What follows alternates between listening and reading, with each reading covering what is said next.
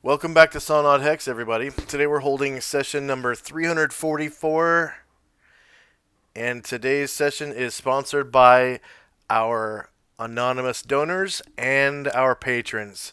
Thank you so much, donors and patrons, for your generous pledges and donations. We wouldn't have Dynamic Lighting without you. Players at this time, go ahead and select your main character's token. Hold the shift key on your keyboard and then double click on your token and it'll open up your character sheet straight off of your token. And go ahead and add 344 points for showing up on time. Thank you very much for showing up on time. Brutus, what that's going to look like is on your character sheet tab. We'll put... Okay, yep, excellent. All right.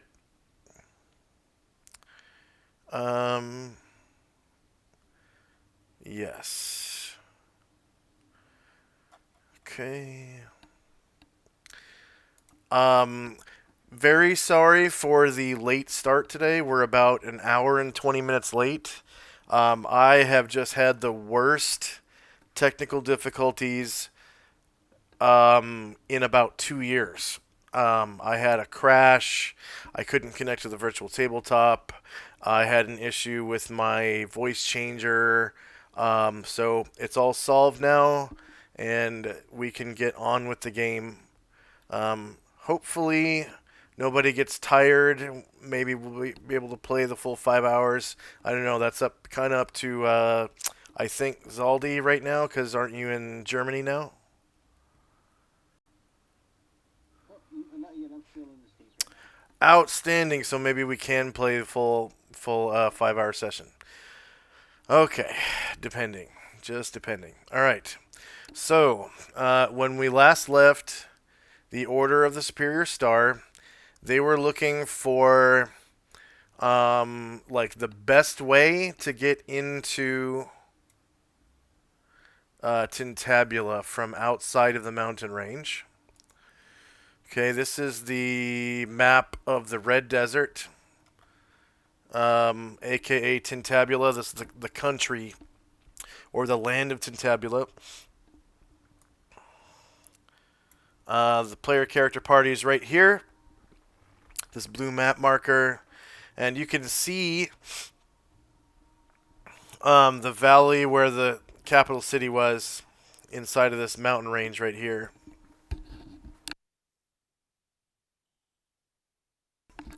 As far as getting there, the party's been kind of playtesting with dimensional folding and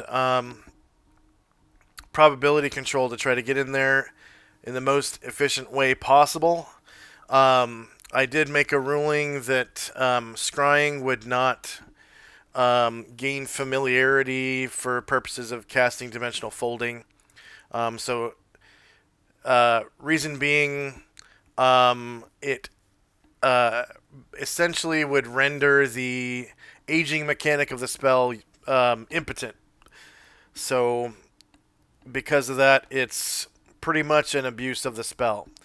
No matter how much scrying you've done, you still have never been there. So the first category still applies.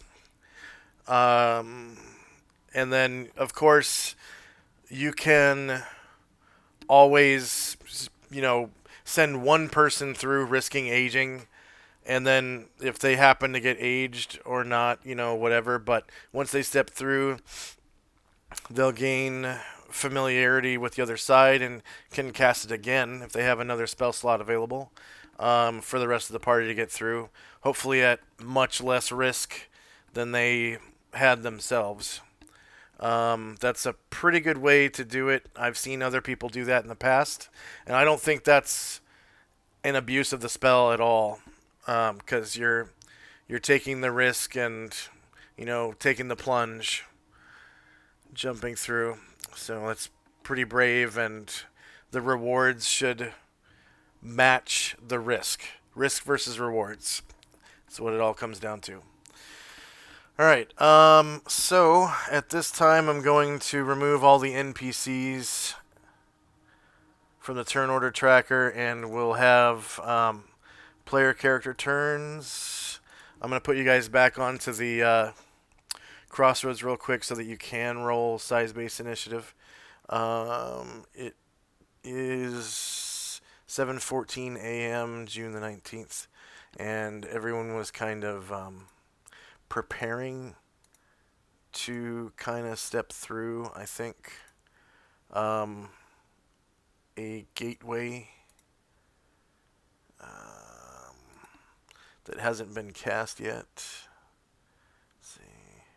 Tennessee, Brutus, Calamar.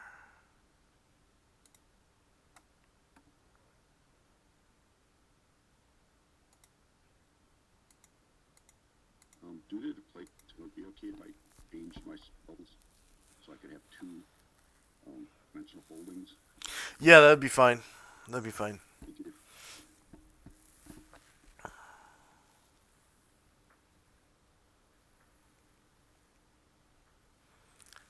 7 a.m. June the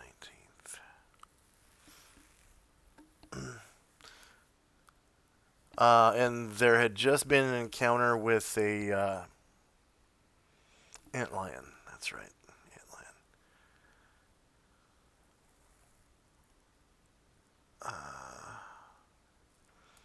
Calamar had cast fly. Toronto had cast fly. Okay, we got Tenzi, Brutus, Calamar. We need Zaldi to roll initiative, and that's it. It's base size initiative. So if you're a small creature, you'd roll for small creature, medium creature, etc., etc. I think Zaldi is small. Yeah. All right. Okay. So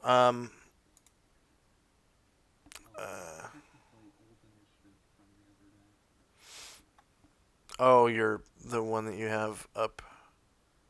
That's yeah. Go ahead and roll. Roll another one. Brutus.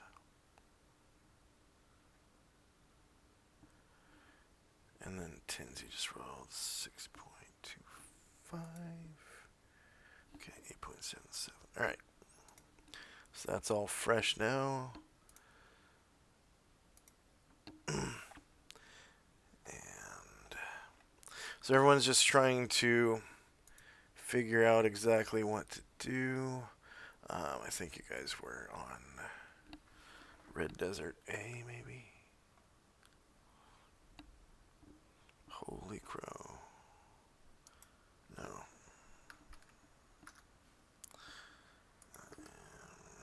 Okay. Backspace. And Red Desert B, maybe. Yeah, everybody was on Red Desert B. So I'm just going to delete these all tokens and paste the new ones up. Oh.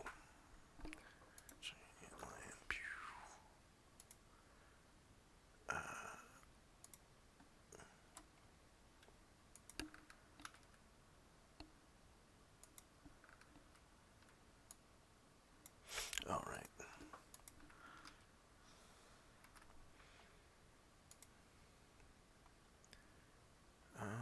Oh yeah, technically you guys are headed east, so I need to turn the whole party here.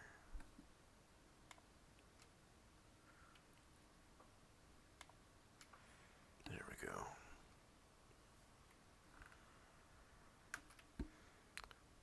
Alright. So the party had just ended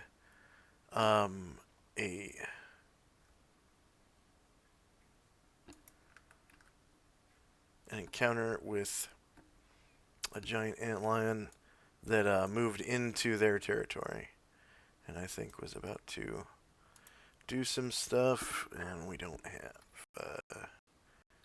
See, the elephant is not here, and neither is this entire line of characters. Okay, everyone else should be here. Oh, weird. The camels are not on the bottom. That's weird. Okay. To back. Maybe they fixed it. Maybe they did, yeah. To back. There we go.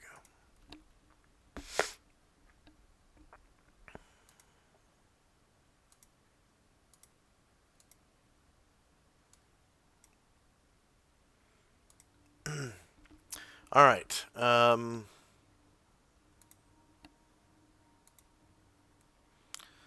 So Calamar's fly, Tirana's fly. 7:15 a.m. On is no longer casting a spell. First up is Zaldi. I've been gone for a while, so I'm kind of curious.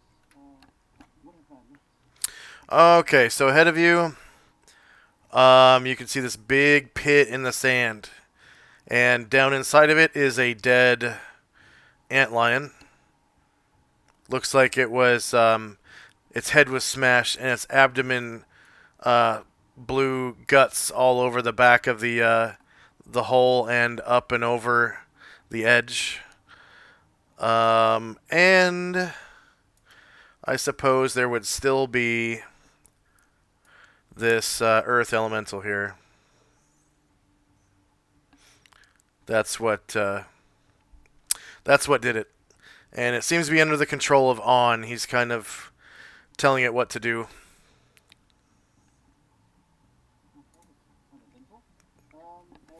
anyone decided to check the carcass or any items like that? Not yet. No one has. I'm going to look around to see if I see anything glowing magically.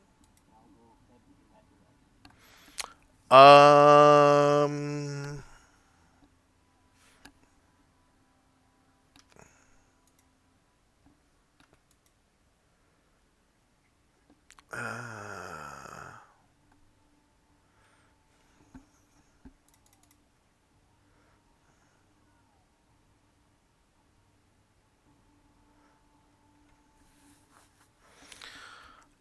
You don't.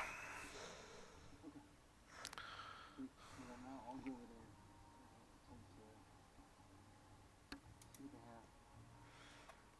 there. Okay.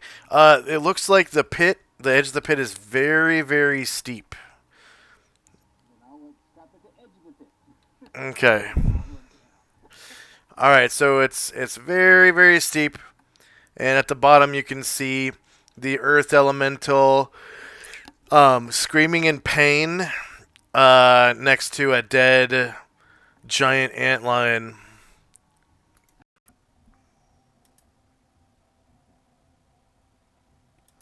I think the earth elemental is still kind of it's really pissed. One quick question to the DM: how long have you been traveling since you left the ship? Oh man, it's been days and days. I don't remember what day you left the ship. Um,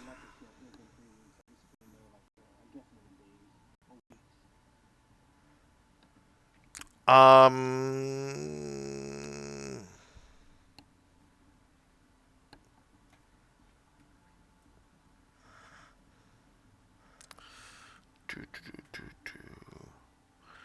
I don't know, maybe like 7 days.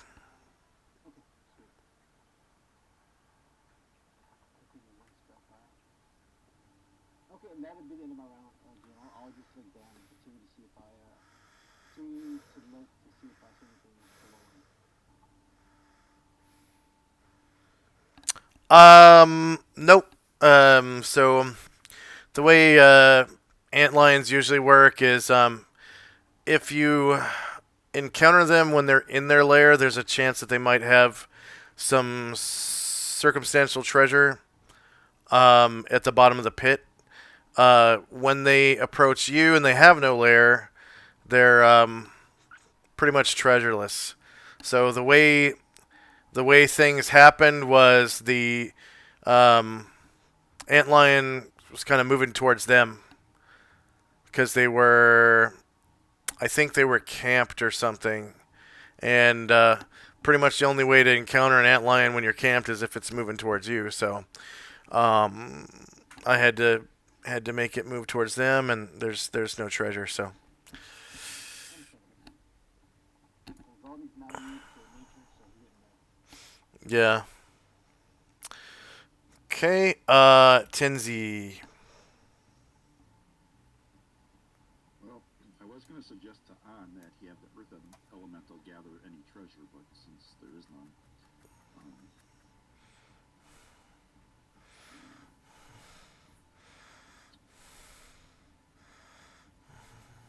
yes.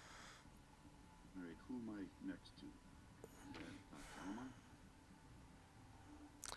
Yeah, Calamar and Tirana on the same camel. Okay. So I'm going to ask Calamar if,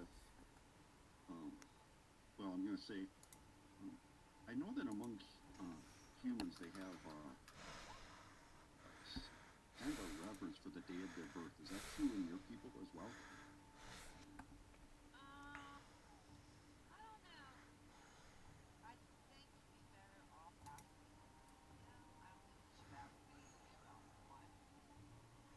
Okay.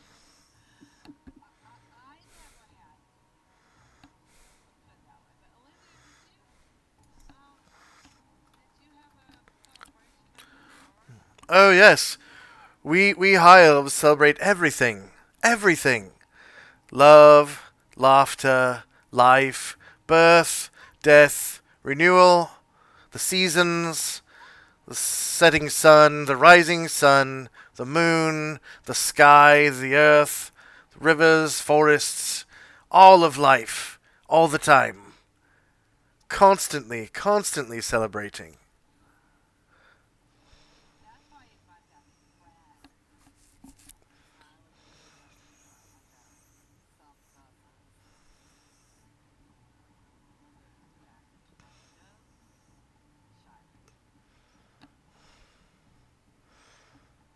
I was just curious because in my days in a monastery, we never would celebrate those things, but tomorrow would be the anniversary of my birth. Oh my. You've never celebrated the anniversary of your birth. That's a problem. You should be thankful for every year that the gods give you. It's and so should your family. That's strange that they did not celebrate with you. Yeah, our family was kind of interesting too. So that's Illuvio talking. It's that's the ranger for our new players. He's a high elf.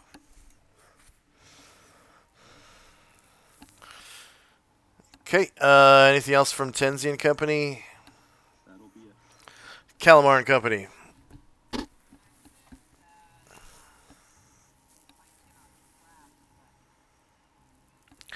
Uh, you can, yeah, you can.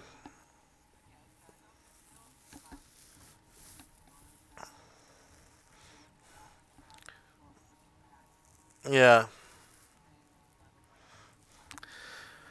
Yeah, he can see. Well. See, let's make the check.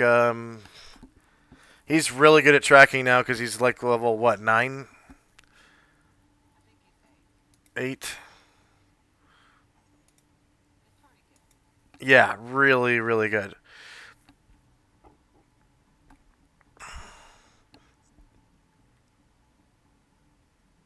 Okay. Yeah, he finds the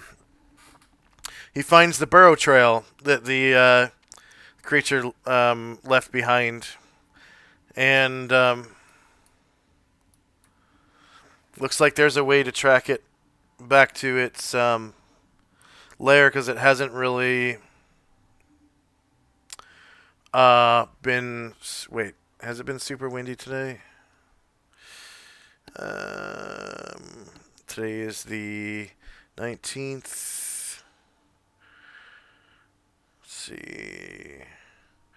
Chat archive. And show on one page.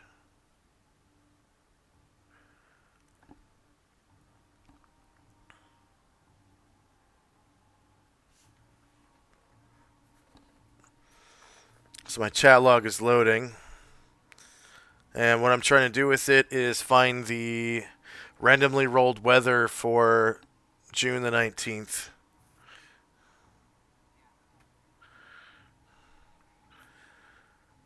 We'll see how bad the weather is. If it's bad, he can track for a while, but then he loses the trail.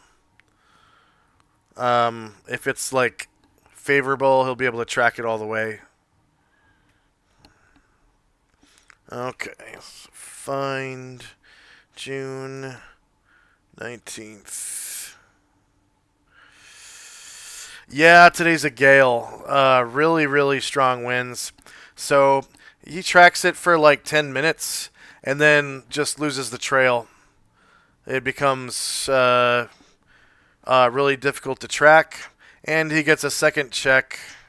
I'm going to give him like a -4 to track through the gale. Tracking -4. He just loses the trail. Can't find it. The gale sort of blows the sand over the burrow track, and it looks just like the rest of the desert now. So he can't tell which direction it came from after about 10 minutes.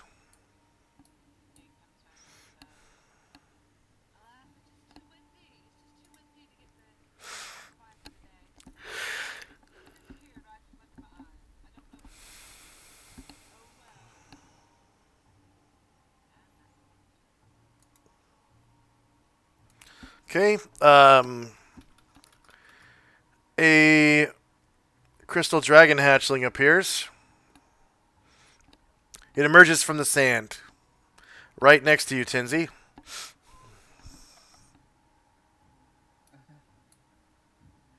You guys probably see what looks like a small hatchling crystal dragon just kind of hanging out in the sand near you guys.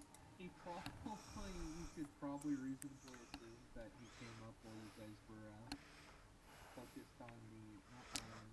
He kind of just like, he kind of like lets out like a little squeak, basically. It's a group.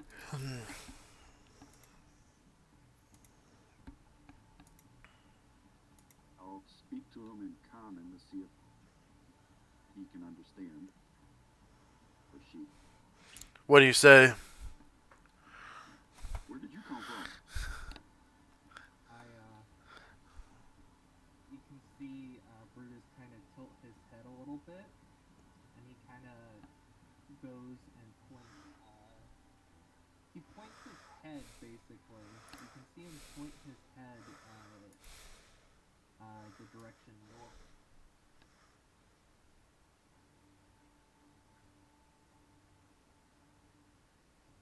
So Then he he, kind of turns back towards you. so he can understand, but he cannot speak it. Kind of is my inference there. You can speak it. It's just you would sound really reptilian, and I don't know if you're able to do like a reptilian type of voice, but there is if you want to use a voice changer, Clownfish is free.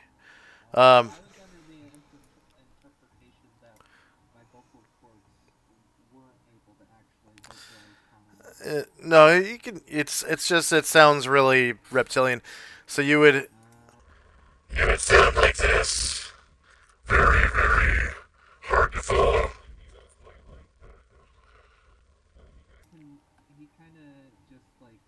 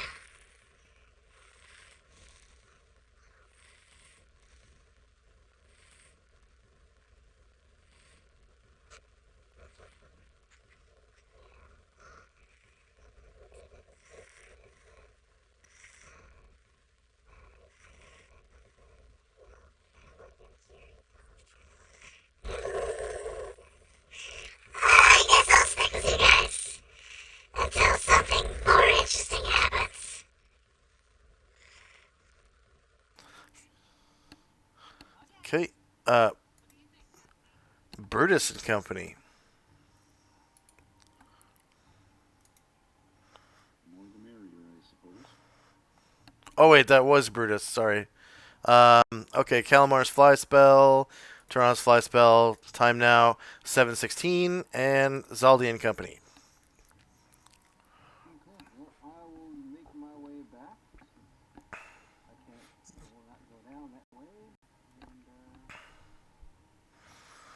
okay, nothing's interesting down there, though. I didn't see anything magical at all. What I'm guessing, according to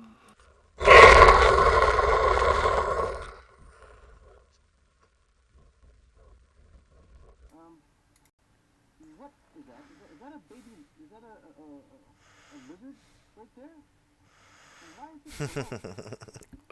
Hi.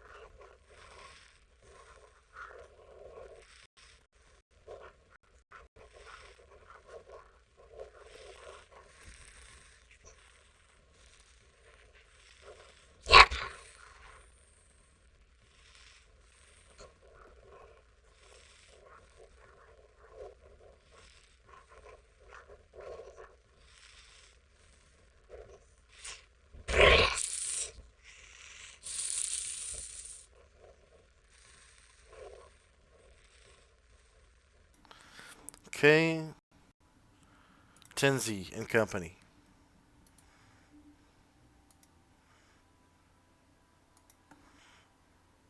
Well, Brutus, my name is Tenzi. Look at me, you see that I'm about 6 foot tall, but a bit too thin. Wears brown clothes with brown breeches, has a backpack.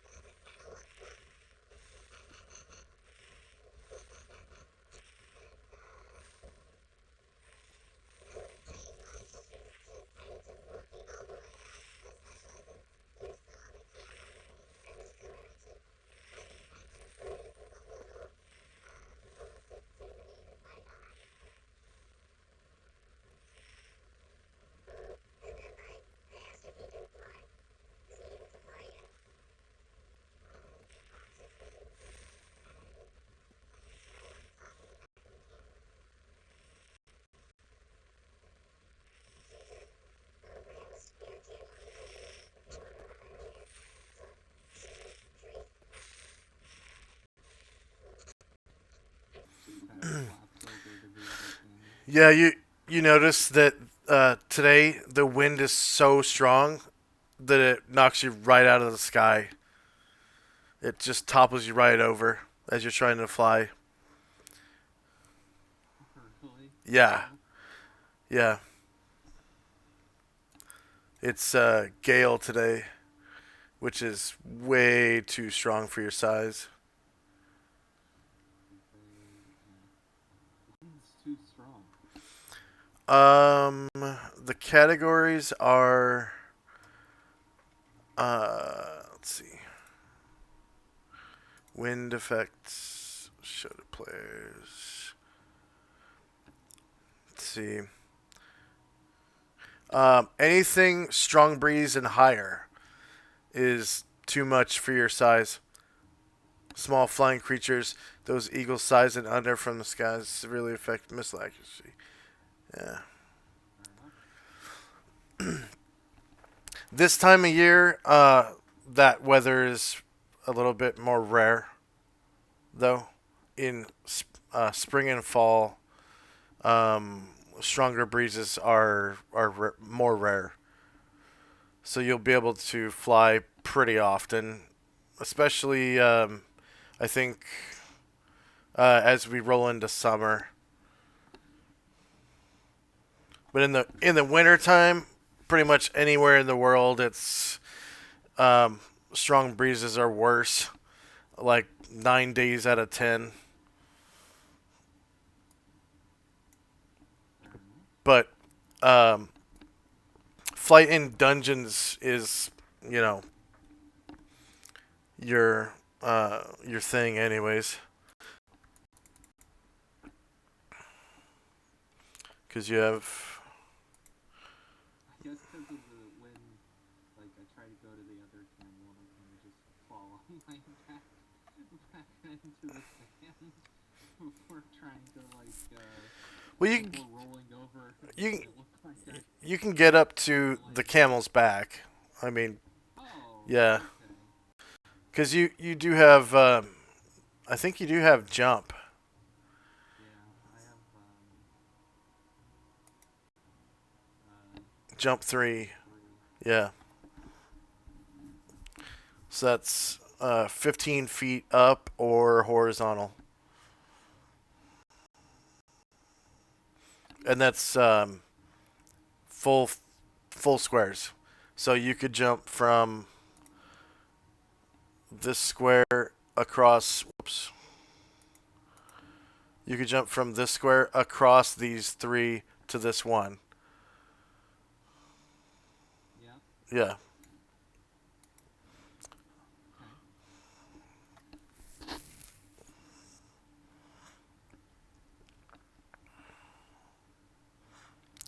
Okay. Okay. Anything else from Tensi? I just make sure it gets onto the camel safely, and there is a saddle and stuff on it and a bridle for him if he wants to try to control it. Oh, okay. I am very obviously not bothered with that. Calamar Company.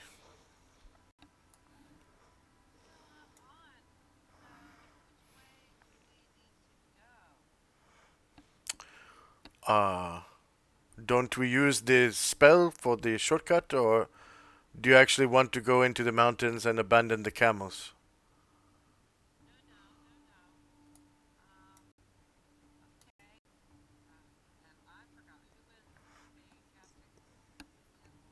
Yep.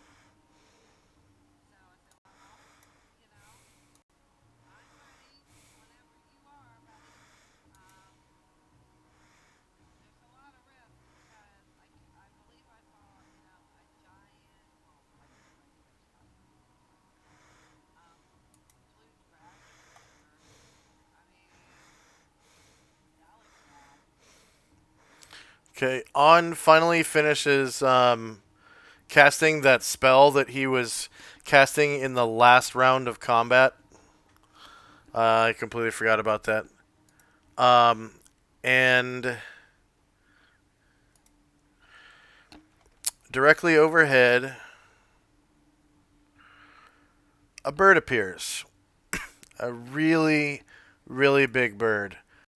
A beautiful bird. It's about 50 feet in the air. And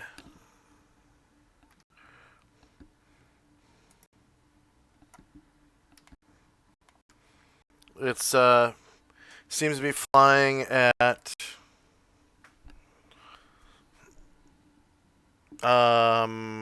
39 and has maneuverability class D, so it can only turn 45 degrees per round because it's so big. It has a 40-foot wingspan.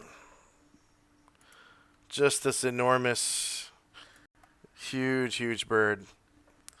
And it flies right over the Earth Elemental.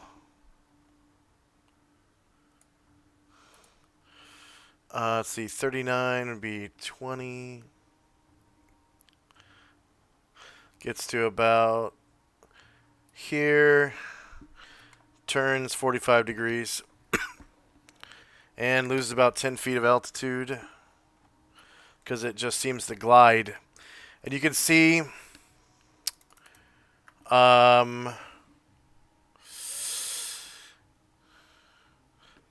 it's a great extraplanar bird with a 40-foot wingspan and bright multicolored feathers. The plumage includes bright violet, scarlet, crimson, and flaming orange.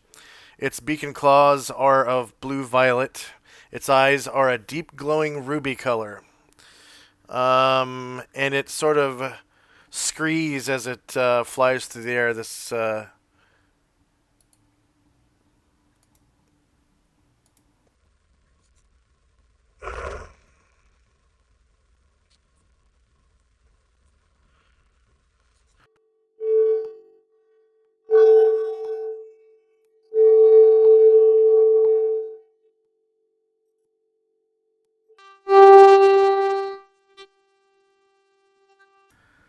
I'll have to do better than that later, but it lets out this screech. And you guys notice the screech inspires you somewhat, and you move a little quicker because of it. Not actual movement, but the speed at which you react to things is a little quicker. And I'll probably explain that later. But it looks like On has called a phoenix. And find call phoenix. It will last for 15 rounds, so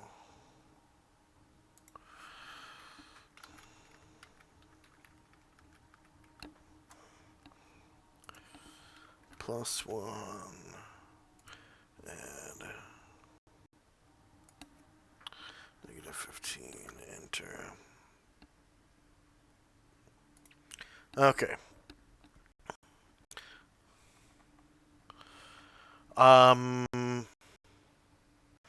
Anything else from Calamar and Company? Okay.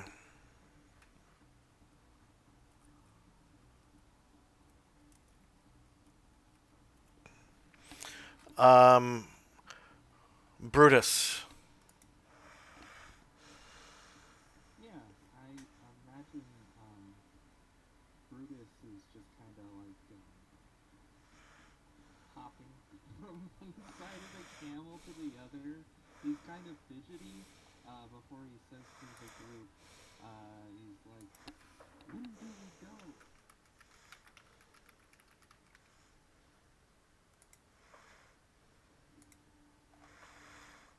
And he says that he's going to prepare a spell and scout the area, and then he'll cast it again so that everybody else can get there.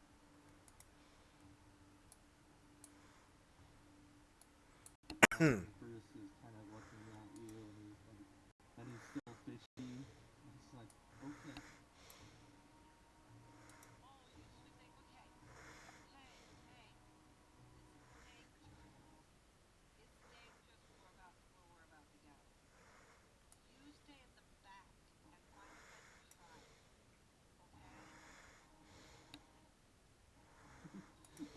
Brutus just kind of looks at you and he says, actually, he doesn't say anything. He just kind of gives you kind of like a blank stare. You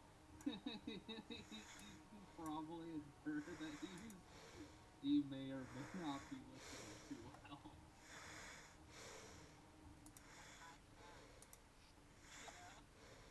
Not on my conscience.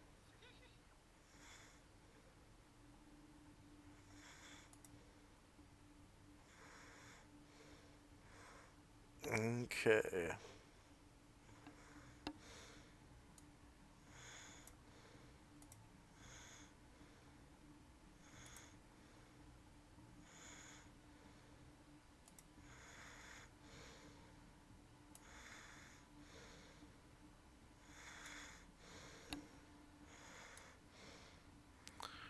Um, who's next? Who's next?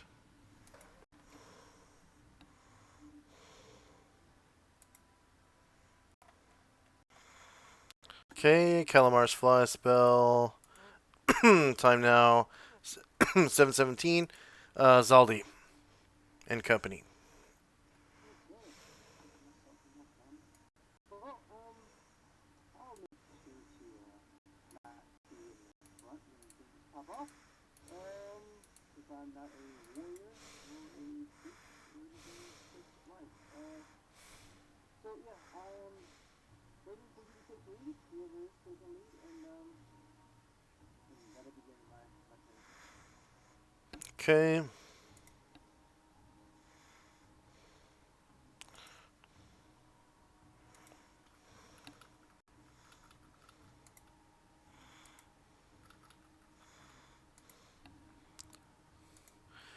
Tenzi. Dismount my camo and move away a little bit to like over here and begin casting dimensional folding. Okay.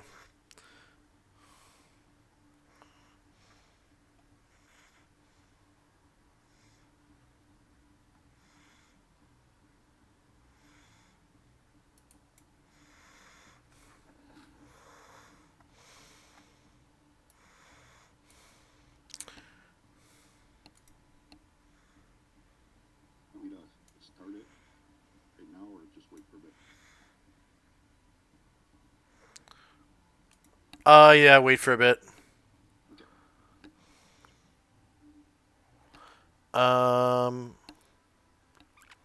Calamar and company.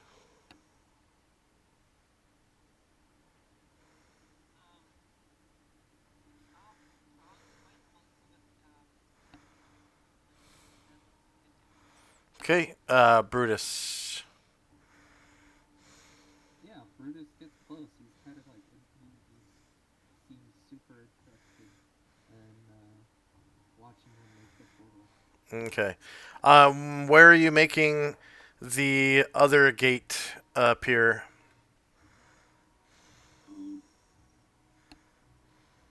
To the north side of what we believed was the dragon. We thought there was a wall in between the dragon and us if we went there.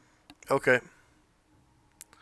And I'll ask if Calamar knows of anyone in her party that has something like an invisibility that, in case, so when I arrive there, I'm not noticed right away by whatever's over there. Oh yeah, Serana says that. Certainly.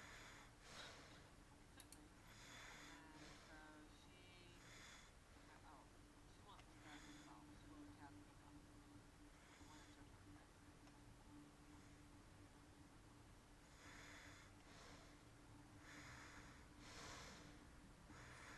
turn. Okay. When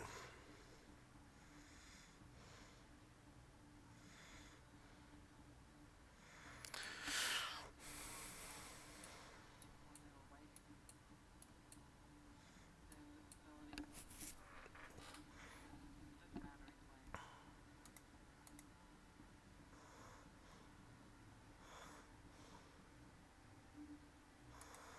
way. And Brutus.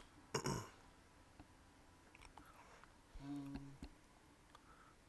Oh, is gate open? Not yet. It seems like he's casting it right now. Okay. I'm just kind of chilling, hanging out right by the gate, looking at it. Okay.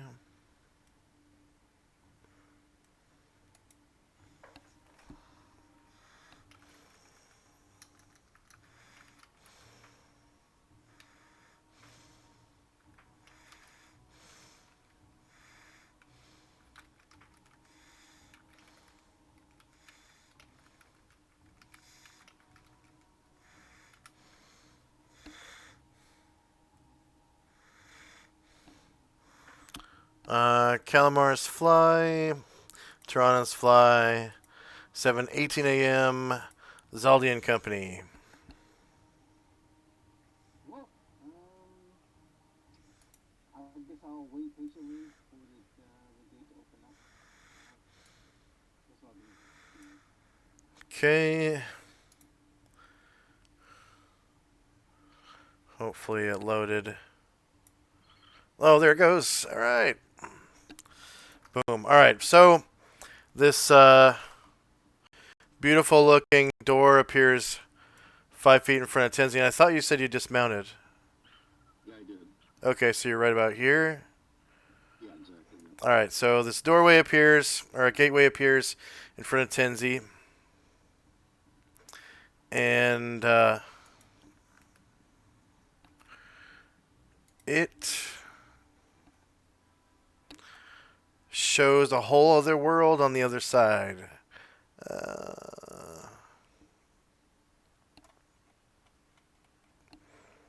It's a whole new world. Don't you dare close your eyes.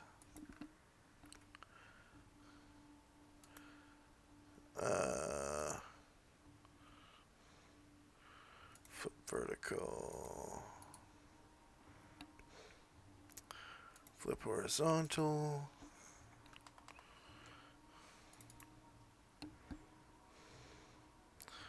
And has sight. One. What do we decide on? 170? 170 degrees of sight? Something like that. 155 and 170. Because if you're only standing 5 feet from it, you basically can lean right up to it. Doesn't quite give you 180 because of the thickness of the doorway, but okay. And then I give everybody control so you can see through it. So all players, save settings. All right.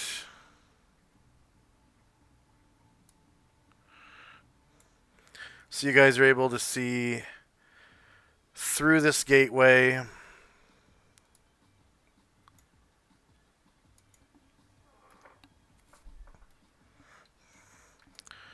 Should be able to see. Can you guys see?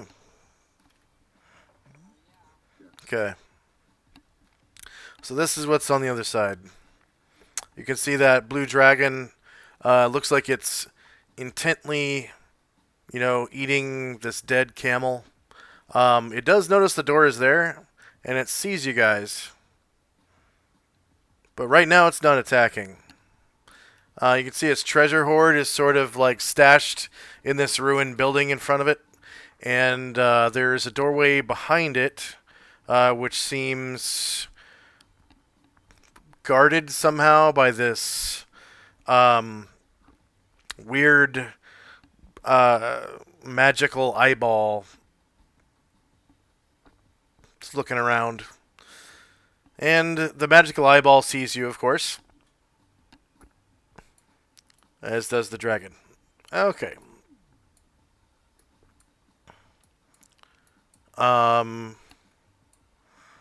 Is anybody going to step through, or... You definitely see as soon as it's cast, Reese jumps over, Okay. over and into the other side.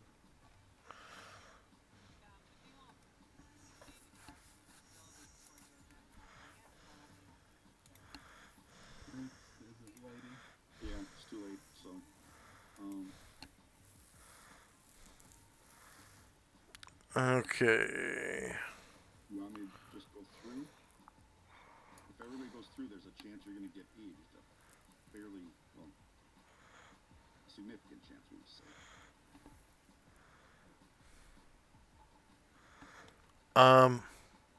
Go ahead and roll the template for that spell for me.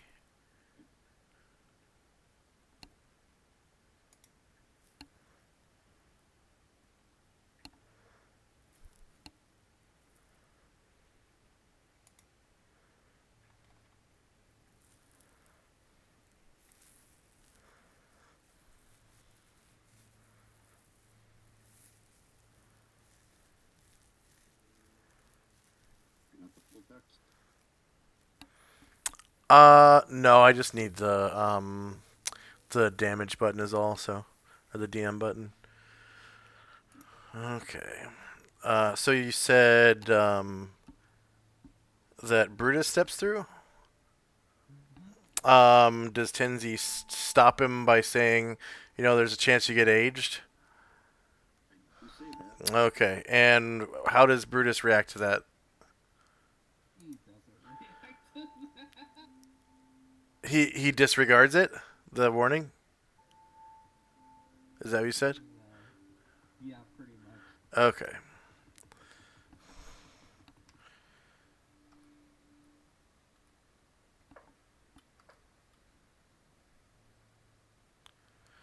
Okay, and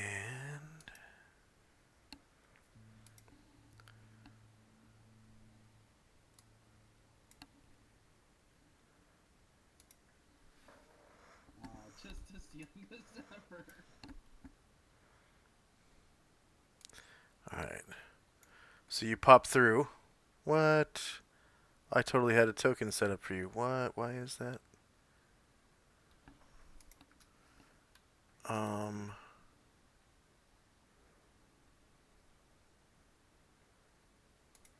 Maybe I didn't save the token to your sheet. Okay. 1 second. 1 second.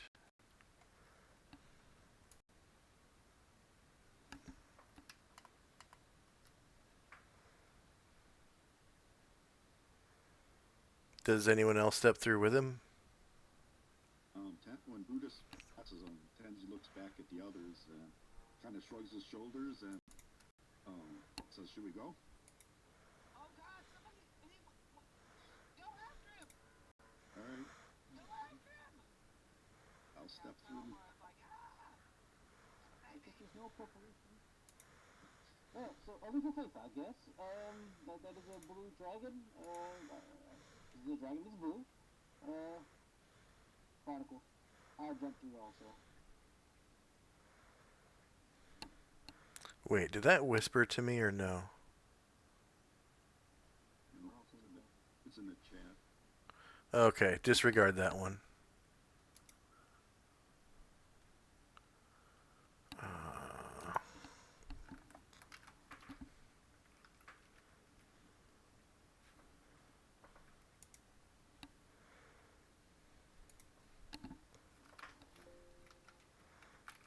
There we go.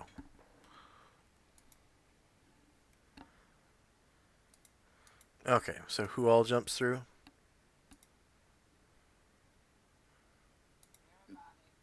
Everybody's going. Okay.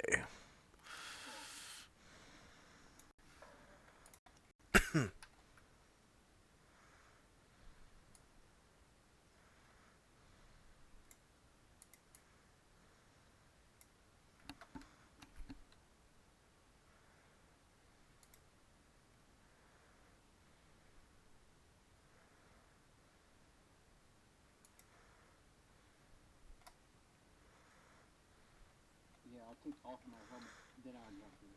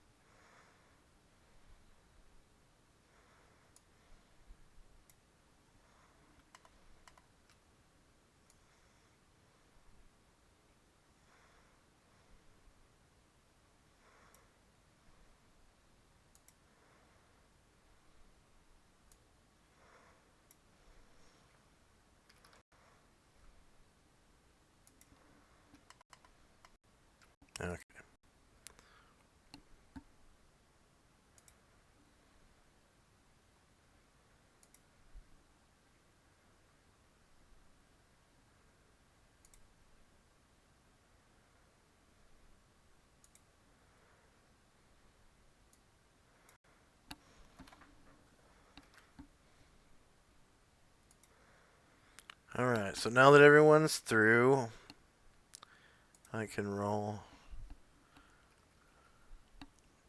Never seen. Okay, everyone who stepped through ages 3 years.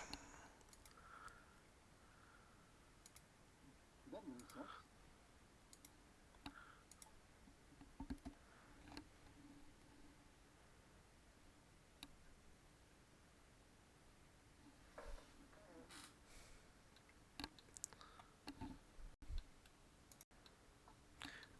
So don't increase your current age, just decrease your life expectancy by 3. No, I don't have a 1, life 2, 3.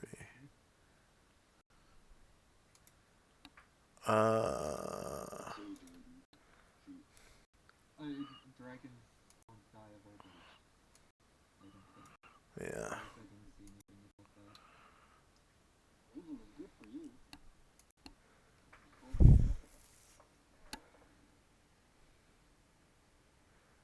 Shannon, are you there?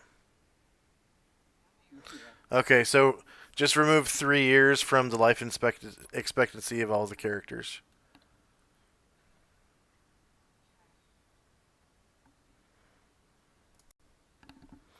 Don't.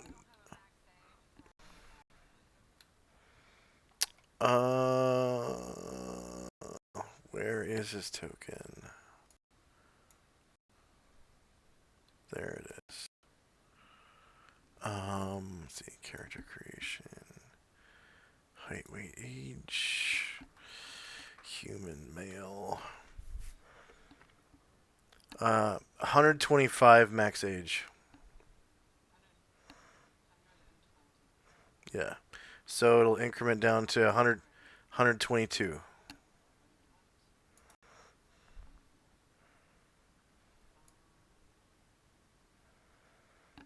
And initiative, because the dragon is super pissed off. You guys are like right up in his grill.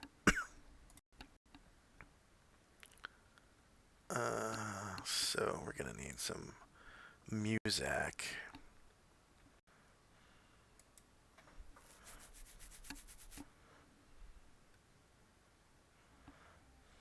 I don't imagine this is our exact position on the battle map.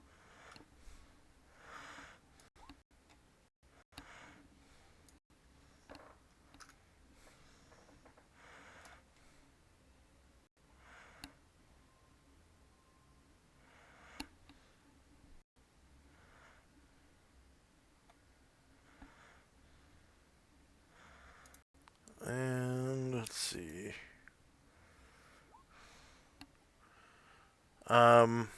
On begins casting.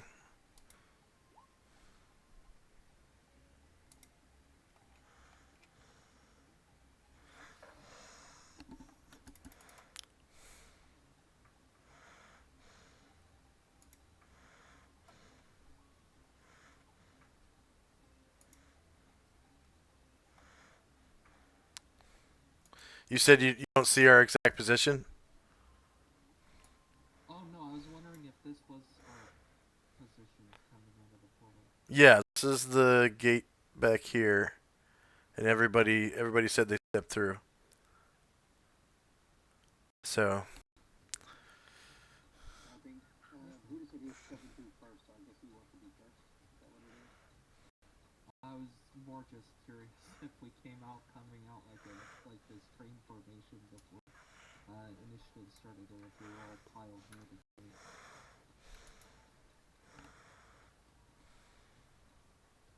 I don't really care one way or the other too much.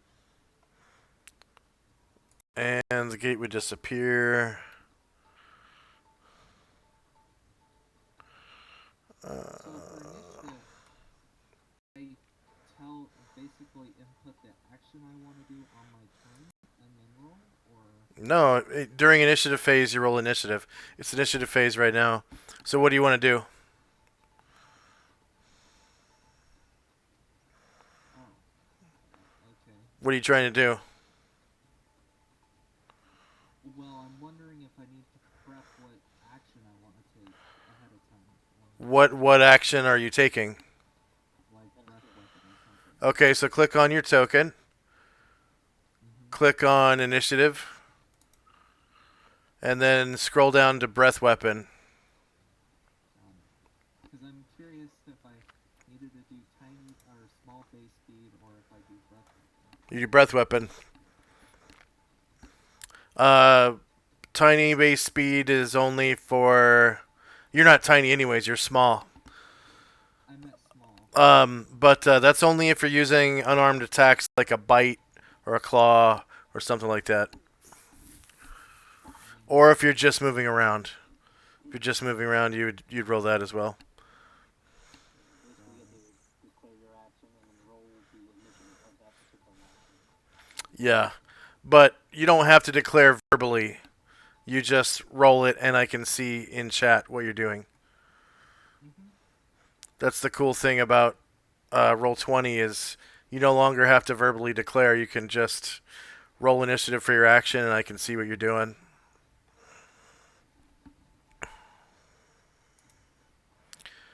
And initiative phase doesn't take long because of that. I have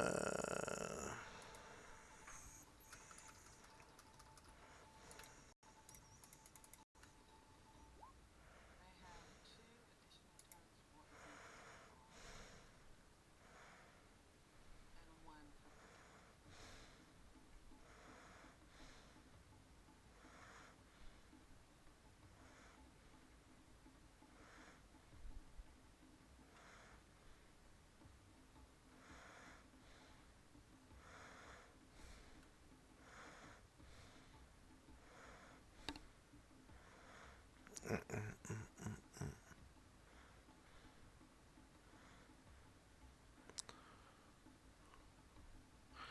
Looks like On is summoning a Dust Devil. Spills and powers, priest, 2, Dust Devil, level 15 caster. Okay. Looks like the dragon's inhaling.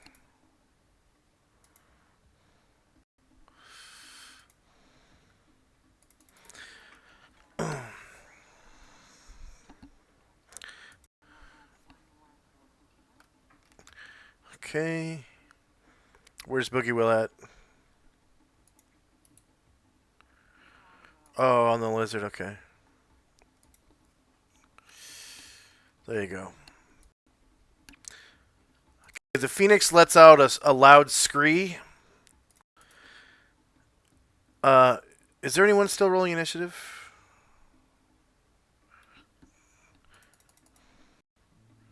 just finalizing my second. Okay. Um,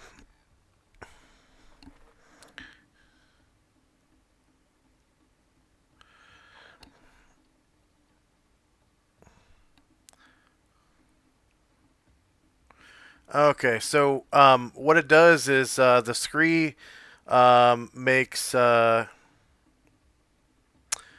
opponents of 12 hit dice or less within 30 feet of a Shrieking Phoenix receive a +3 penalty on their initiative dice. The shriek does not affect the Phoenix's combat rolls in any way. Okay, so 30 feet is the blue one. No. Nope, that's the 10 foot. 30 foot one is black. Okay.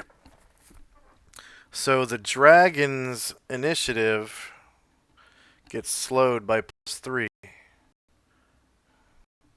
because of the Phoenix's presence. So instead of 10.64, he goes on 13.64. Alright. Hopefully you guys can kill him before his initiative even comes up.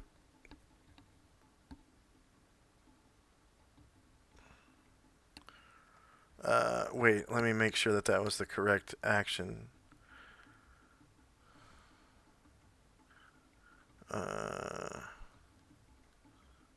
Yep, that was. Wow. Yeah, he rolled a 9. So he'll probably die because of that. Alright. The Phoenix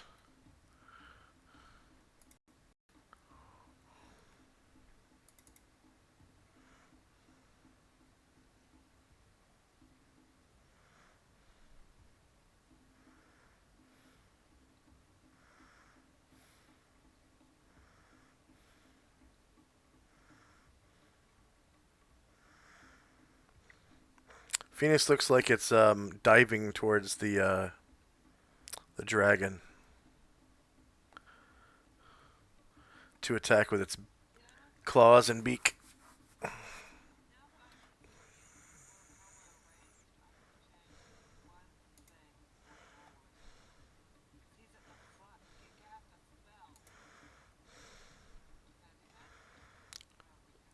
We're not done with initiative phase, so you can always change what you're doing.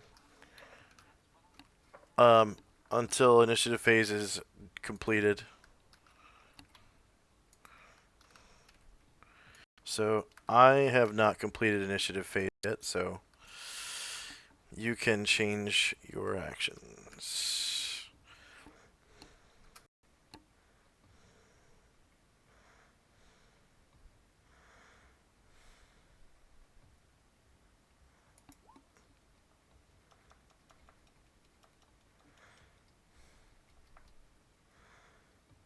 Okay.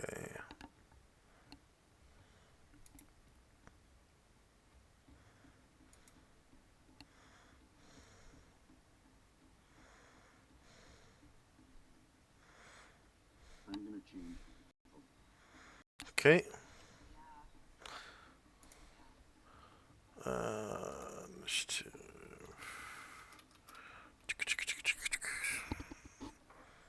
Okay. Is there anyone still in initiative phase? All right, here we go. So Earth Elemental has 116 rounds left. Calamar's Fly has 103 rounds. Strana's Fly Spell, 83 rounds. Time now is 7:19. Call Phoenix has 13 rounds left. First up is Zaldi. Which initiative do you see? Is it 2.41 or 4.29? Should be 2.41. Okay. And you have multiple attacks too. Were you going to use them? Oh yeah, I'm gonna use the my sonic ability to make contact with the dragon. Okay. Back. Control you. And that's going to be 102.41. 102.41. Enter. Okay, so for our new players, the way multiple attacks work, true multiple attacks, is you need more than one space on the turn order tracker in order to track it. Which Alluvio is supposed to be up? Is it the 211 or the one? Oh, he has 3 attacks. That's right. You said Tenzi needs another attack. Yes. Okay. And then yeah, I moved Saldi up to 102.41. There we go. And then what's Tenzi's second attack initiative? Okay, 106.87. It's a lot easier to do this before arranging initiative, but I completely forgot. Some people have multiple psionic attacks and multiple martial arts attacks. All right. Here we go. Zaldi. Probably Ego Whip, right? That is correct. Okay. I'm going to check his... Let's see, he's a juvie.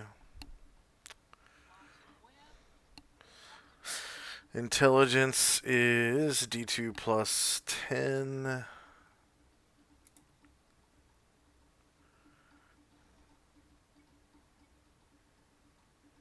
Yeah.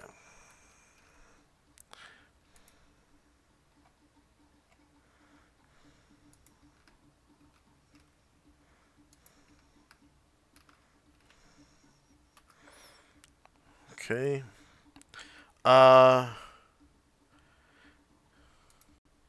His mental armor class.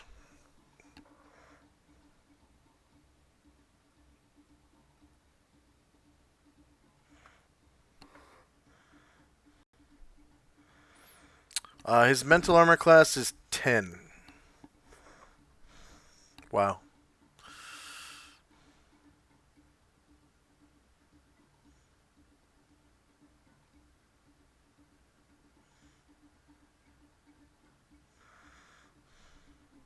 He's a closed mind. 4 PSP.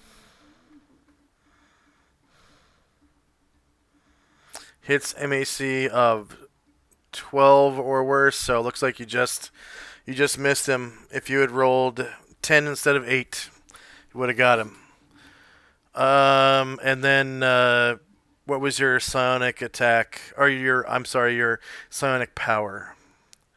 I was gonna do kinetic control. Okay. Did I do a? I don't think I did a.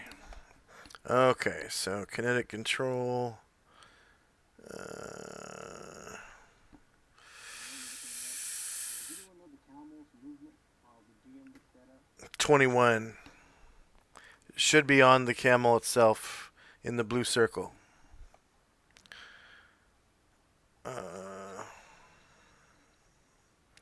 Unless you're Zaldi, then it shows your PSPs.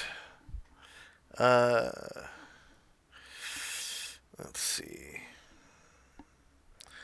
Skills and powers, right? Yeah. Skills and powers. Psionics. Toronto, is that 21 squares or 21 feet? Squares. Oh, shit. My token is 20 so far. I just realized that. Yeah, because I have the points set.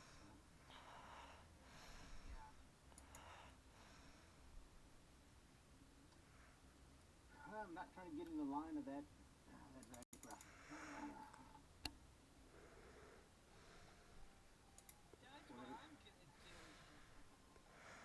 Um.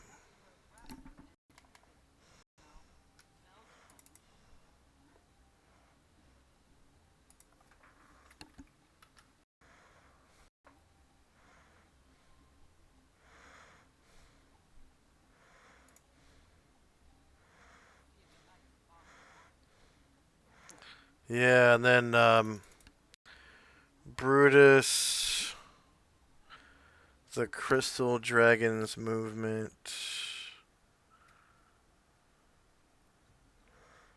Let's see.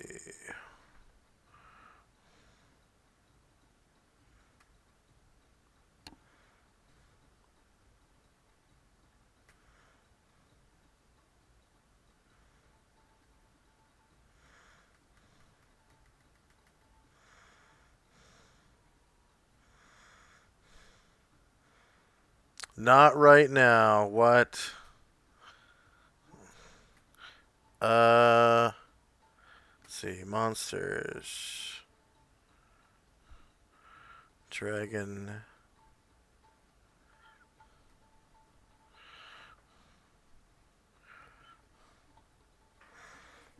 Fine. Crystal. Dragon. Dragon Gem. Base movement is 9. Flying is 24. Crystal.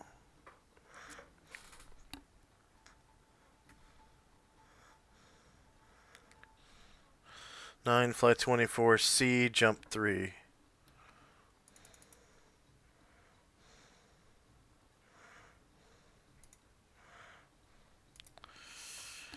So 9,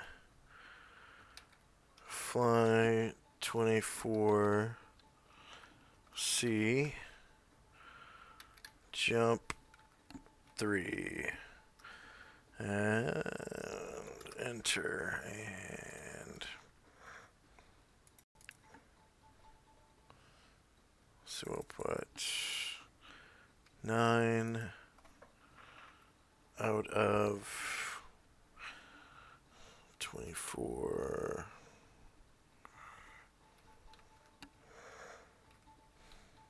Fly C. There you go. So right now you're at 9 out of 24 for flying.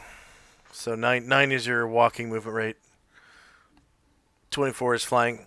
And your maneuverability class is C, which means you can fly when you fly. You only move in the 8 compass directions, and you can do either 2 45-degree turns or 1 90-degree turn. Okay, so Zaldi is doing a sonic power called what? What was it called? Kinetic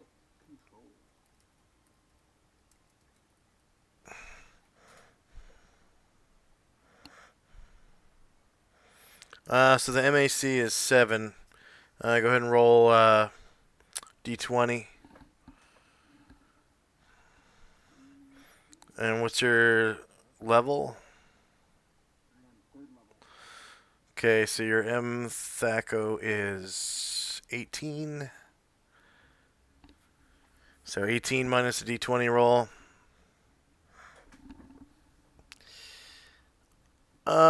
You hit 11, so yeah, you spend 8 PSPs, and kinetic control is activated. Let's see what that does.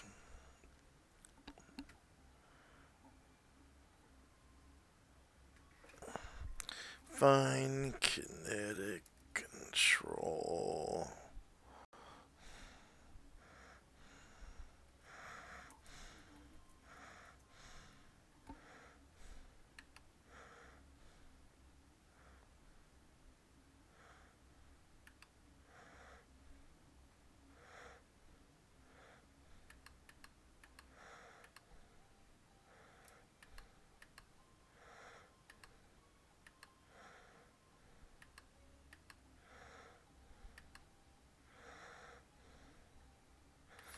Molecular agitation.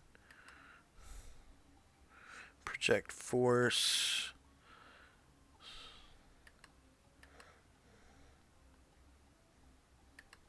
Telekinesis. Huh. I'm not finding kinetic control in Purple Worm.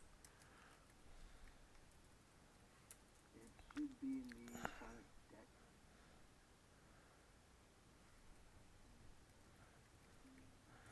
I don't have the Sonic deck, man. What book is it from? Handbook. The Sonic handbook. Sorry. Oh, okay. Uh...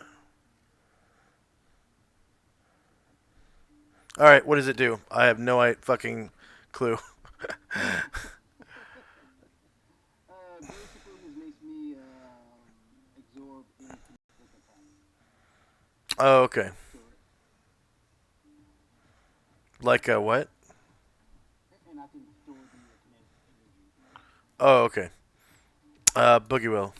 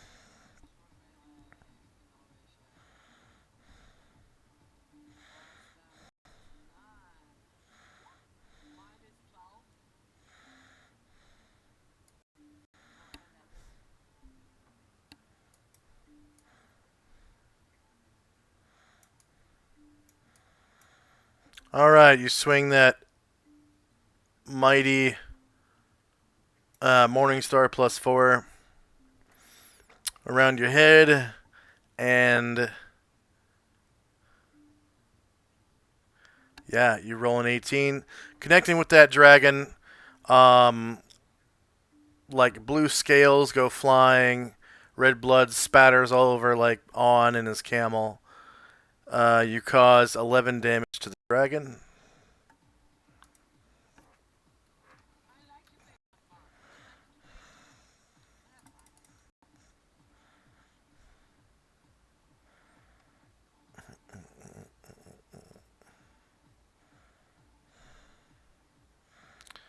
That's fine. 5% per age category.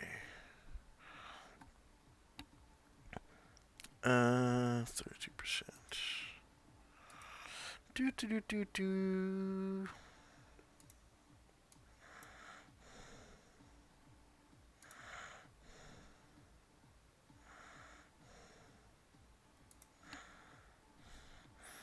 Okay. Yeah, you just hear the dragon scream out in pain because it's basically getting punched in the neck with a big old club of nails.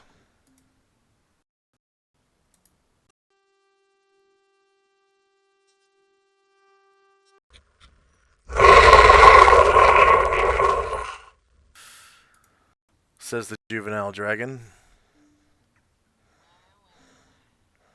Tenzi. Take a half move to move towards a dragon, jump up in the air, and land a flying kick on his butt. Alright. I am literally going to kick his butt.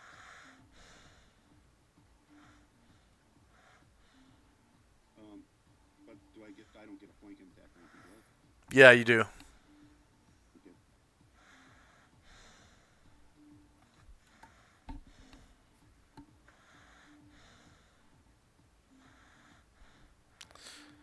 You hit -1, which gets him for 6 damage. St. Luther. Alright, St. Luther is up there. He is going to run on down.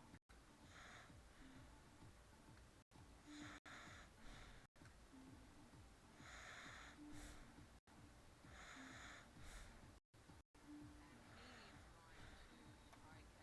dragon with the rock. Oh, except we don't have the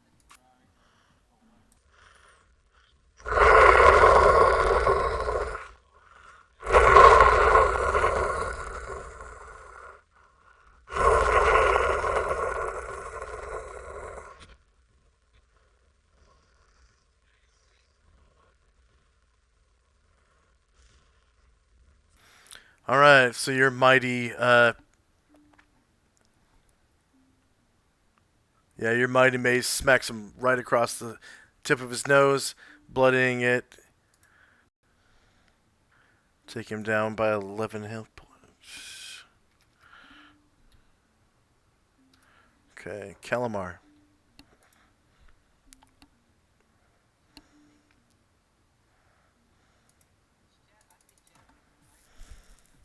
right?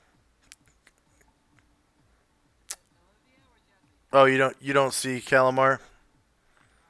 Right. Okay, that's probably from the other map then. Okay, Jesse. Okay, she's going to kind of fly off the corner to the ground.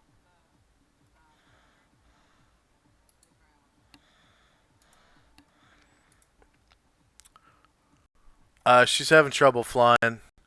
It just That's why she blows her. fell down. That's why she fell down to the ground and just kind of. Okay. She runs at 6. So, She only has to go 6. So, she's gonna backstab a dragon. hell yeah.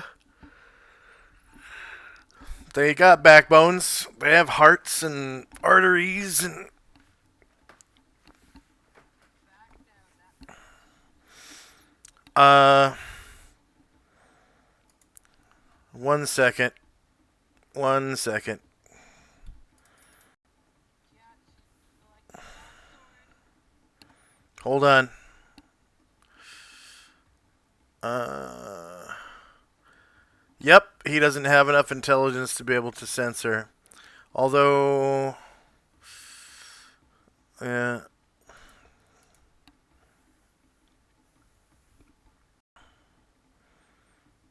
Go ahead and take your stab.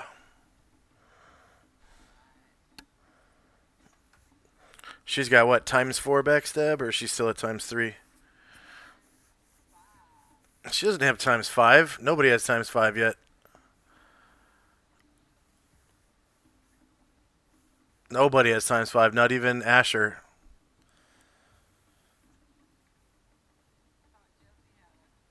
Nope. She's probably still at ×4. Yep, she's at ×4. That is a miss. She turns visible. The dragon doesn't look very happy with her.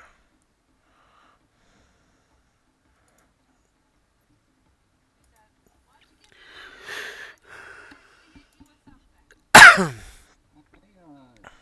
see this character. Oh, wait, is it face back? Brutus.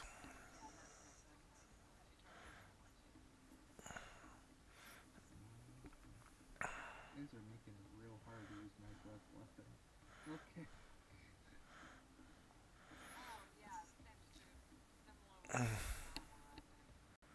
Oh yeah, I never did save your breath weapon, did I? Oh, you didn't? Let's see, where's that other crystal dragon at? Let's see. NPCs. I think he was still back in Gronar.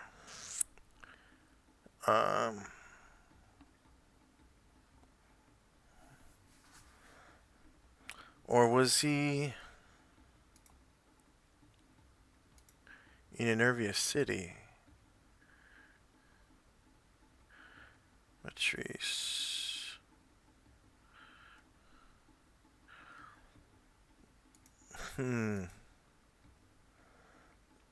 Mantle.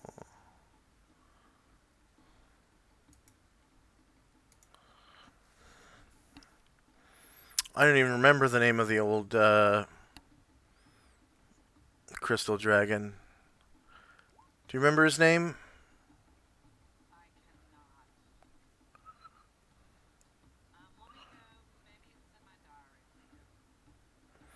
Um, Remake it. I could tell you how the breath weapon, the code.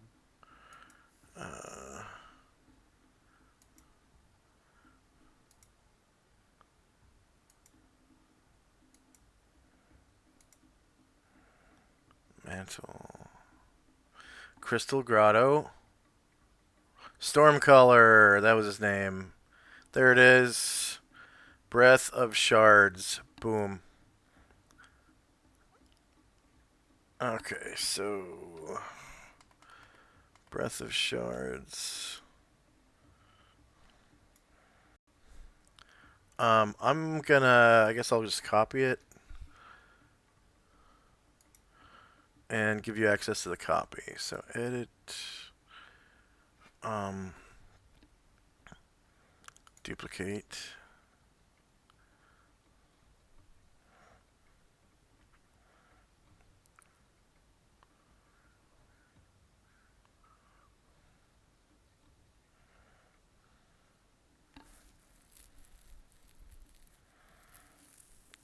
Yeah, you're the third crystal dragon?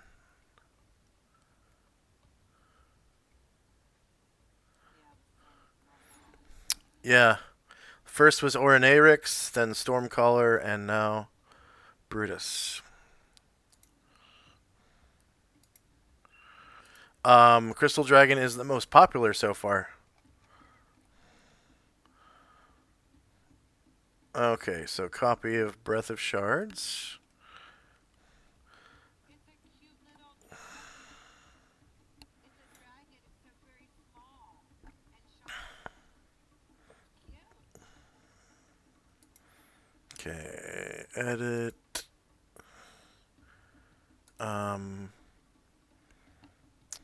Brutus. Brutus. Save changes. I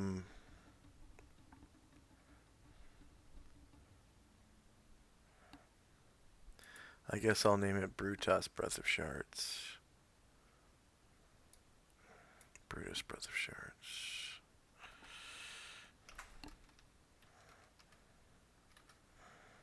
There we go.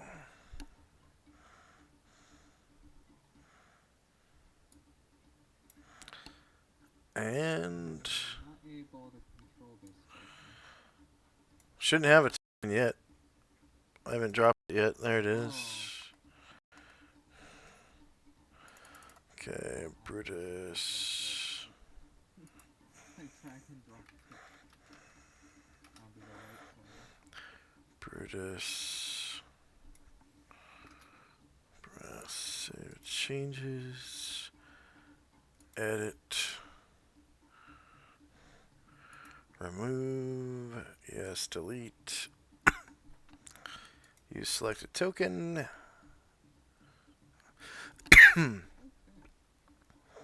Save changes.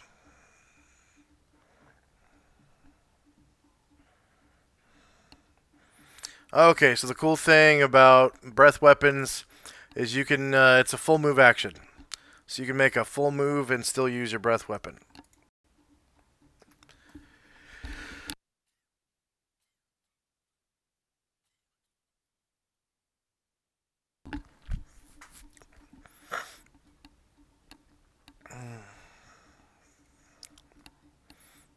So yeah, I think that's how I want to handle my breath weapon.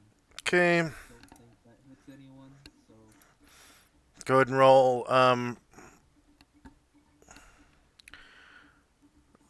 Zaldi, don't copy and paste walls of text in my chat, please. You could do that into Discord.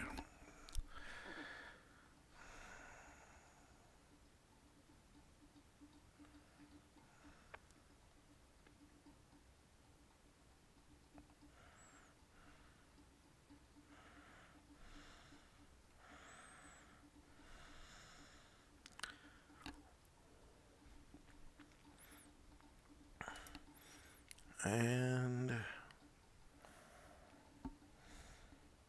saves. Breath weapon.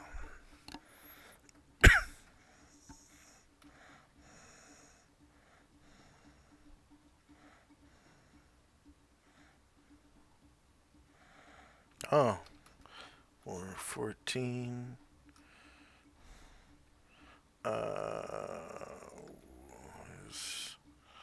Okay, was 7.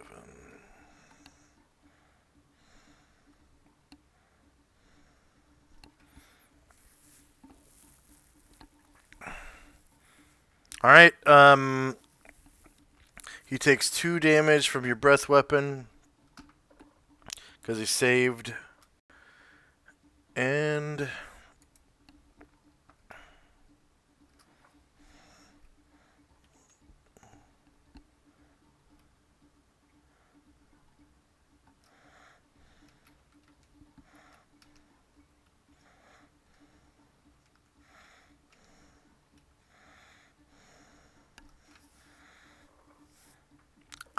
he is not bedazzled. Which of these initiatives do you see? Is it 8.77 or 8.79? Or do you see both? I see 8.79. Okay. Alright, next up is the Phoenix, who takes a dive from 40 feet, lands right next to the dragon.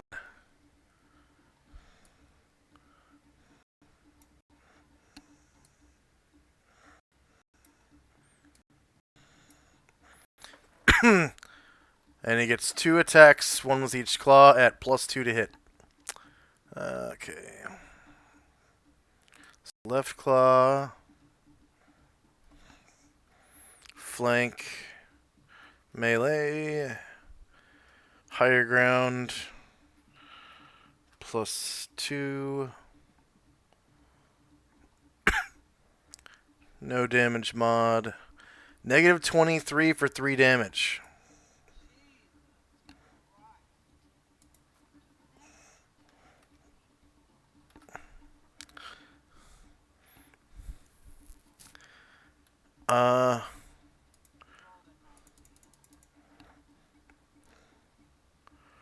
Nope. I just never set his Thaco. Right. But he did roll a 19. He did roll a 19. No, I did set his Thaco. He just has a 0 Thaco. What? That can't be right. Thaco. Oh, Thaco is 1. Okay.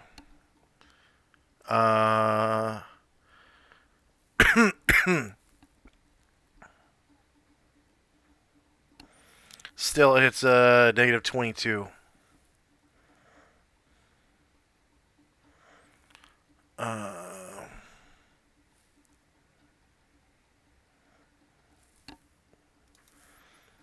Okay, I took off the 3 damage, I think.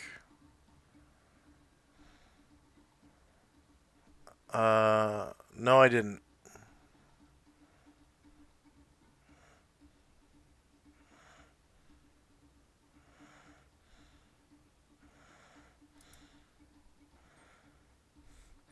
Okay, now my virtual tabletop is taking a shit. Let's take our first 5-minute break. We've been playing for a while. For our viewers, I'm going to run a 3-minute ad. And let's get a smoke, get a drink, get a poop, get a snack. Not necessarily in that order. We'll be back in 5. See you then.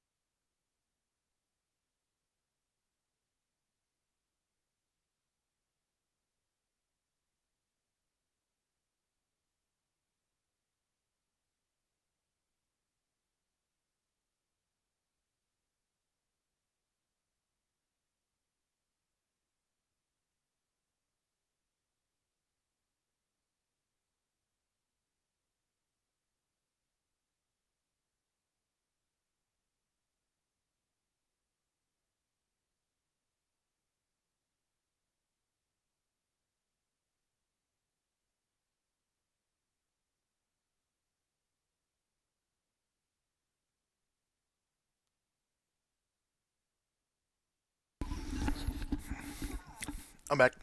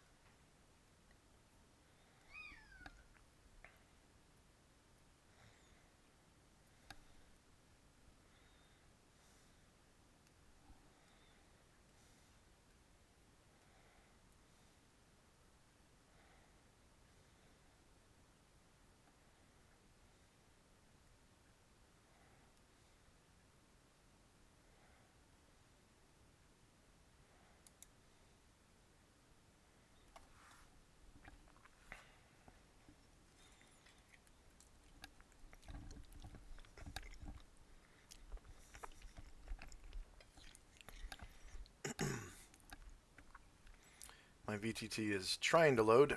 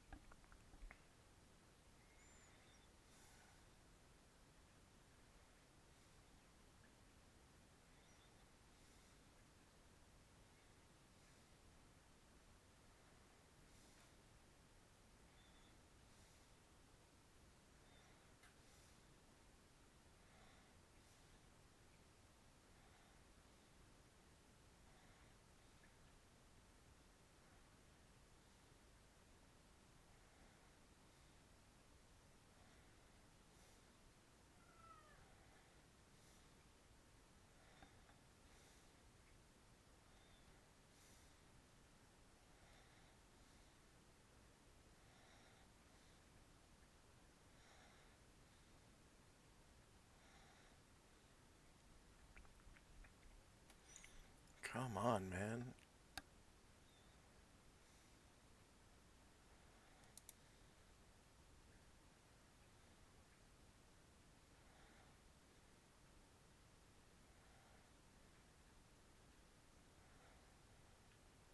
Waiting for roll20.net.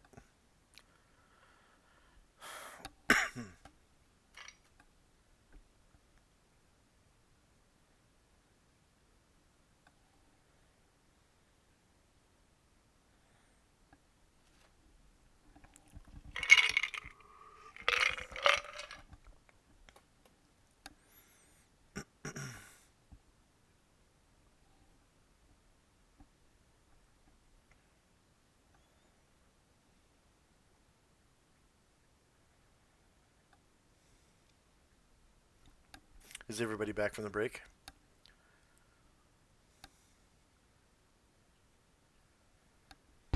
Mic check.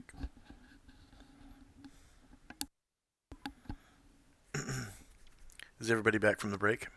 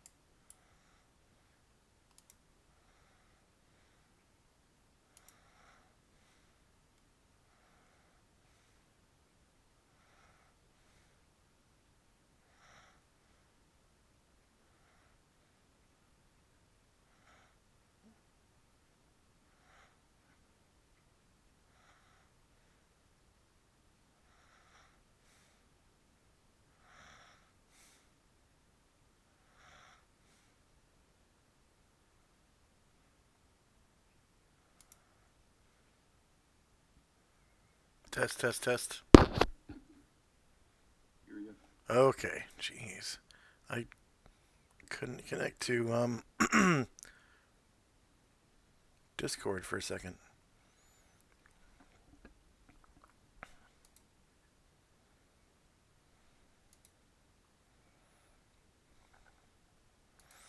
Now let's see if the game will launch.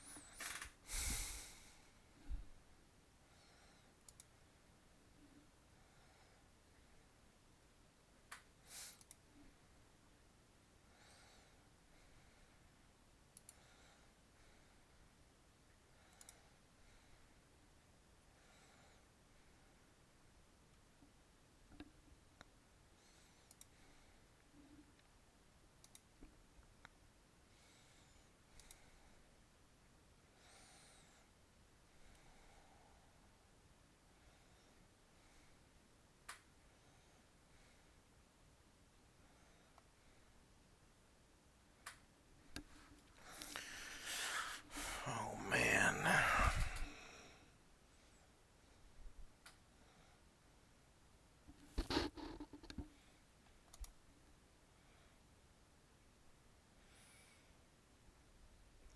My connection to Roll20 hasn't been this slow in years. It has been years.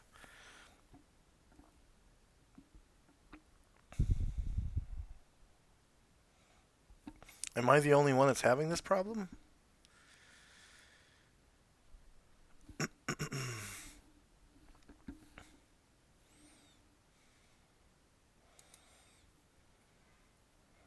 Are you guys having issues or?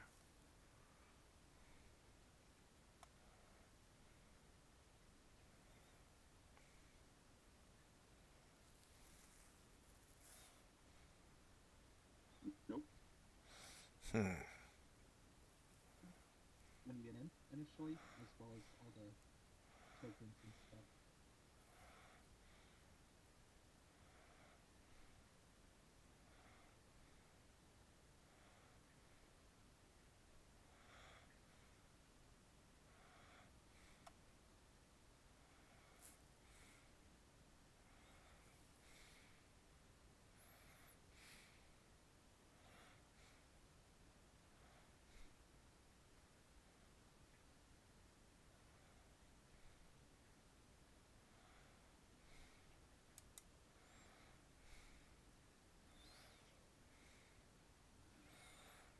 God, disconnected from the server.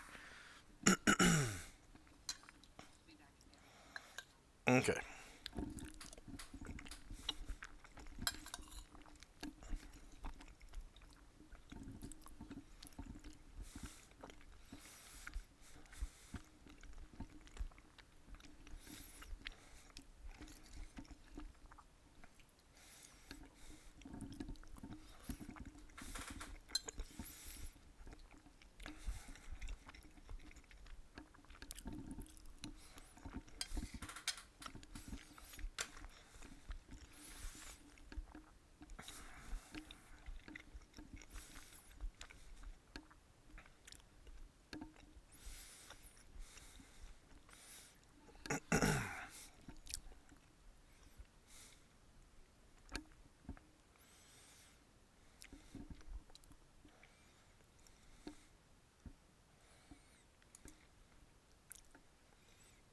Oh, I see a map.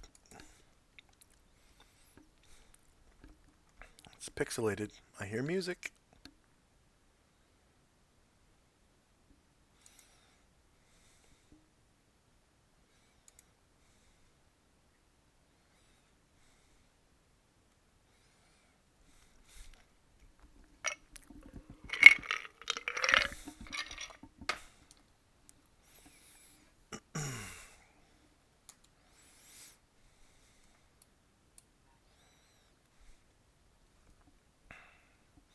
I see a map. Okay. I think I might be... Yep, I might be back. Let's start the combat music again. Just do regular combat music. Not apperceiving combat music. Okay, so the Phoenix just struck him for 3 damage. Okay, -3. Enter. And the Phoenix is their claw. That was left claw, so this is right claw. So the dragon, flank, melee, higher ground, +2 for charging, well, diving, and no damage mod. -7 for 1 damage. Wait, how is that even possible? The damage on the stupid claw is 1d4 + 1. Like in the roll, it's 1d8 +0. Oh, okay. Yeah, it is. Okay. Let's see, claws would be slashing.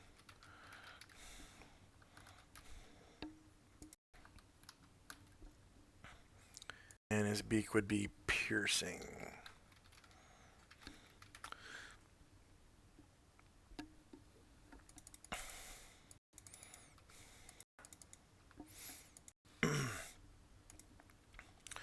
Okay, yep, 1 damage.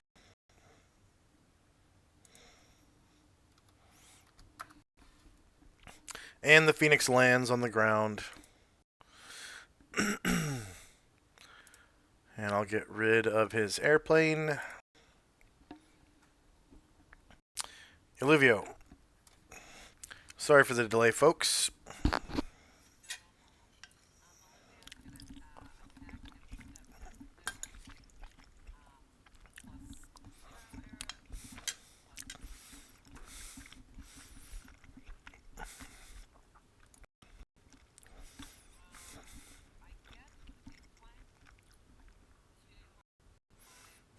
Yep.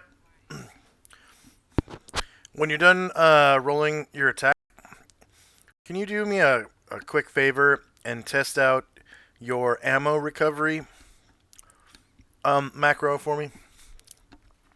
Somebody asked me on Roll20 why it wasn't working. You hit for -10, causing 8 damage. Hit -10.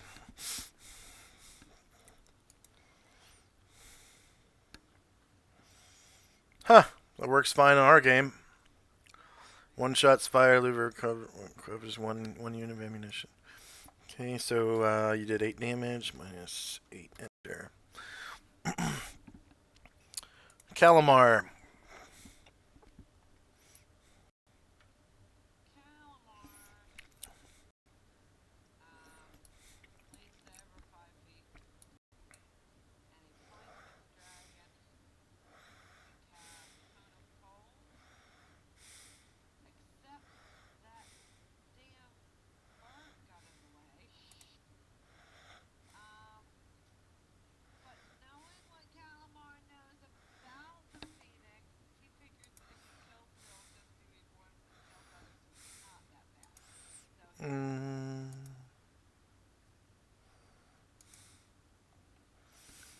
Let's see.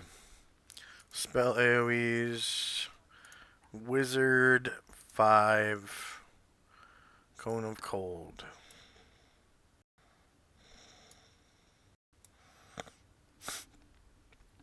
All right, go ahead and maneuver your cone of cold.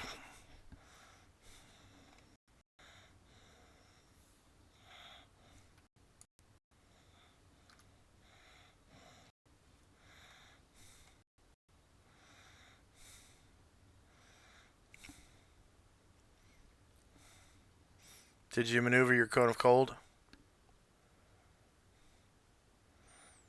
Hmm. Trying to. Okay, hang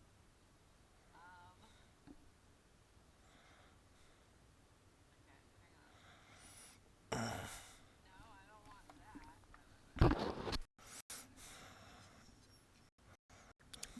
Yeah, right there. And then I get the dragon. Nobody else except Phoenix. And I'm real sorry if it hits you, but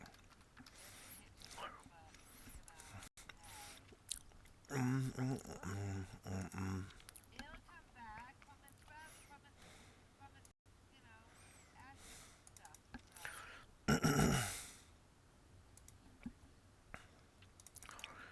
Um.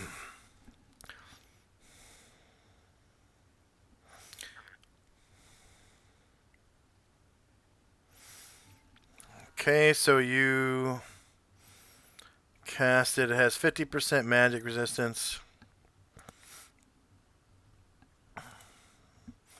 So, cone of cold. So it just resists it. Okay, the dragon.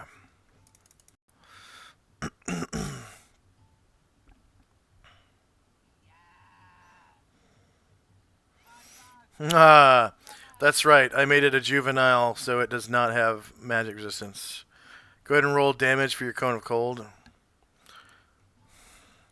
Pretty sure I fixed cone of cold to where you have to click on it to roll damage. Do I click on myself or on my target? What do the instructions say? Says click on the target, but I've done that before. No, read the whole line. Read the whole line. Click on a token on the screen to choose a target. Choose target. Choose target. Okay. I bet that's me. 1 second. I found it. Okay. I'll fix that real quick. Sorry about that. Fine. FX Wizard 5 Cone of Cold.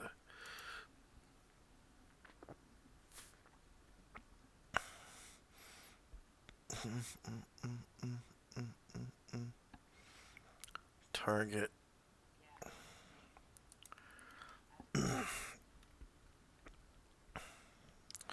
Click the caster of the spell.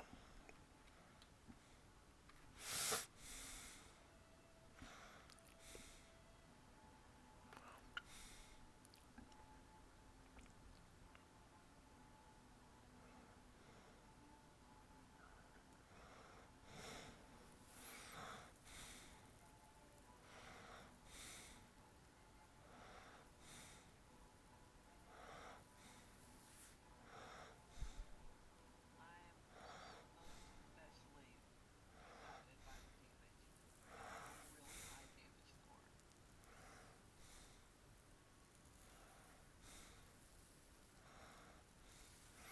Um, The number 4 that I rolled.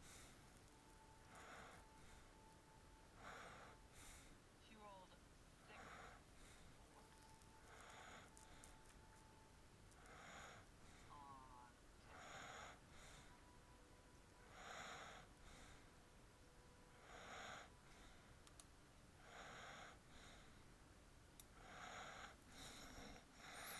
copy.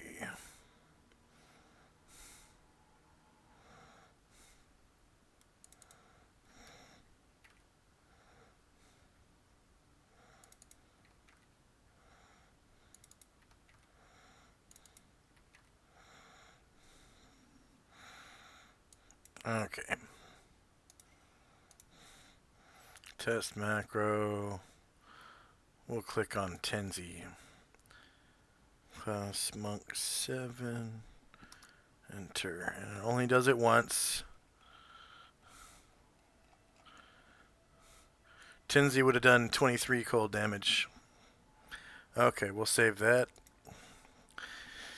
Nice. 42. Okay. So he gets a saving throw. Dragon gets a saving throw versus spell.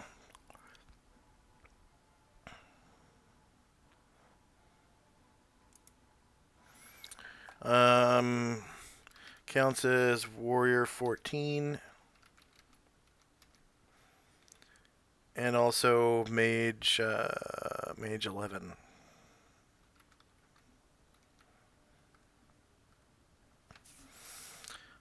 He saves, taking 21 damage, which is a lot. You see his green bar dwindle down. Beep, beep, beep, beep, beep, beep, beep. Okay. The Earth Elemental rears back with this earthy appendage. Earth Strike versus Airborne or Waterborne. Okay. He is on the ground.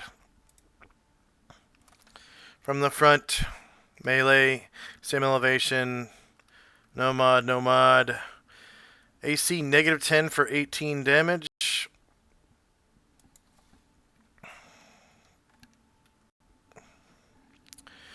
And the juvenile blue dragon is not dead. And it gets his breath weapon. And it is pissed off about that cone of cold.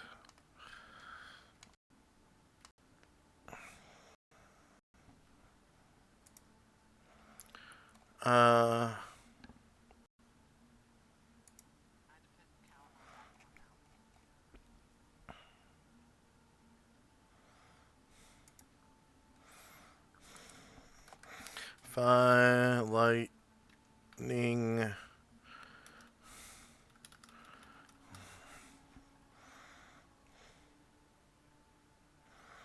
How about breath? Gorgon breath, green dragon breath. Okay. A blue dragon breath weapon is a 5-foot wide bolt of lightning that streaks 100 feet in a straight line. 5 feet wide, 100 feet long. Okay.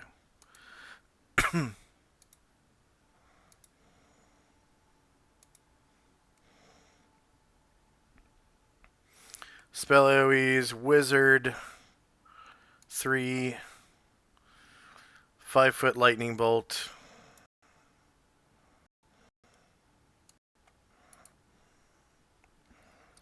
Advanced. Set dimensions. The height for 100 feet would be... let's see, 70 times 100, so 7,000. Set. All right.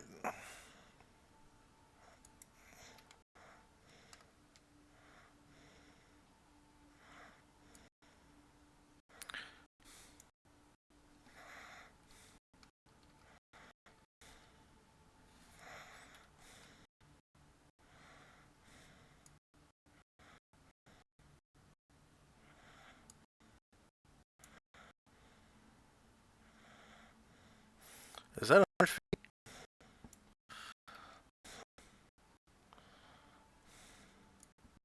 Should be 20 squares long. That's right. 20 squares.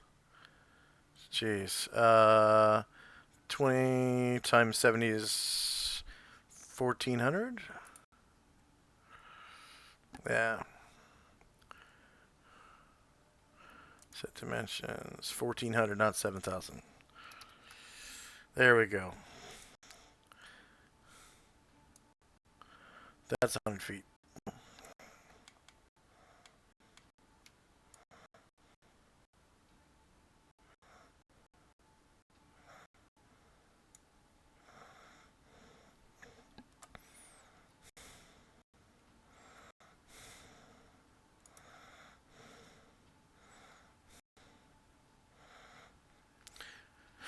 All right. Where did Calamar go? Oh, okay. You moved. All right.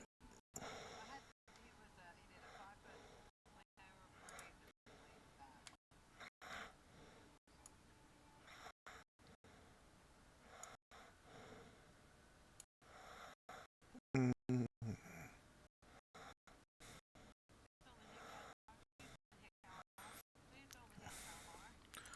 Gonna get the Phoenix.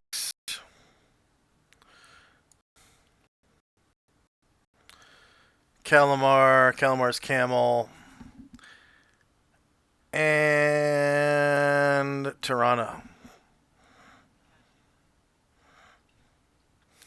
No, it's taking up slightly more than half of her square. I yeah. Let's see.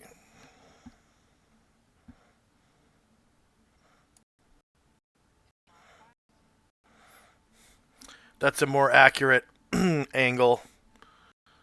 I don't know if you can see that. Okay. Uh, no, you don't have any spells in effect.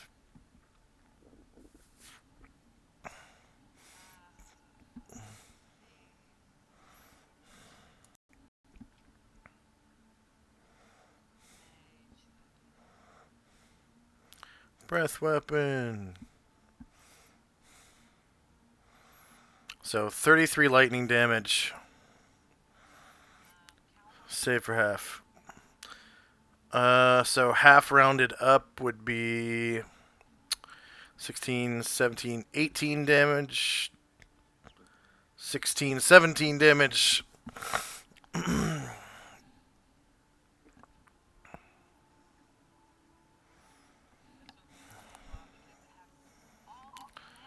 uh, the Phoenix. That's magic resistance. Actually, let's see.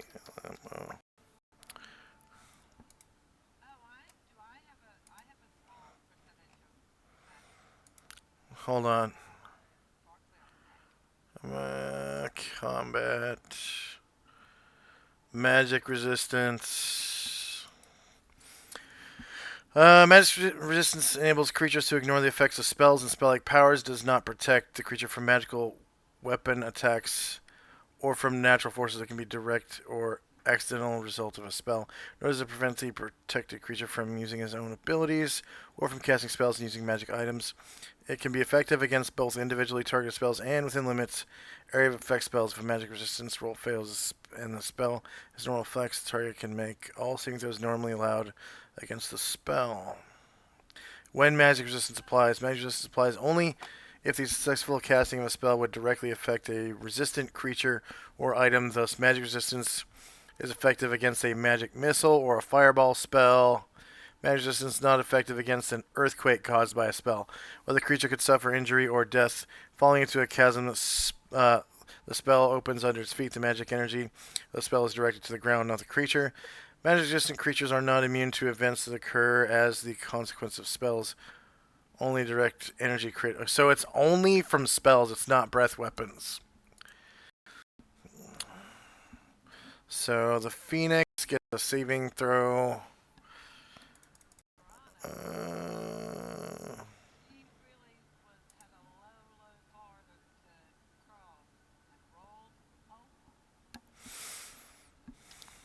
Um.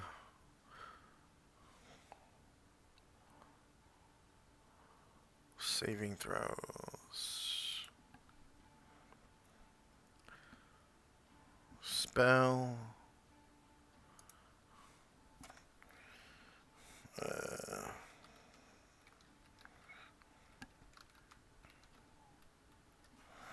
Wow.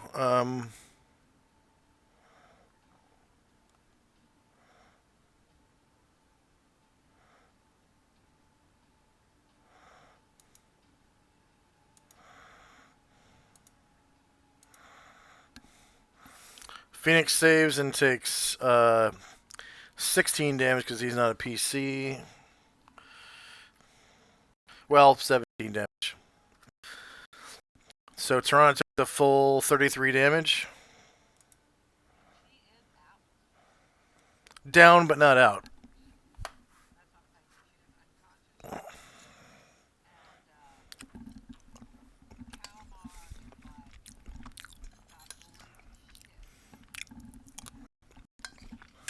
You think you've seen Calamar? You've never seen Calamar yet. Okay, Toronto. Just kidding, Zaldi. Okay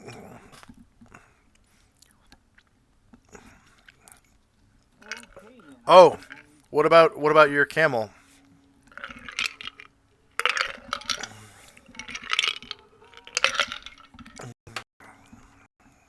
There goes Cannon.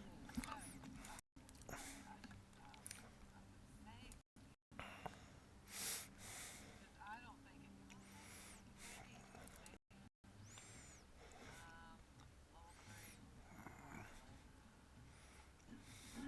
3.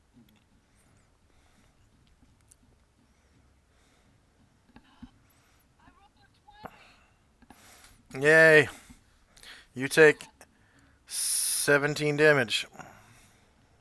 I took 18. So yeah, she is still up, motherfuckers. Hell yes. Okay, now it's Zaldi's turn. Now it's my turn. Okay. I'm going to attempt to hit up the dragon's mind with the eagle.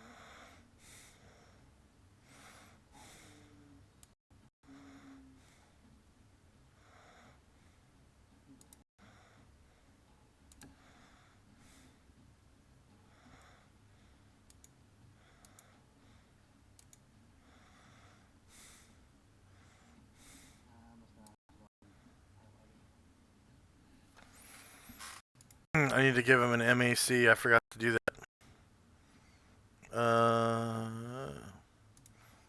Add MAC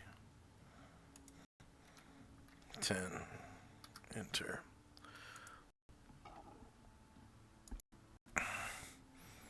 Oh, that's doing a lot.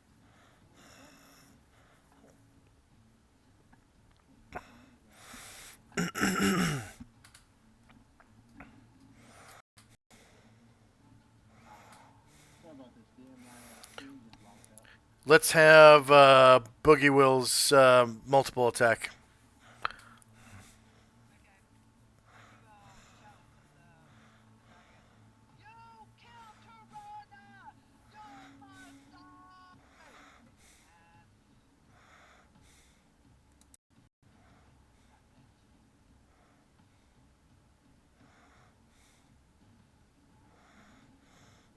And -5 for 10 damage. Go ahead and describe how you destroy the dragon with your Morning Star +4.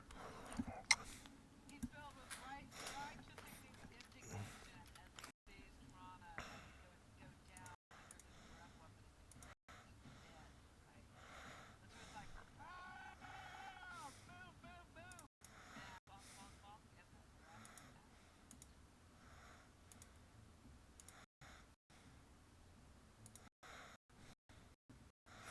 And blood goes everywhere.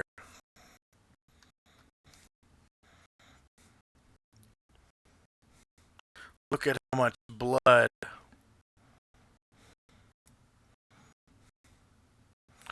Combat is over. Wait, this wasn't my desert music.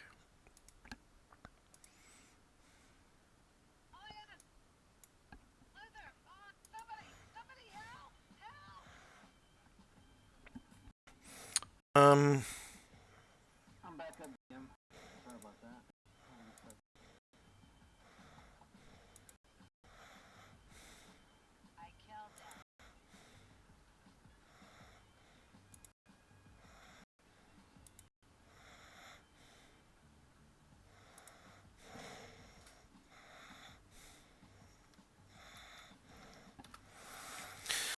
Okay.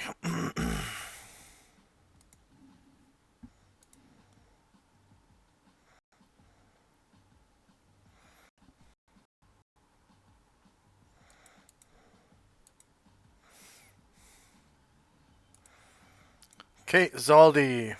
Combat is over.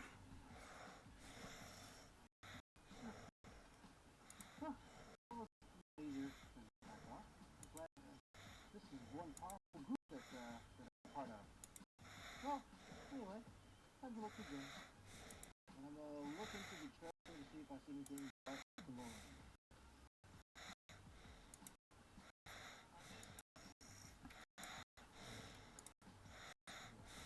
I'm looking for the most information. Um.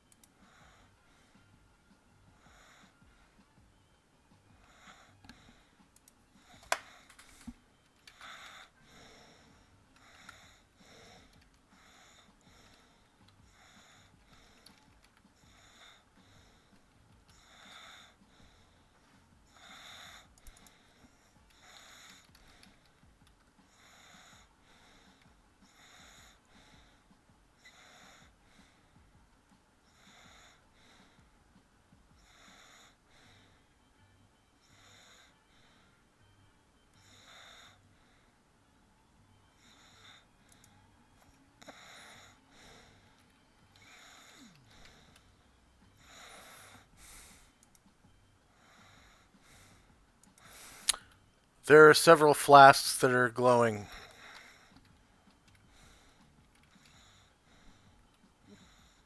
I'll go grab the flask and if they're all close together, I'll grab it and I'll start running towards that direction where the downed ally is. And that'll be my action.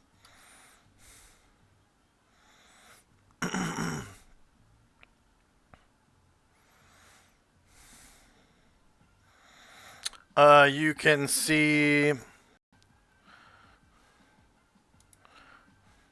12 flasks glowing in the pile of stuff. I'll grab as many as I can. Like, I think I found something that may help out. And I'll try to put it on the camel and ride over there. Your flask. Hopefully there may be a potion of healing or vitality in one of these vials. Alright, so you're able to get to the treasure and dismount. Okay. And then that'll be my turn. Tenzi.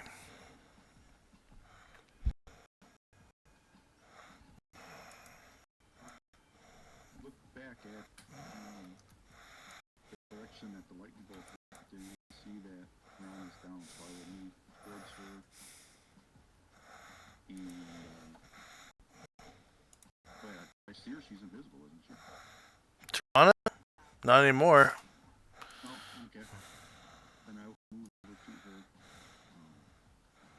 and see if there's rooms that can be found, and then cast the light around that.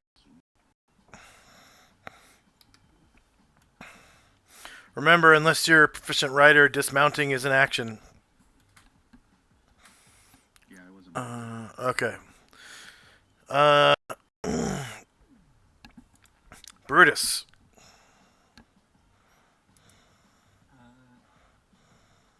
So Brutus, being a dragon, is going to have to. The first thing he does is run over to where all the gems and stuff are, and he is going to dive in there. Sucking it. Yeah.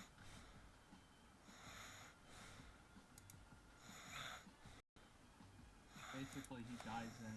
He's not actually taking anything. He's just rolling in it at the moment. And that will be his turn.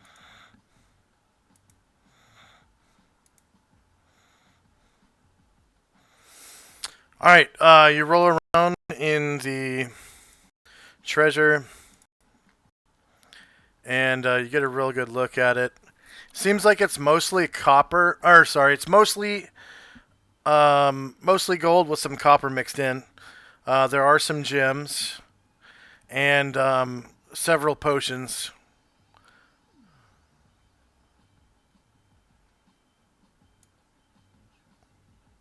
I do eat one of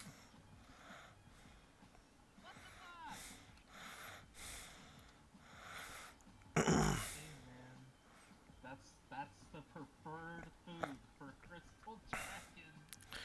Yeah, it looks like there's actually 7 potions.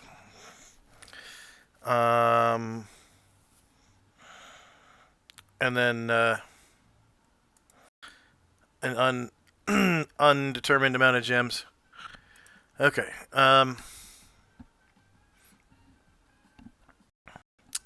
The gem tastes kind of cheap. Fucking cheapskates.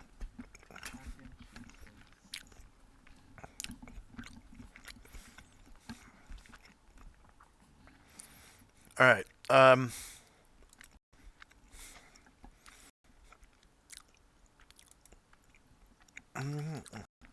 Calamar and Company.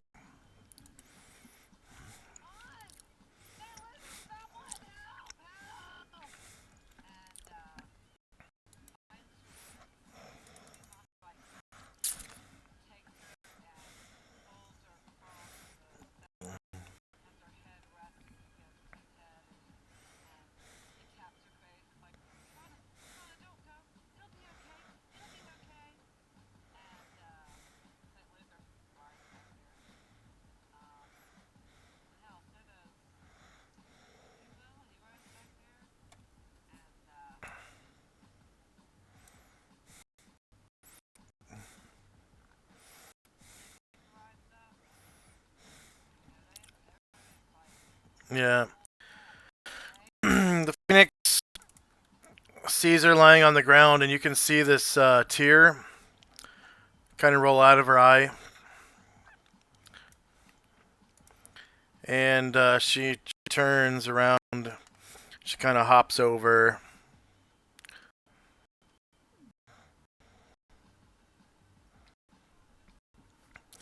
And she bends down and touches Tirana with her wing. And Tirana now has 1 hit point.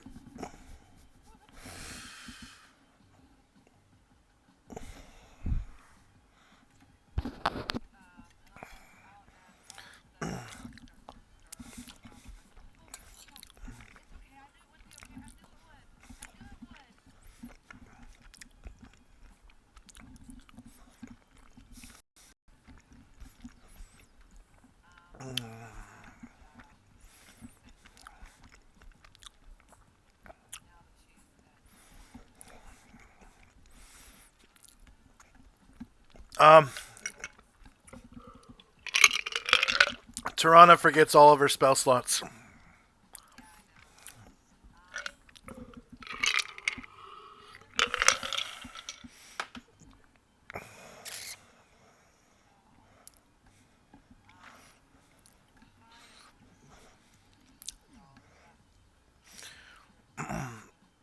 He knows that it will do nothing.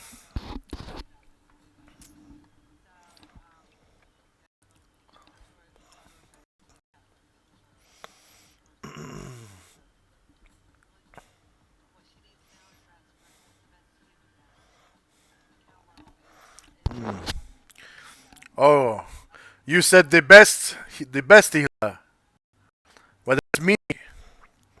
Step aside, Phoenix. And the Phoenix just screams, "Ah!" And On walks up and gets ready to cast a spell. The Earth Elemental stirs in his own earth and screams in agony from the pain of not being surrounded by elemental earth. Calamar's fly. Toronto's fly spell is no longer in effect. Time now 7:21. Call Phoenix still has 11 rounds. Zaldi. I'll put those in the camel's pack and then leave the camel over the rest of the group. You find one so far. Okay. Do you want to find another one? Yeah, I'll just plug it all of them. So you have two now. Tenzi. Okay. Did you start for me to start tallying stuff yet? I will start one right now. Thank you. And seeing that Toronto's conscious and seemingly in good hands, I'll walk over. What does this object look like? It looks like a pile of bones. Pile of skulls. Looks like the the dragon's been eating people and camels for quite some time. And then this eye here, is that still like looking at us? Yeah. Taking any... Yes, and now that you're looking at it, you can see directly below it on the door. There's carved the symbol of a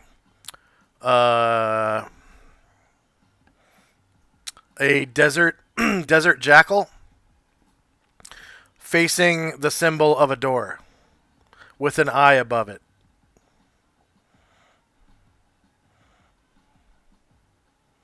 And is the jackal, does it have its hands by its side, or? It seems to be pressing on the door. Okay. And the door is slightly ajar in the picture. In the picture. Yep. Okay. So I'll just take a moment here to take that all in.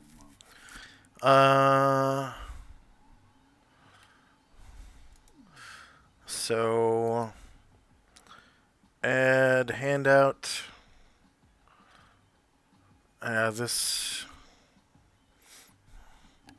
This map is called Tintabula Entrance.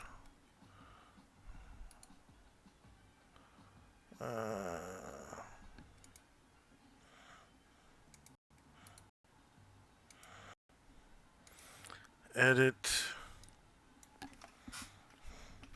Tintabula Entrance. In players journals, all players, edited by Tenzi. Save changes and show to players.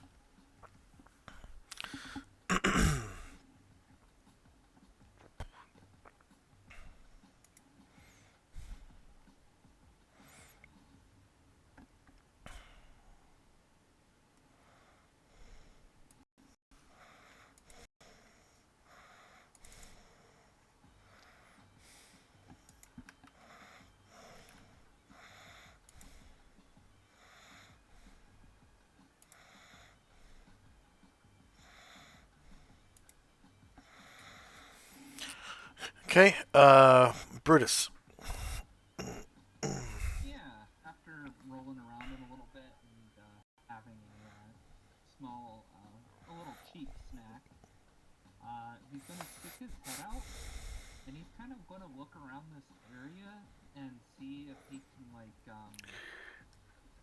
his goal is to see and make sure that the blue dragon doesn't have any secret stashes in their immediate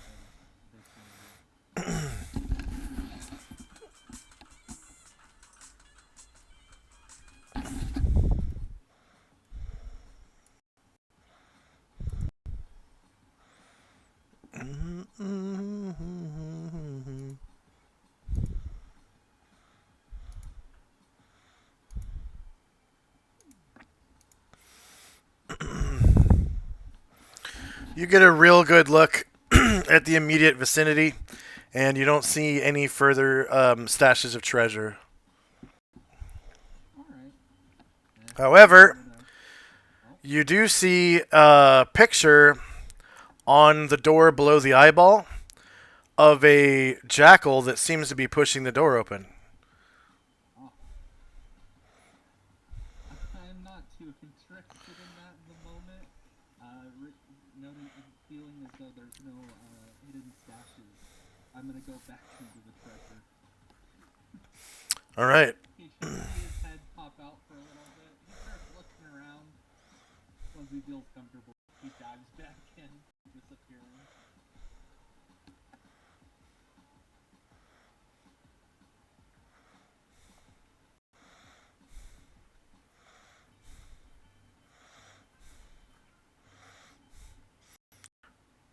Calamar and Company. Calamar's like, it's alright, Chloe. It's okay, you can just fine. Just fine. I'm waiting for On to, On said he was back. So, waiting for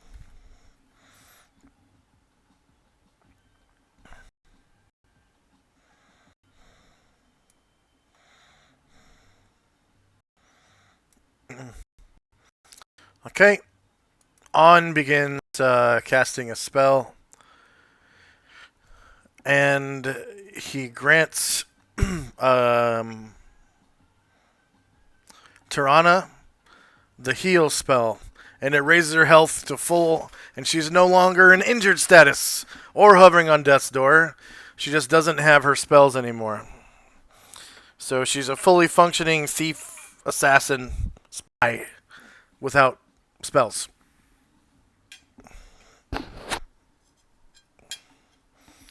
And he gains 600 points. Kind of like to be a wizard. He's evil. I like that. I like that. And that's one of his two.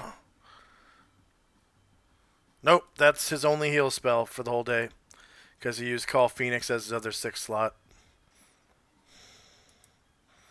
After he heals. So 1900. Then Calamar can afford to. Thank you.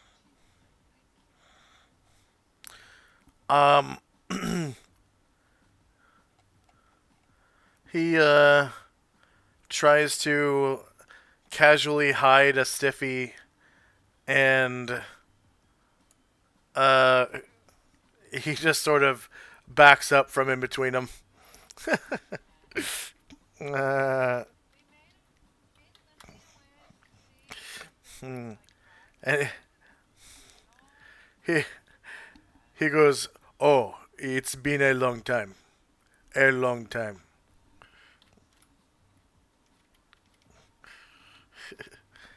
a long, long, long, long, long time." All right.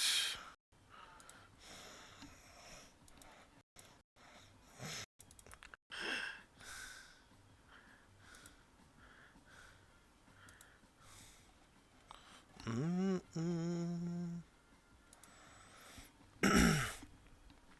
All right, juvenile blue dragons have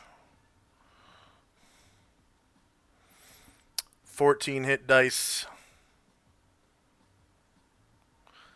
and they're worth 13,000 experience.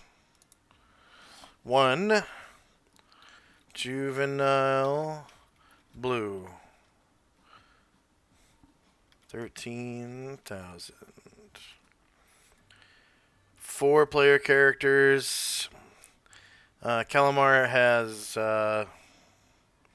1 follower and 4 henchmen. So that's 5. On is a 6th NPC. Okay. Number of creatures defeated was 1, and it was actually killed, so it counts for hit dice. Number of hit dice per creature is 14, right? Hit dice 14, yeah, 14. Number of warriors and bards. Kalamar's wife, the bugbear, the ranger.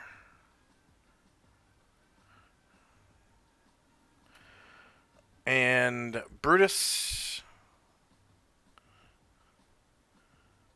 Okay, 4. Wow. All right, so Brutus, I'm gonna have to explain this to you when it rolls.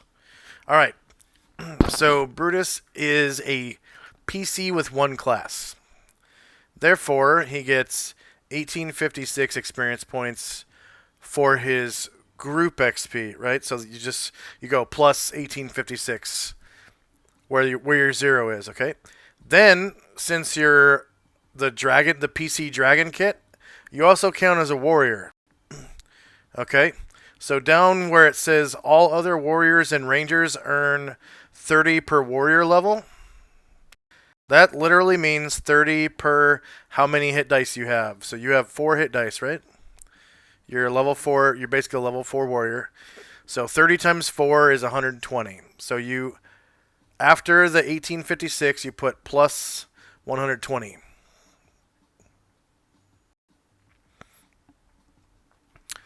And that is based on enemy hit dice. So only warriors get to partake from that bonus. Warriors and bards. But bards earn half as much XP from it than warriors. So.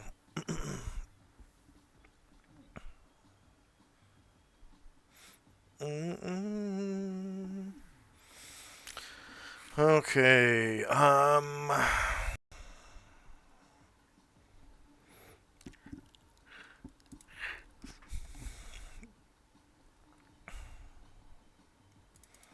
Zaldi, did you finish XP? All right, let's take a 5-minute break because I'm really thirsty. And we'll come back and see what the group does. For our viewers, I'm going to run a 3-minute ad break. And for our players, let's get a smoke, get a snack, get a drink, get a poop. Not in that order. We'll be back. Uh-oh. My laptop froze. What?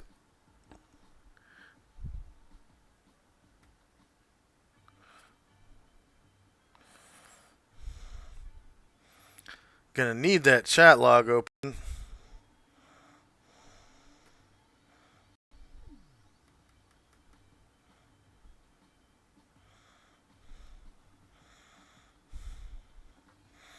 Alright, we'll be back in 5.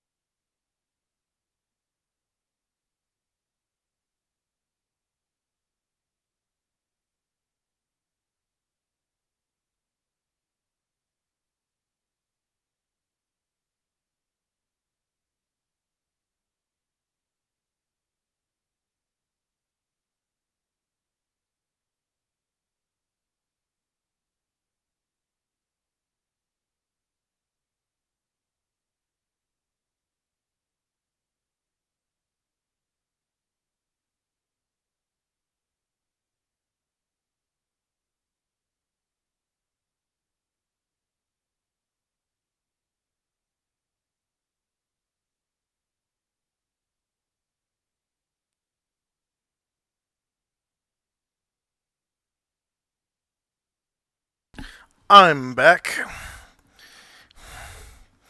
And what is up with my laptop?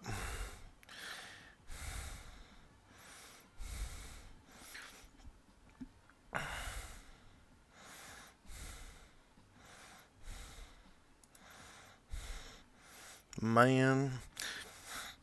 Anybody there? Okay.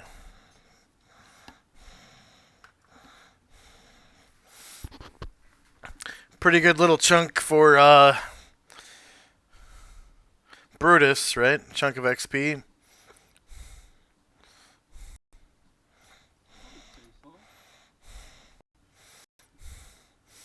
Almost a quarter of the way there already. Actually, you should be more than a quarter of the... Yeah, because of role-playing bonuses.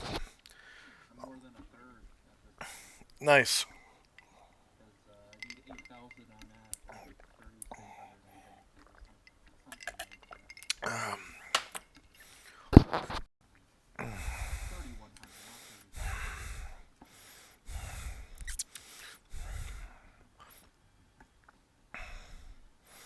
Is Shannon back?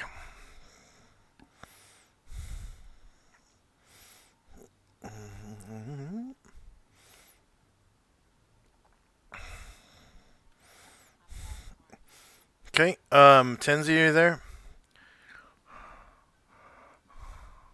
Yep. And we have Zaldi. I'm here. Alrighty. So the dragon has just died. Zaldi, you have just picked up 2 potions. What else? Wait. Are we at the top? Are we at the top? We're at the bottom. Yep. Okay. We are at the top. Zaldi, what do you do? You've just picked up 2 potions. 2 potions in the bag. Did notice folks looking at the back door glowing by chance. What is that? Yes.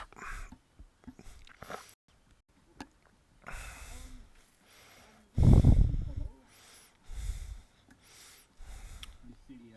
You see Brutus pop his head out.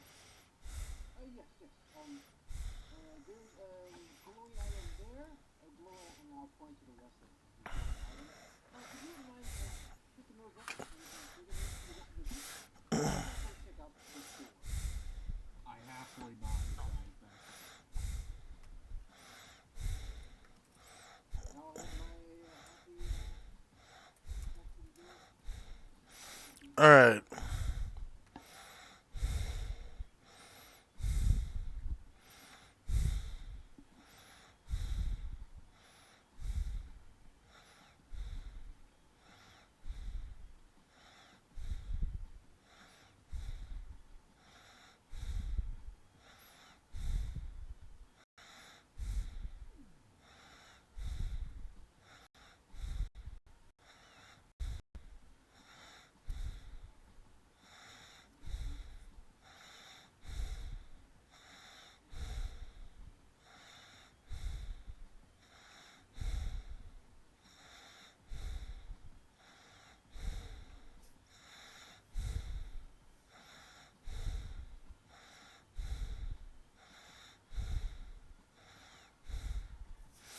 Okay.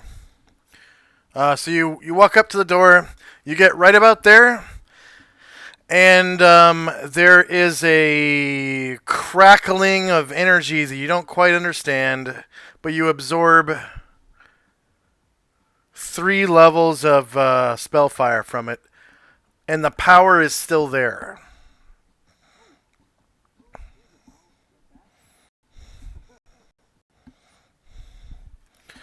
So go ahead and raise your spellfire level by 3.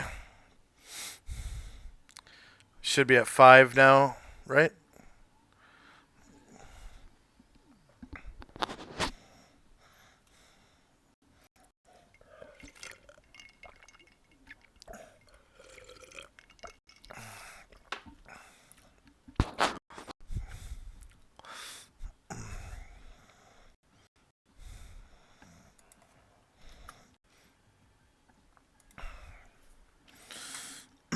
Okay. Yes, it must have a ward on it or something. I think that's cool. Does anyone know anything about wards?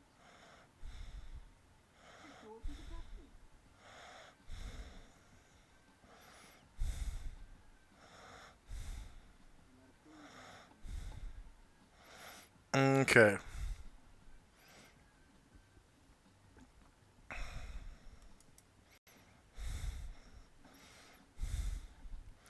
And now that you're up close to the door, you can see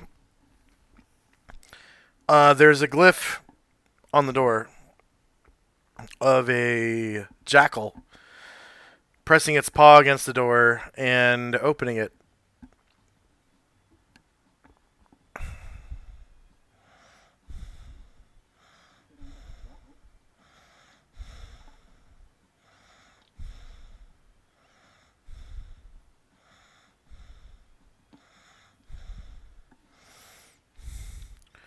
Uh, Tenzi. Was there an observable phenomenon when he was? Yes, yes. There was a crackling bolt of energy that shot out of the door, and when it hit him, it looked like it turned into plasma or fire around his body, and it just sucked into his body. Was there a specific location that I could determine on the door where that came from? Um,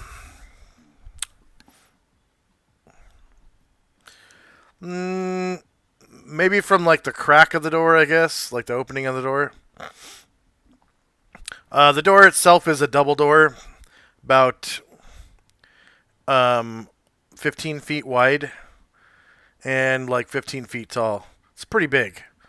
Like the Phoenix could fit through, no problem. The Earth Elemental could fit through, no problem. So on the double door is the jackal like on one door? Door? No, the glyph takes up the entire double door. So it's like the image is split in two parts by the opening of the door, and it looks like the door is sealed really tight. Like it's hard to see the opening. It's sealed so well. And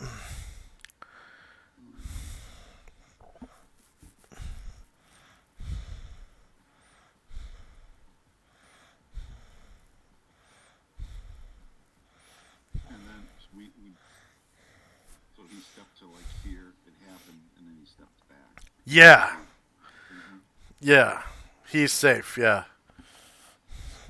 I will walk up to here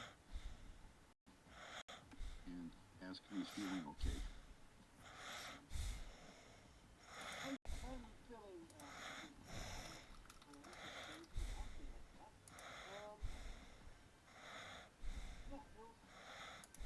pretty jolting. You have any idea what type of that is? I'm not certain, but I'm gonna take a look at it some more and see if I can figure anything out. Spellcraft, please. I don't have spellcraft, so I can't. Okay. Just looks like some kind of glyph on the door. Yeah.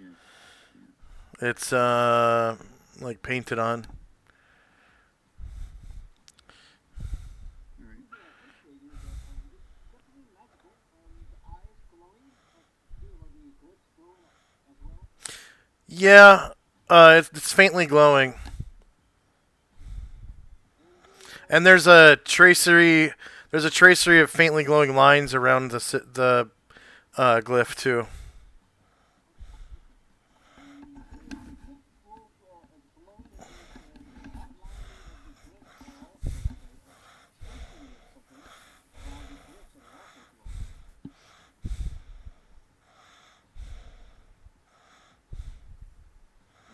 Try dispelling the magic. Is the eye magical as well as the door? And the glyph on the door?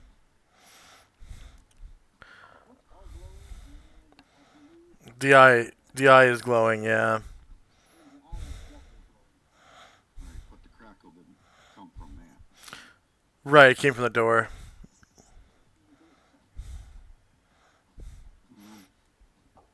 Well, could try doing a dispel magic and see if it has any effect. I'm not very skilled, but could give it a whirl.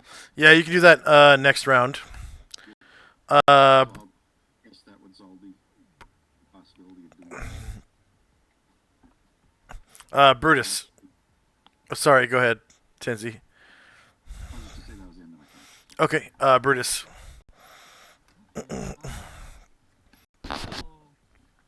going to basically my turn is basically as per the request. Brutus is going to basically effectively separate the shiny, strange objects that are obviously not gold or gems from the pile and kind of like put them next to the pile. The decanters. Yeah, pretty much. Okay. Just so that, like, I don't know, they're more easily sorted out, I guess. And also because there's no way Brutus is going to be able to carry all of it, so he's just going to separate it and wait for Yeah. him to stop playing with the dwarf. It looks like there's five more of them, so it'll take about 3 rounds to gather them up. Because picking up an object is a half move action. Oh, that's fine. Okay. Just keep that in mind for the next few turns. That's what I'm doing. Okay.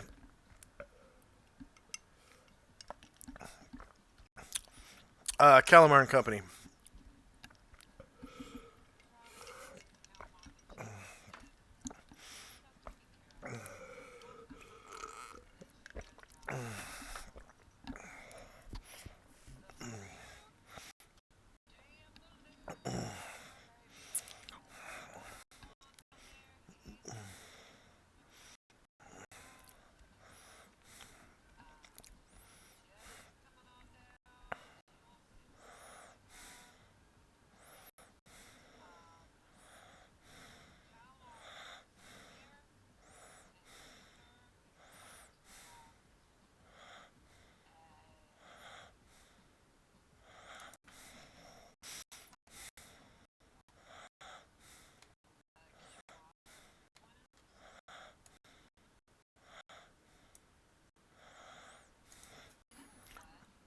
On who?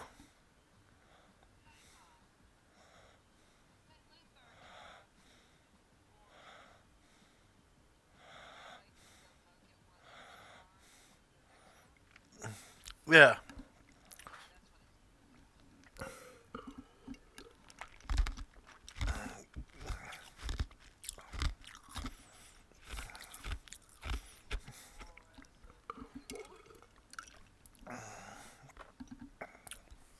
Are you just healing people with it?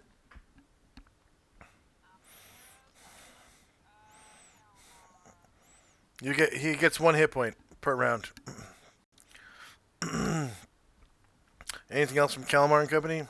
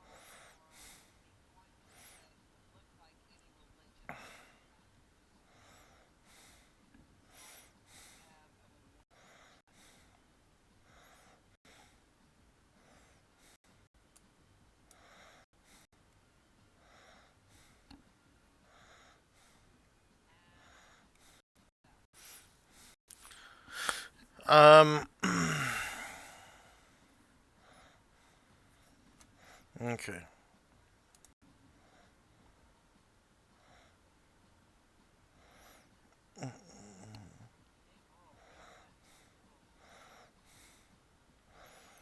Uh, roll dexterity for Illuvio and Zaldi.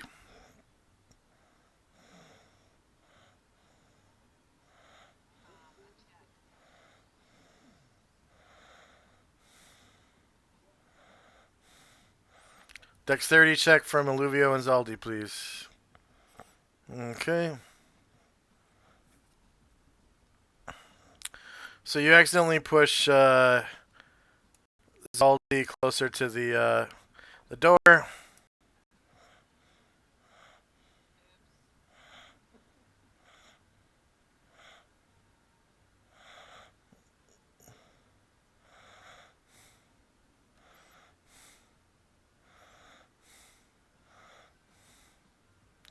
And Zaldi, that same crackling energy thing happens, and you absorb 3 more levels of Spellfire.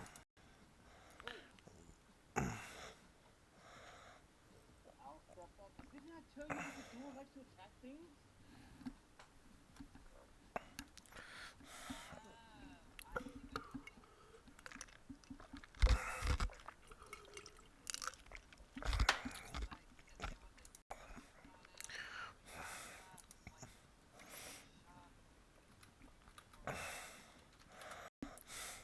You see that paranoia note?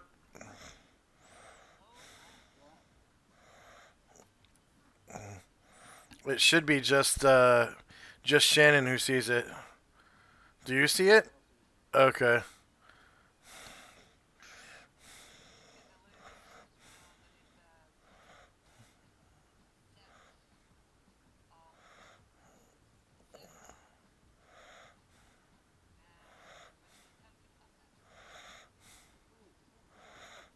Are you upset about something? Are we setting a camp here? You're probably right. I've been hit twice, and looks like the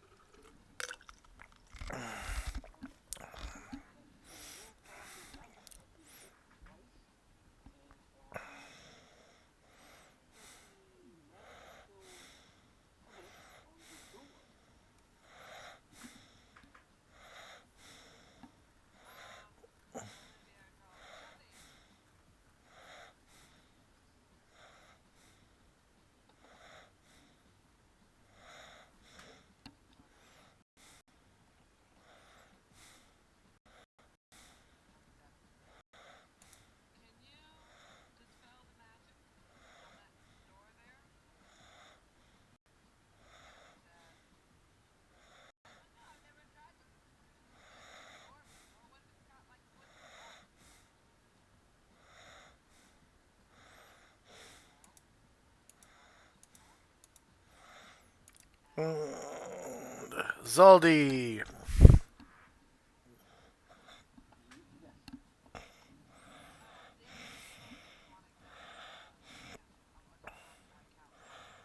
Okay. Yeah, I mean, to be honest with you, I could probably remove it, if you would like.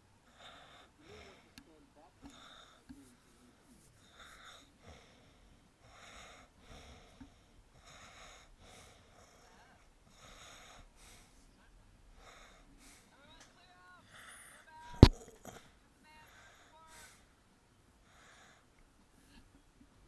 And then on my turn, then you can go ahead and try to remove it from right there. Possible, right? Okay. So in order to do that, you absorb the spell levels and also take the damage from it, right? I gotta mark it. I think every round I do take damage, which is more than what I normally I guess I would do. What times 10? So I can absorb up to my constitution. 6.5, excuse me. In damage or No, I don't take any damage if I just absorb it. you don't take any damage if it's what? If it's magic. If I'm absorbing magic, I don't take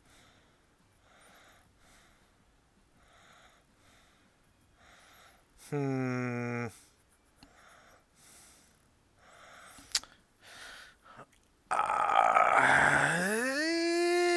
Just because of the type of spell this is, Well, I mean, it's not like a person casting a spell at you. This is obviously guardian, type magic or wards or whatever you want to call it. It is in the book it seems that I'm able to learn and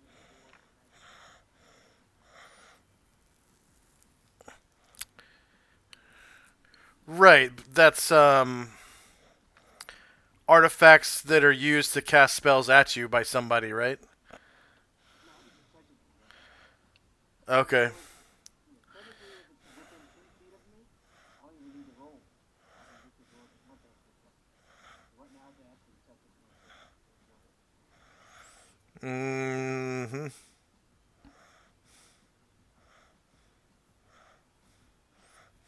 Okay. Um,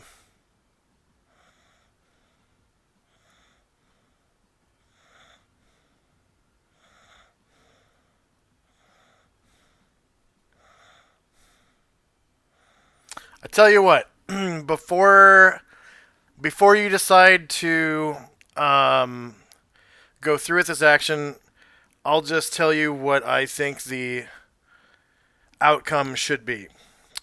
Okay, I'll give you a saving throw versus spell.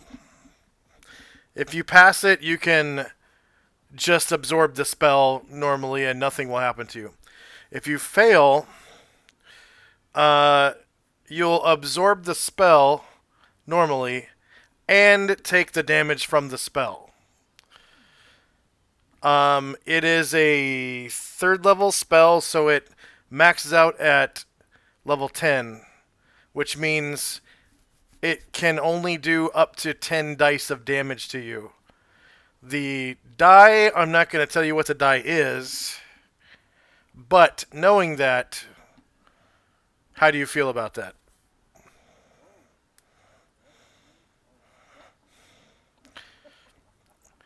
Could be. Could be, because I only have like 12 hit points. I don't have to do anything with that. If I fail, I am pretty much Toast. because you did say saving throw versus spell. Does my spell resistance have anything to do with that at all? Magic resistance? Yeah, I meant to say magic resistance, yeah. Yeah. I'll give you a magic resistance roll. Cool. You know what? Fuck it. I'm gonna go ahead and do it. I'll do it. Okay, go ahead and roll. Tightly that can happen is that you die. Now that's worth it. Yeah. So let me do my magic resistance first. Magic resistance. Oh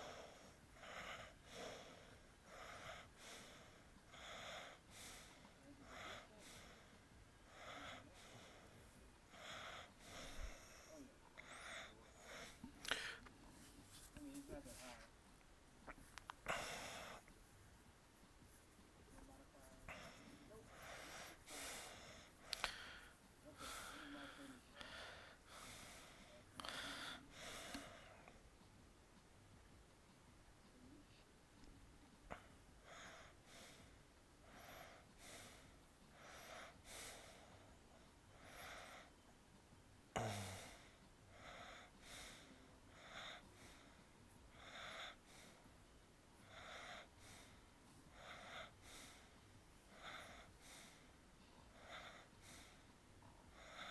Do I need to enter my modifiers again, or my modifiers is already entered into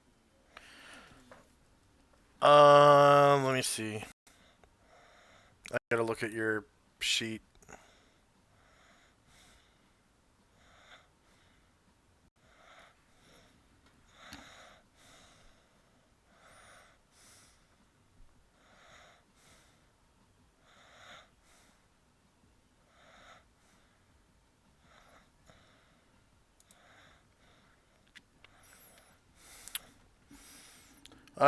It says you have to manually put them in. Okay, I'll do that.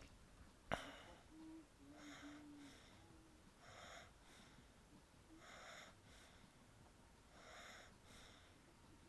60 foot range. Should just be plus. Should be +3. Yeah, because it's not enchantment charm. Um.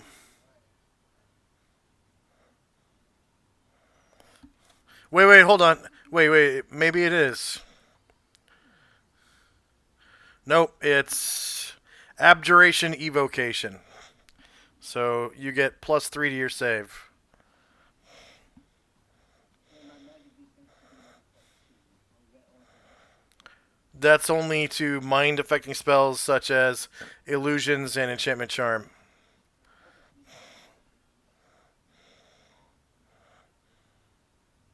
Here we go. Drop two.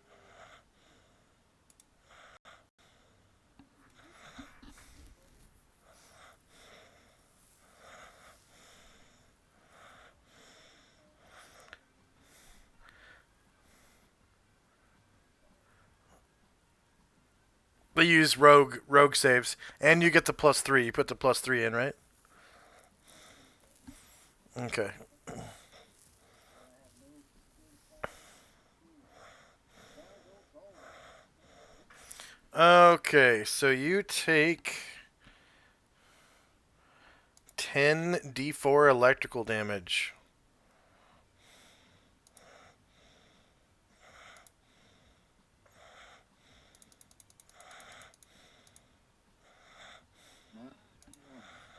Come on, 10 ones.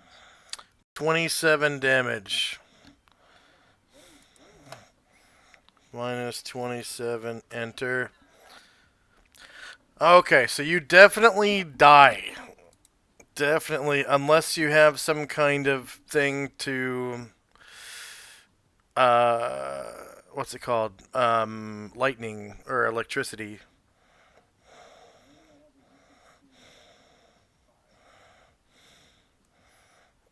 Okay.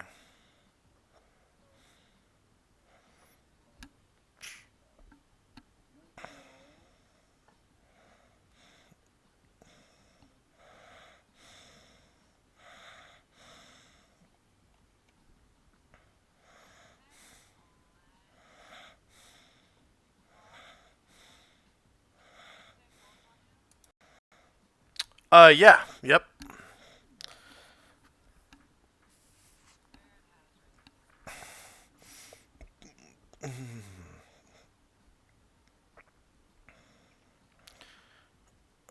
Okay.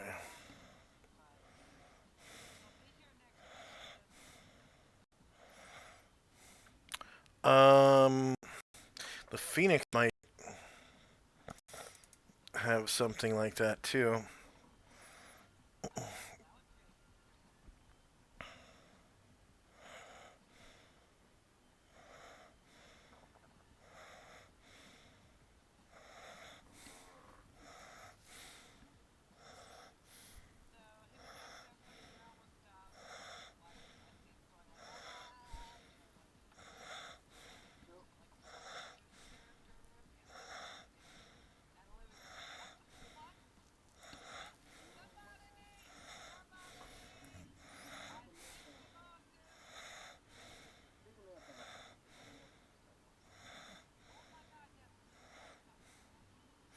Okay. So the Phoenix has the reincarnate spell.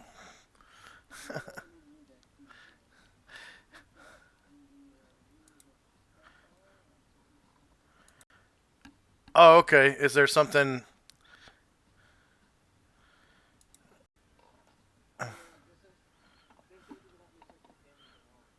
s-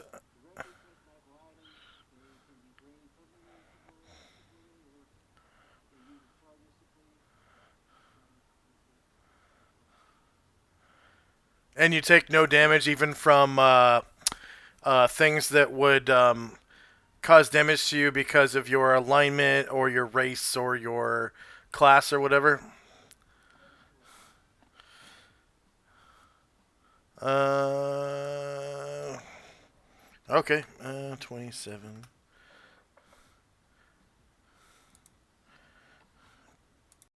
Okay. So you. Yeah.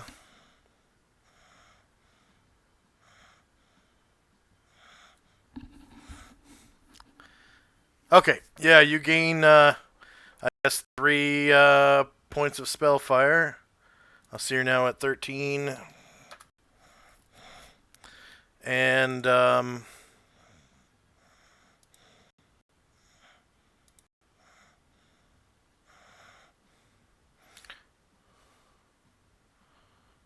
no, sorry, you're at 11. Because you had 2 when we started. And that.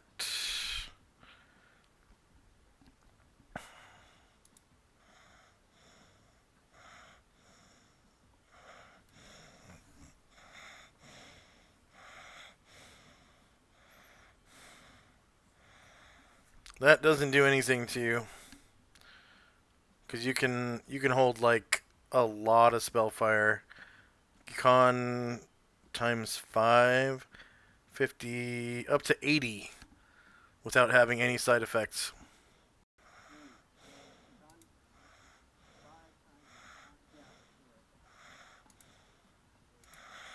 All right. So whatever power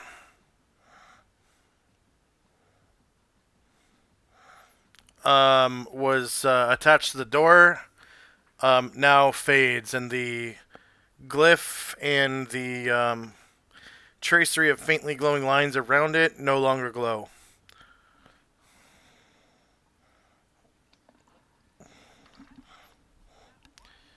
And the eye turns to stone.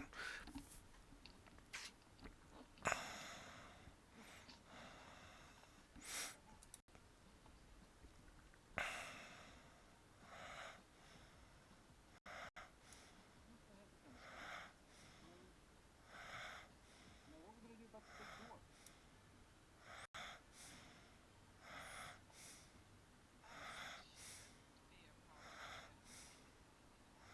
Be a problem. Now we have Boogie Bill. Or me, for that matter.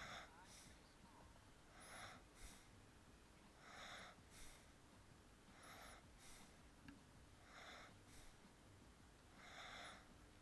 Okay, Tinsy.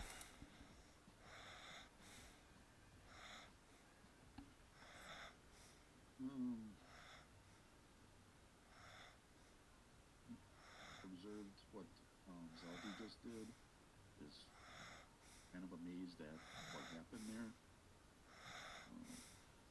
And I do not have any good chance of opening the door, so I'll just stand back and wait, see if anybody needs help or something. That'll be the end of my turn. And I have to go at the top of the hour, shortly thereafter. Okay. So in 3 minutes? Yeah. Okay. Brutus. Yeah, Brutus is just continuing his task of lugging things out of the pile. If anyone turns around and looks, they just see the small dragon dragging stuff out with its teeth and its claws. And putting it off to the side and then happily diving back in. All right, so you've removed 4 of the 5 potions so far. Kalmar and Company. Well, 4 of the 5 remaining potions. The other 2 are in Zaldi's possession. Kalmar gets +1 because of side effects.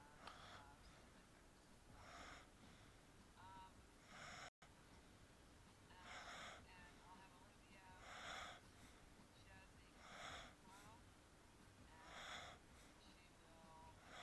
will count gems. How many gems do we have? How many gems can we get?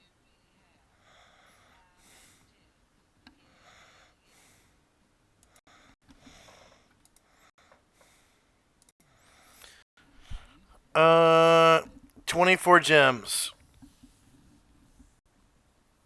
Oh, right. 23, because you ate 1.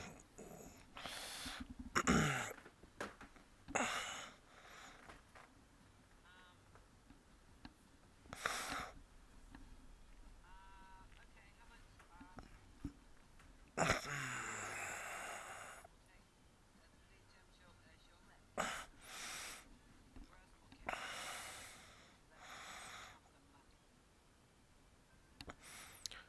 Picking things up is a half move action.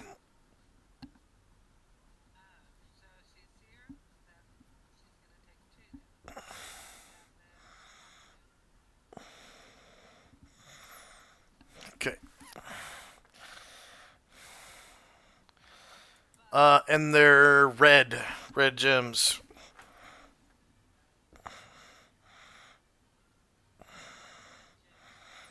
Okay. On is just standing there, fascinated by the door and the eye turning to stone. And the earth elemental is screaming in pain. Calamar fly. Time now 7:24 a.m. The phoenix screeches. Zaldi.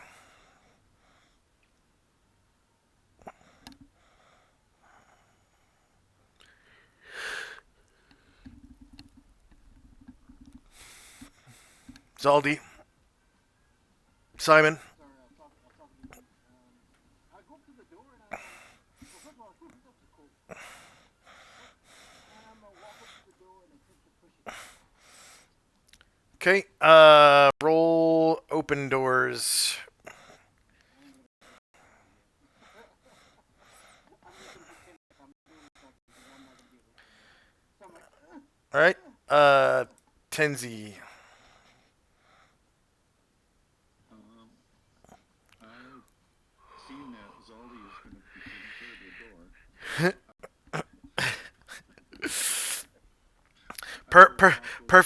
Perfect time to use to buff him up with a probability control. Yeah, Give him.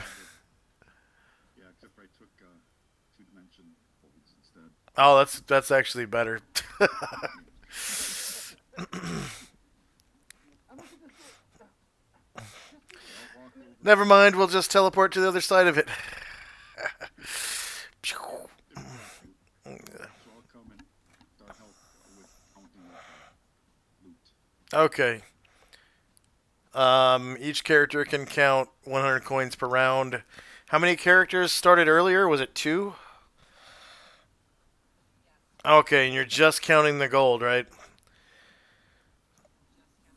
Okay, so you're up to 300 gold and counting.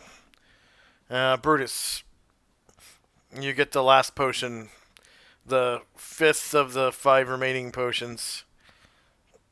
Alright. I see everyone. Oh, counting how much I forgot. Zaldi, you got. Let's see, potions are worth one spell slot, or does it depend on the type of potion? Um.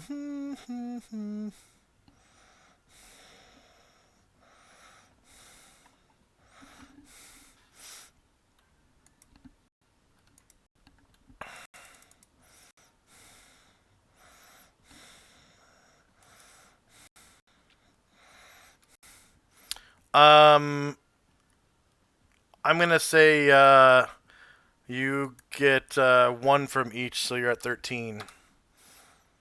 13 spellfire levels. Sorry about that, Brutus. What are you doing? no problem. After I finish plugging the final potion, I'm going to join everyone in the fun of counting how much gold there is. Okay.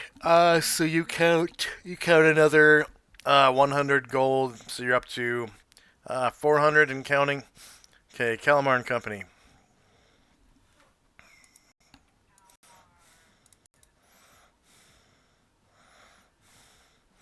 Goes up a hit point. Oh, okay.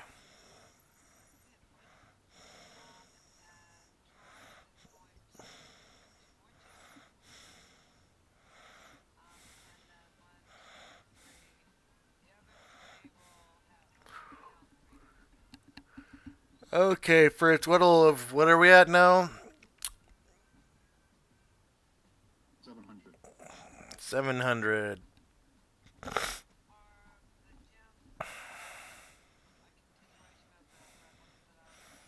They're all the same. Yeah, they're red. Yeah, yeah.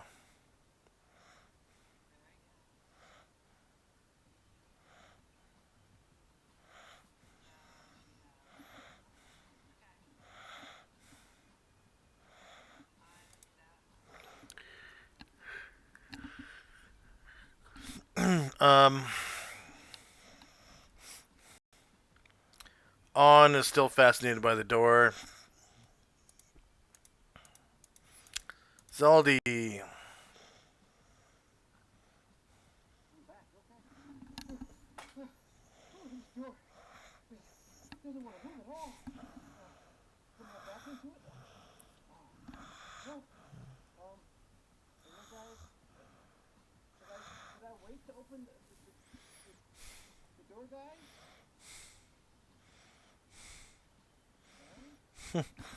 Uh, on, on,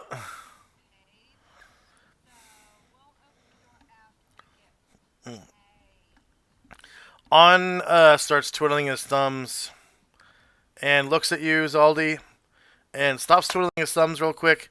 He shrugs and goes back to twiddling his thumbs and looks back at the people counting gold, and he starts whistling the theme song to "Oh Yeah, She's In."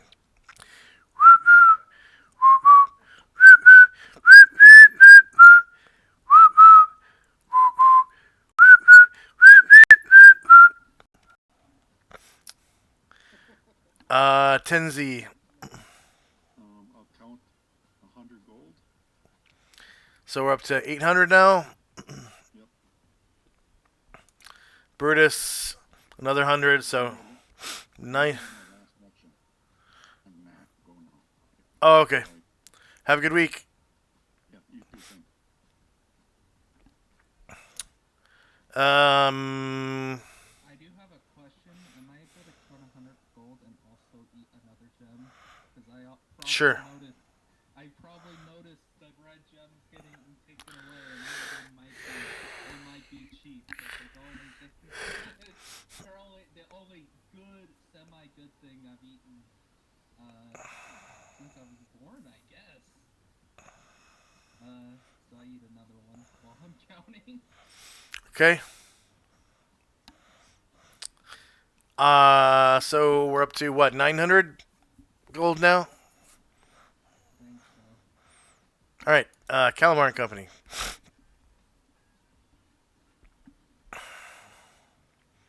Shannon.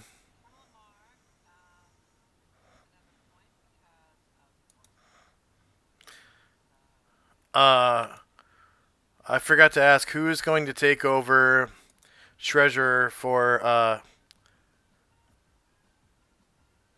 Tenzi now that he's gone.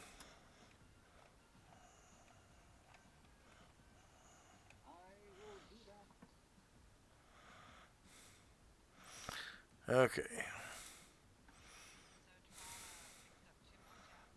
It's a tabula entrance.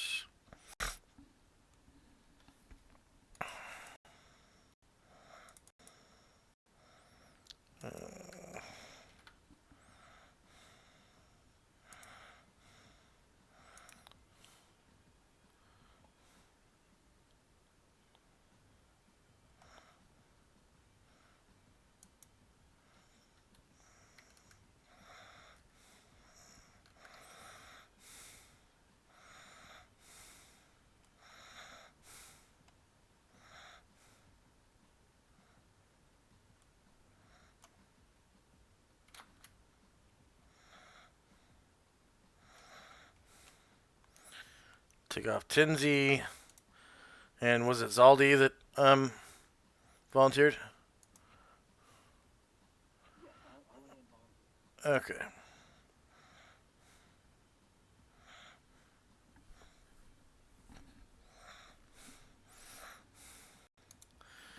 All right. What were you saying, Calamar?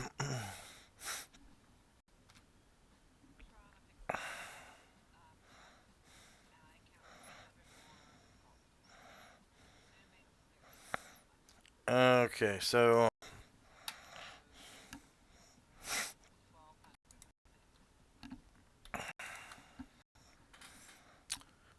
We started with 24 gems. 2 of them got ate by the dragon, and 4 of them got picked up by you, right?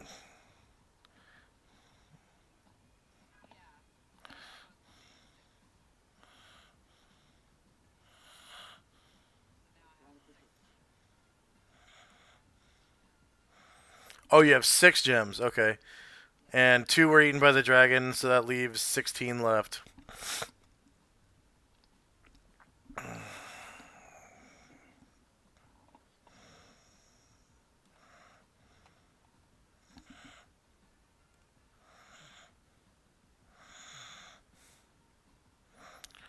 Okay.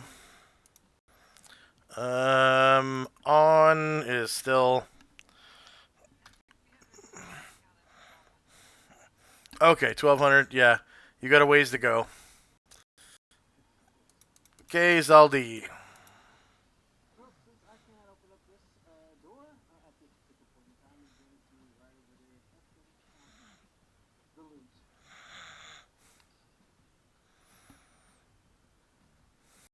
Help who? I'm gonna go count the loot. Oh, okay.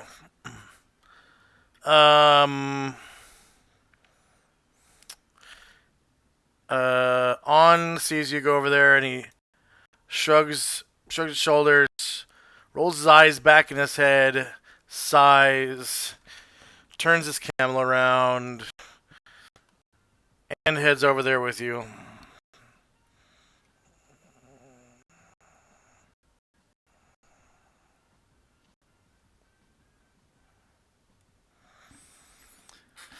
All right.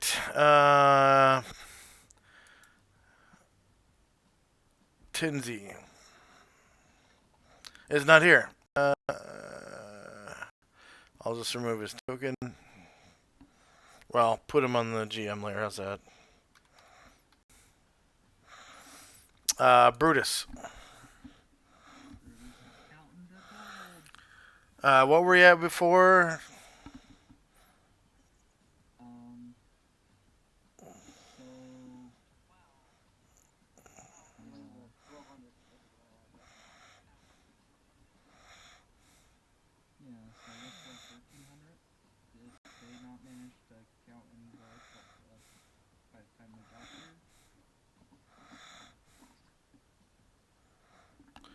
Who? On and Zaldi,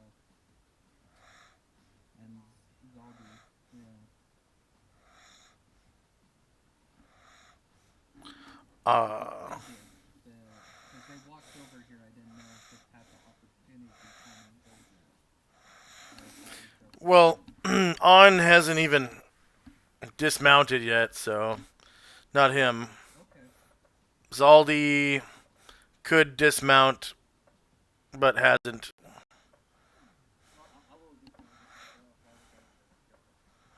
Okay. But I can't count until my round anyway. Alright, then we're at 1300. Alright. Calamar.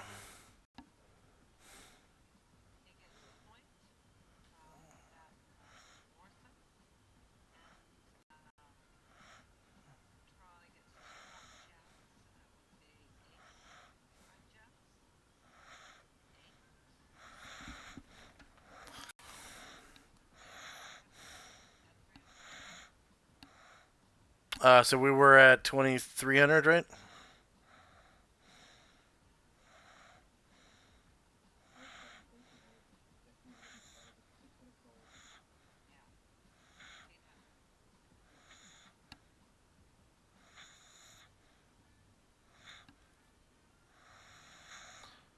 Alright. On counts 100 more, so we're at what, 2400?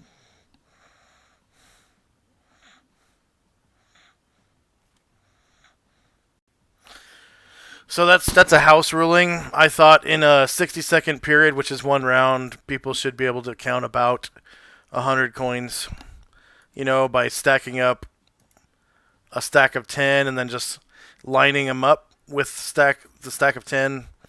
Doesn't take very much to count 100 coins that way. Um, yeah, on counts you guys up to 2,300, right? 2,400. Okay.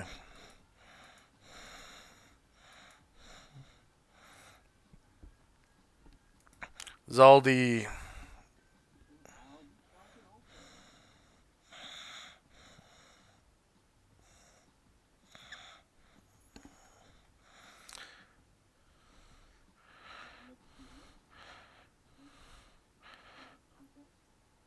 You count 100 per round.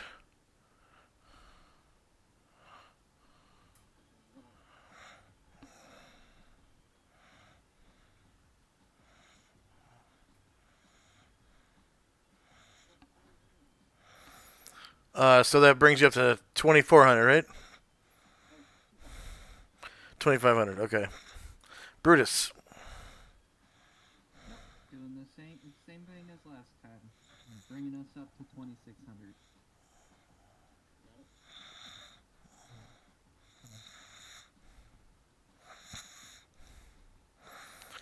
Okay.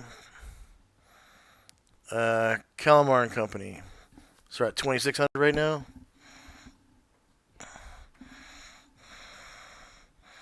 All right. 2,900. Okay. 3,000 and counting. About 5 more rounds go by. So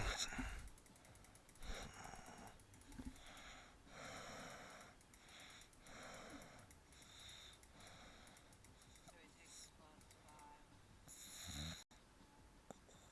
+5. Okay. Go ahead and do 5 rounds worth of Orison. And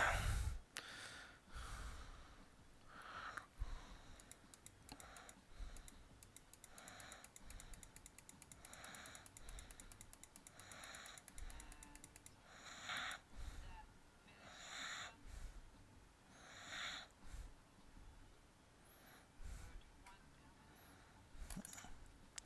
finish them. Good. 1 down. 2 of them were eaten by the dragon. So now there's 22. After about 5 rounds like that, you guys count out 17.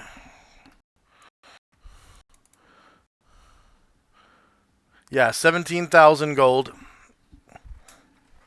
and 22 gems, and you have 5 potions in your pouch or whatever. Did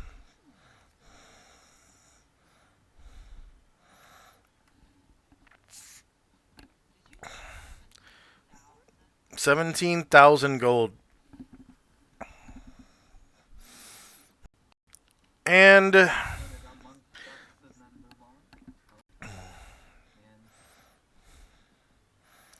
And and let's take a fiver Okay.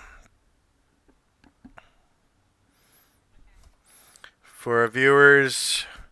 I've got a 3-minute ad break, and we'll be back in 5.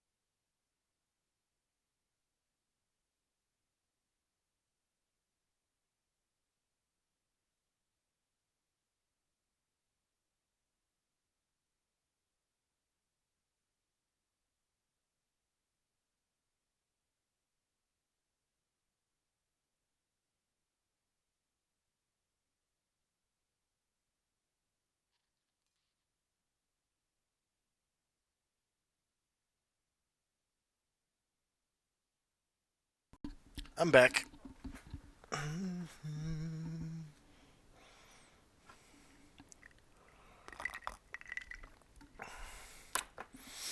You guys back?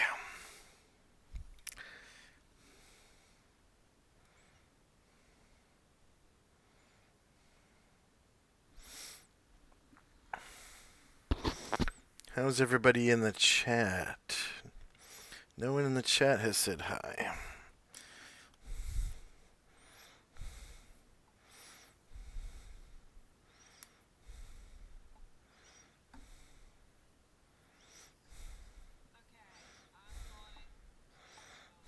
Okay, I'm going to fumble and say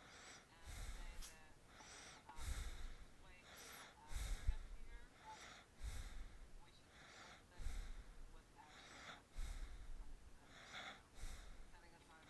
happening. Setting aside what's already been given to her, just because she's not here for. I mean, we could presumably split between the missing players ahead of time. We can just make a note of how much they got. On speaks up and says, "Bullshit! I don't want a smaller. I don't want a smaller share because they are not here."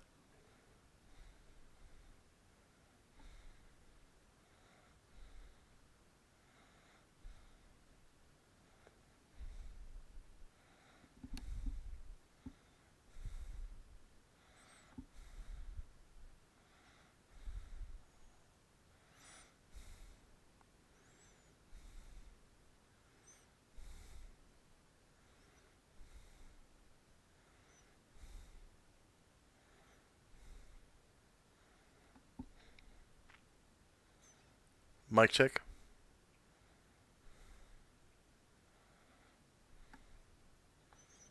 Checky, Mikey, Mikey, checky.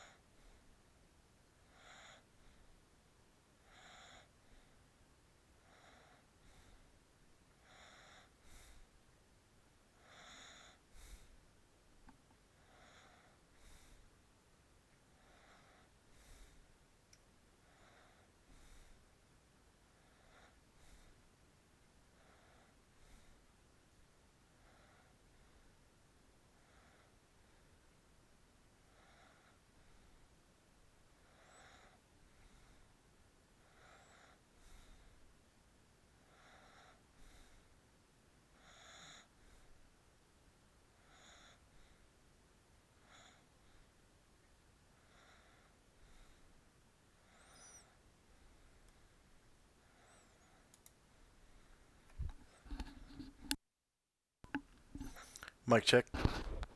Check, check, check.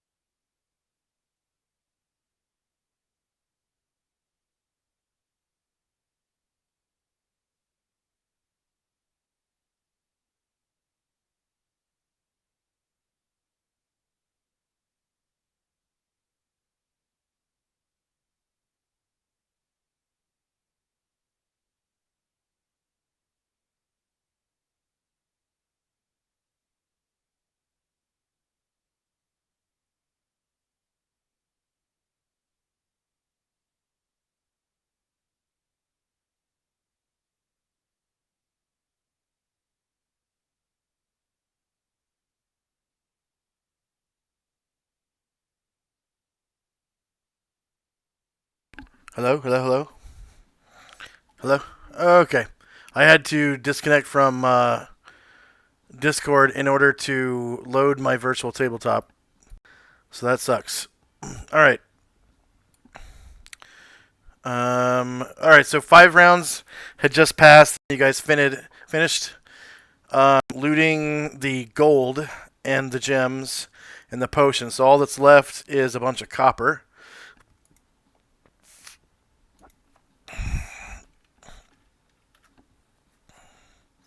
Well, time to start counting copper, I guess.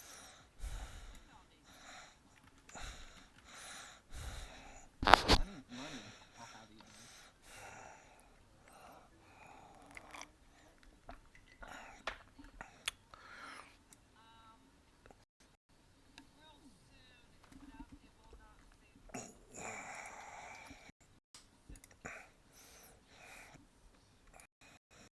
Character, in character though, I'm a dragon.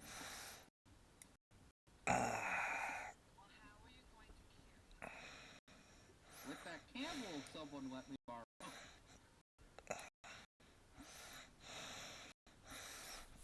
Big old pile of cropper.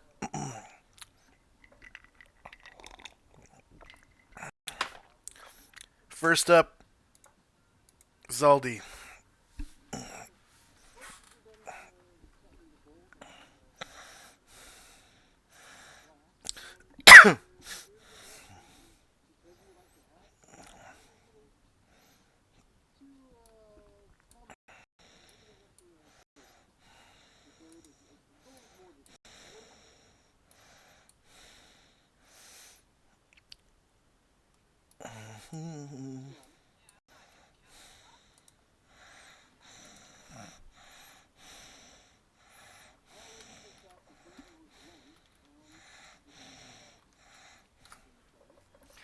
It's 340 pounds of gold, by the way. We're splitting it 4 ways between the players and then of course so 4,250 to each, and I am getting a camel to help carry my gold thanks to the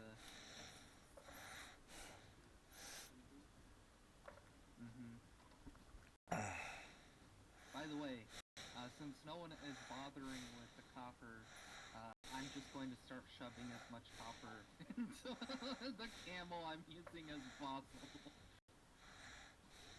I don't care how much there is, I'm just shoving it in. I'll count it later at night or something.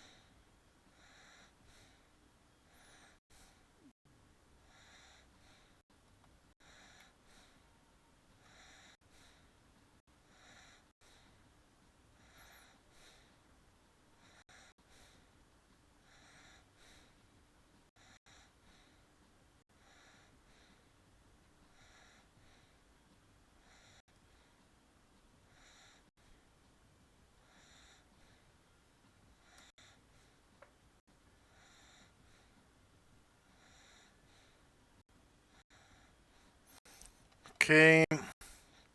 Anything else from Zaldi? Brutus. Yeah, Brutus is basically, since no one else seems interested in the copper, just shoving as much copper as you can onto the packs, I'm assuming, of the camels I've been given to carry my share of the gold.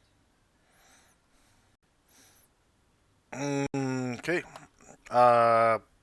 Somebody gave you a camel? Yeah.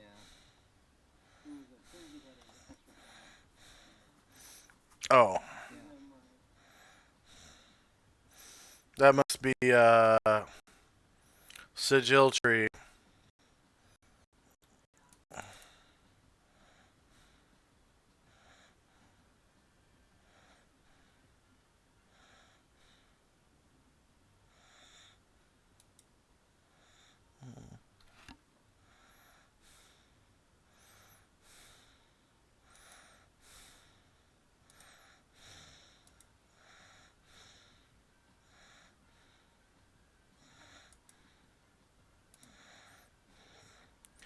Okay, so both you and uh, both Brutus and Tenzi have control of Sigil Tree now. Okay.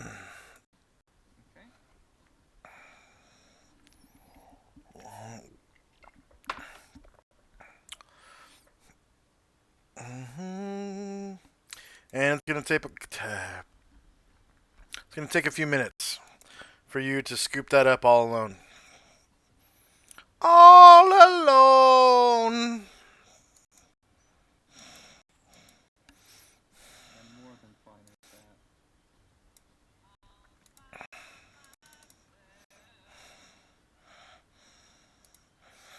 All alone. It's gonna take you like a long, long time. Like a long, long time. All alone. Calamar and Company.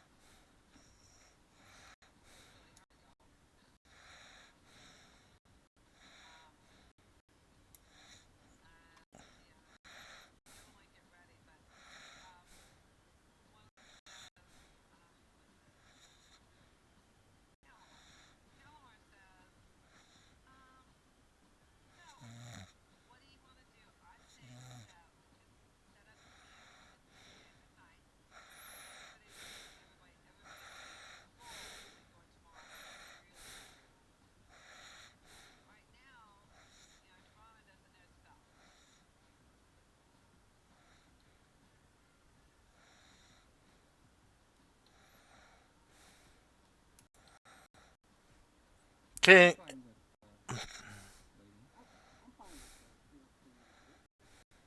We'll cover. Gives me plenty more time to collect this gold or this copper. You know what? If we're gonna be spending the night here, then I'm gonna be counting the copper as I'm putting it away. I guess I might as well.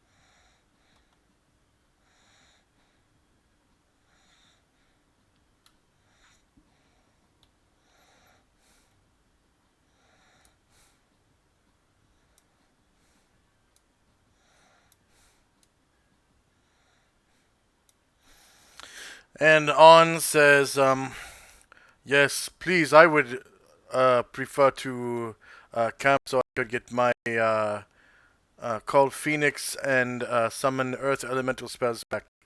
And my heal spell, just in case anyone goes down.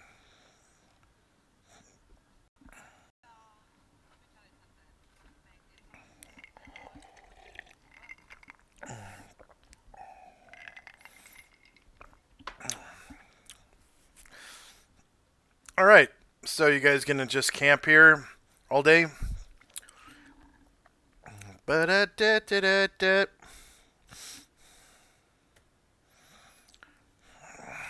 by the way, I'm probably gonna have to head out in about 15 minutes. If that's all right. Sure. 50? 15 15. at 4 o'clock Best Coast time.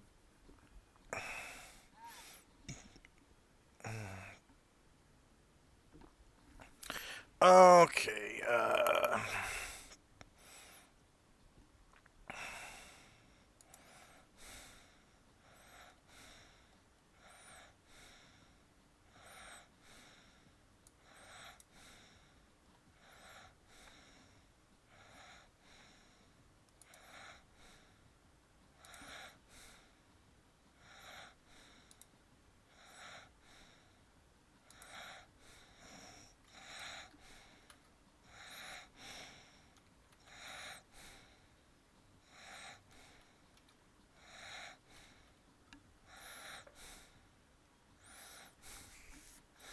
All right, so as the day goes on, a violent sandstorm whips up,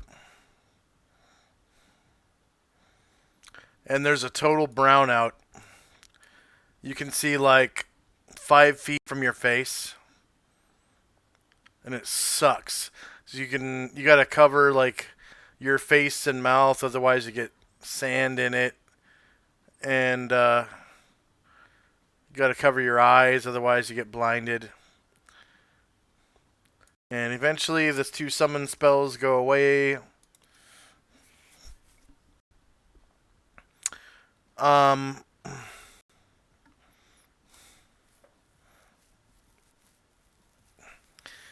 so 6 p.m. rolls around. Um, nothing happens all day, but you guys don't have anyone to cast a nap spell now. So you're gonna have to do it traditional style, and Asher has the tower of what's it called? Uh, yeah, Darren's Instant Fortress. No nap spells and no Darren's Instant Fortress. Okay, so go ahead and I'm gonna open up the daily routine. You guys set up 3 guard shifts. Um, you're probably gonna go ahead. I was gonna say I have a question. If I have finished counting up and putting away all the copper yet. By this time, yes. Okay. Yeah. Can I know how much so I can write that down? Yeah, it was 9,000 copper, and it took you 90 minutes to count it and put it into bags. Alone. Completely worth it. Totally. That's like what, 90 gold or something.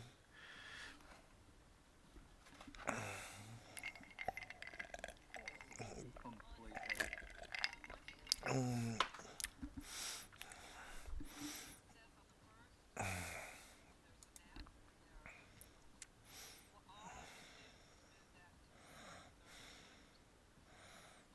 Ah.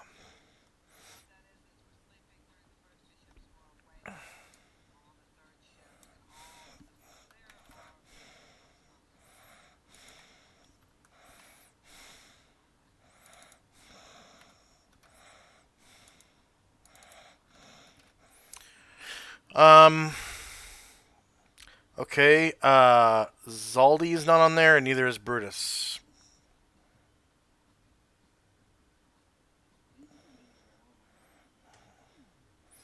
It's your choice.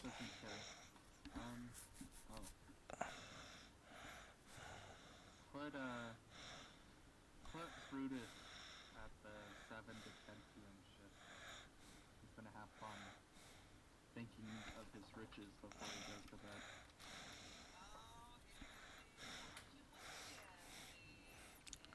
And Zaldi. I'll do the 3 a.m. Okay. So I'm gonna be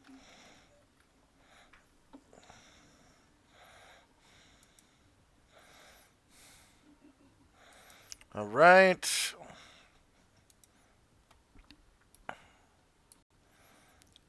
And you all wake up dead. The next day, dead tired. At 7 a.m., you're ready to start adventuring again.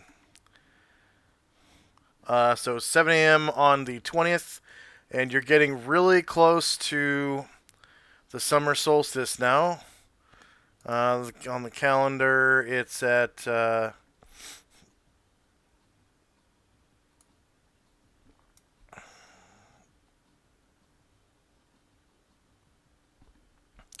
The 21st. And today is Hatterai Ambercrown's birthday. And it was Linus Ironstar's birthday a couple days ago. On's birthday is coming up on the 26th. And yesterday was Tenzi's birthday, right?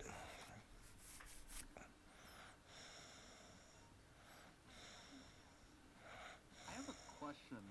On the character sheet, some people have their their birthday highlighted and linked. How exactly is that done? Highlighted and linked. Yeah, if you go to Zaldi, it's born on, and then April 18, it has a little yellow thing. Same with Tenzi. That's from when it was randomly rolled. Oh.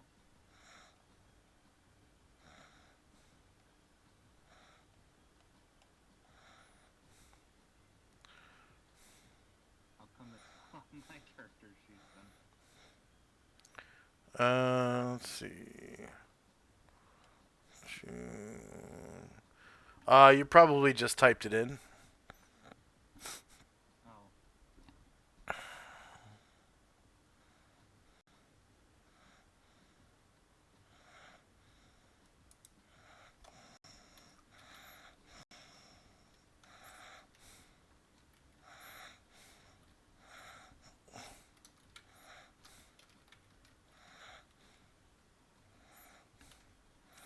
Wow, that's funny. Tenzi and Hatterai are born on the same day, and they hang out in the same place.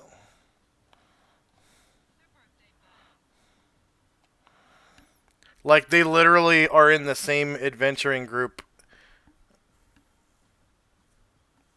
Like, they hang out in the same bar and everything. At the same table.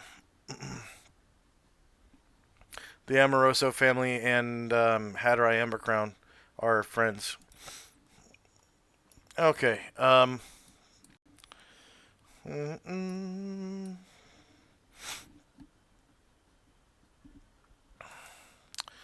TOT is clear.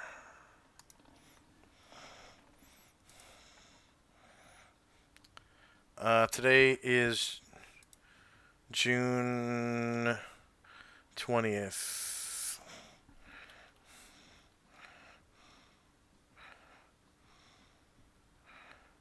Or, sorry, no, it's June 19th. No, it's June 20th now. You guys slept all night. June 20th. God, 11 AE 5 minus 1. Add. Okay, go ahead and roll base size initiative.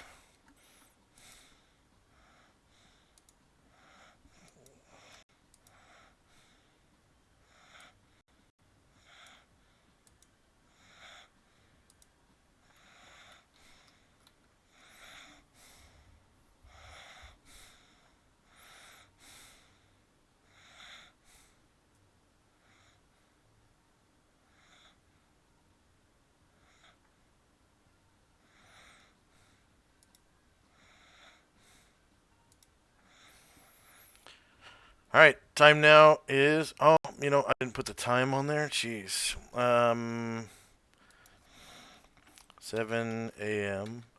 June 20, 11 AE 5. God dang. Time now, 7 a.m. June 20th, 11 AE 5. Zaldi.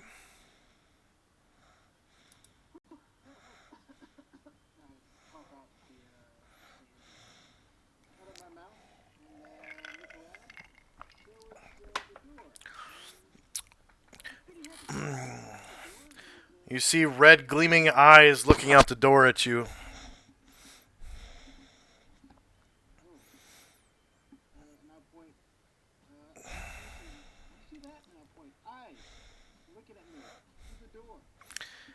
This weird red, crab claw thing grips the edge of the door.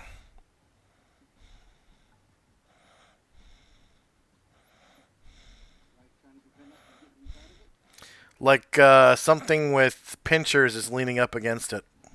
Oh, okay.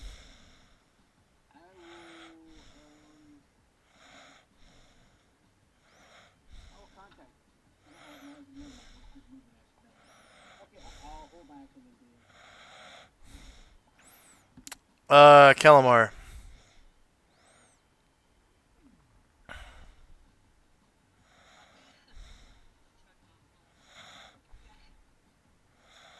Problem is, I'm gonna be gone for 5 minutes. Guys, I am feeling the door. Advise me to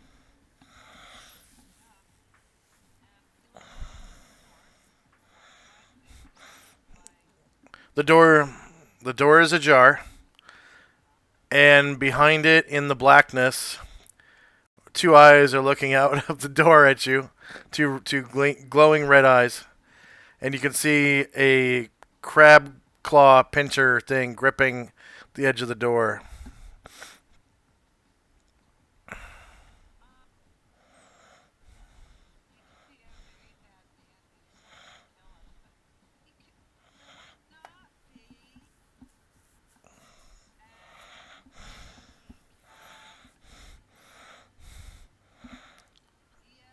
ESP. Initiative. You cast initiative. Does my ESP get tested when I cast? Uh, nope, because I can see you. Ha ha. Well, I should have learned since I'm on the third or fourth time when this has happened. Think potentially I'll come back. I need to find a squad base.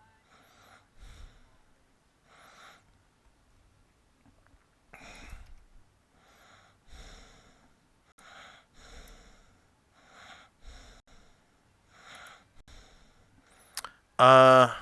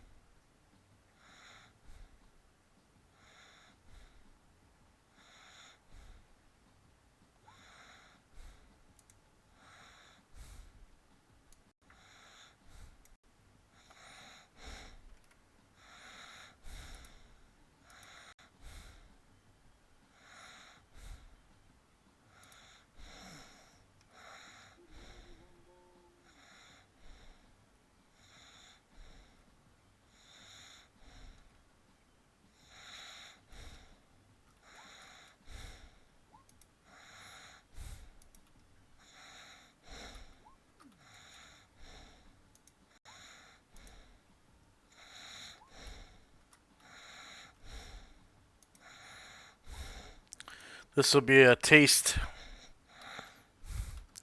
good taste of what your future holds.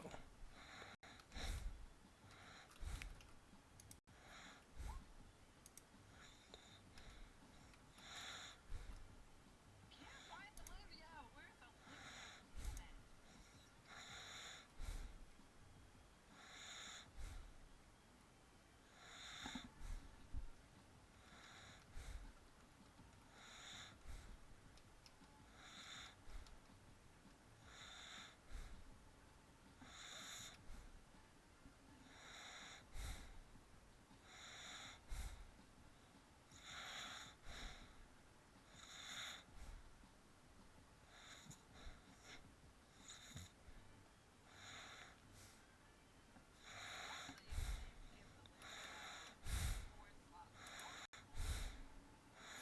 1 second.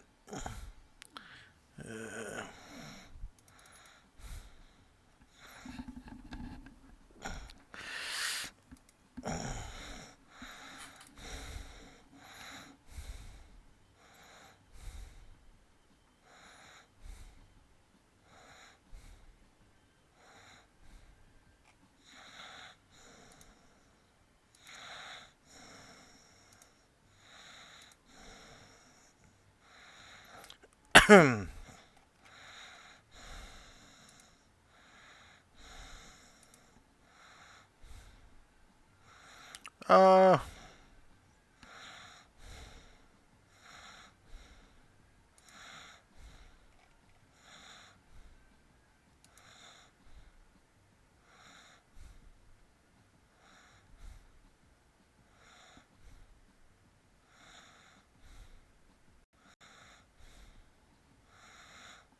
ooh.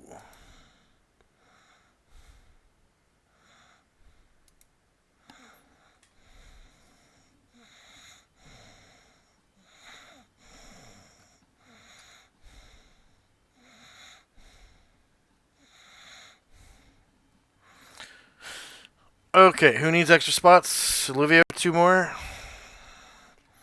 And Boogie Will needs 1 more.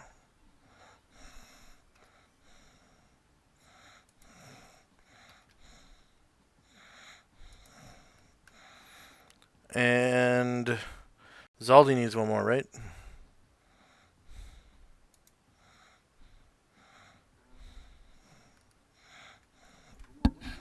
One more multiple attack.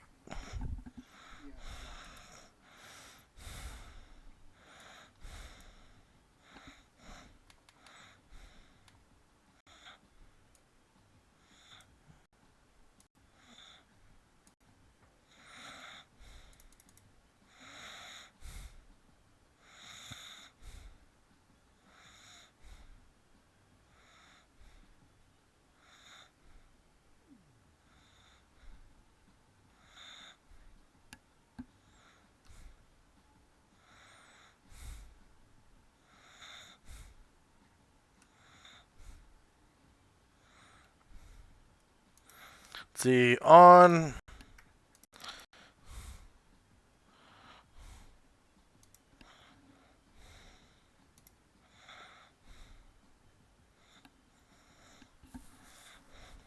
Oh yeah, I get to uncheck on spells too. Yay!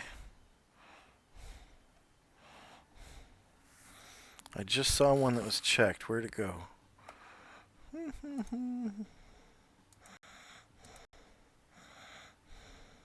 There it is.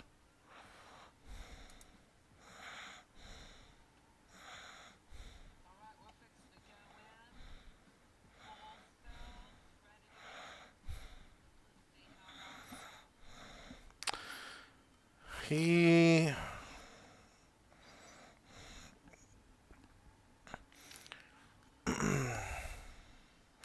he switched all 5 of his cure critical wounds spells to Flame Strike.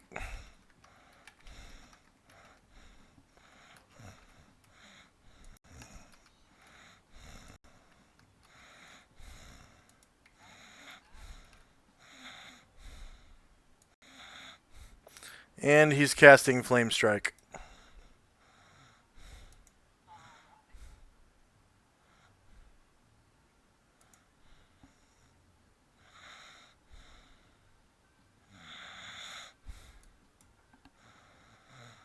I think it's level 5. Yeah, it's level 5.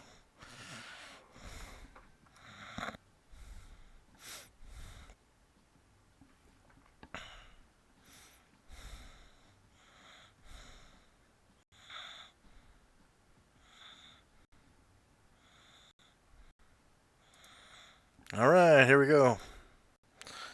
Zeldy. Wait, no, you didn't. You didn't. That's the wrong one. Brutus.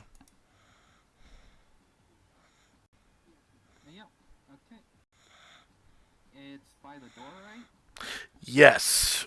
And I'll actually reveal him to you, too. It is definitely a guy that looks like this. Looks like a man cursed to be like a scorpion centaur thing. My other question is are conditions good enough for me to be able to fly or no? Today. Very important question. If so, then Olivia would choose to use his bow.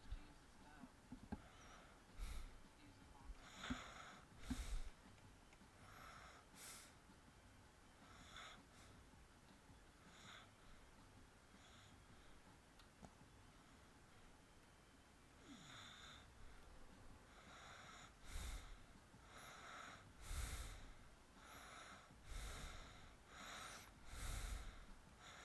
Wow, I actually need to roll. June 20th.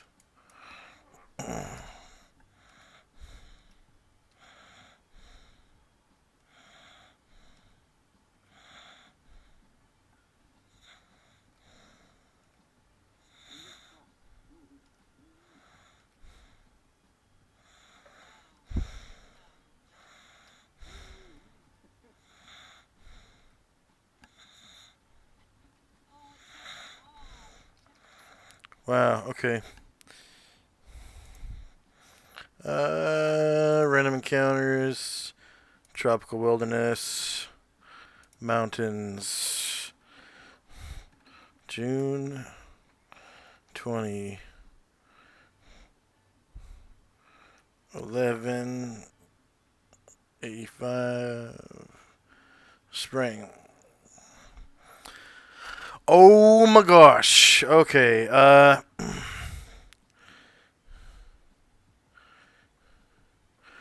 right. So the yesterday was a gale, right? 19th. Mm-hmm. All right. So the winds right now are hurricane force winds. So this is a uh basically it's going to turn into a Screaxid if you guys don't get inside soon. And a Screaxid is a desert storm that is so powerful it's alive. So you can see the storm overhead, like well, what little of it you can see. It's starting to take shape and grow a face and turn Like turn really when we didn't know what was really going on. really angry. Alright, well, you said I can do a full move and still use my breath weapon, right? Yeah.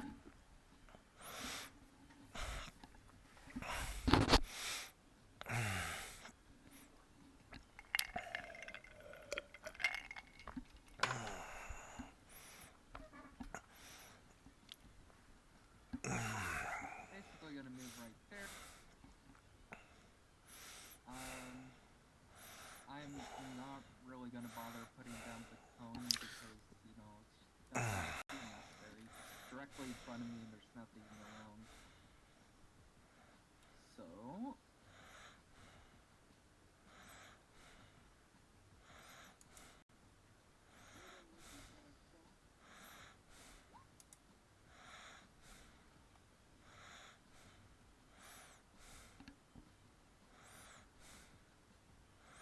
Okay.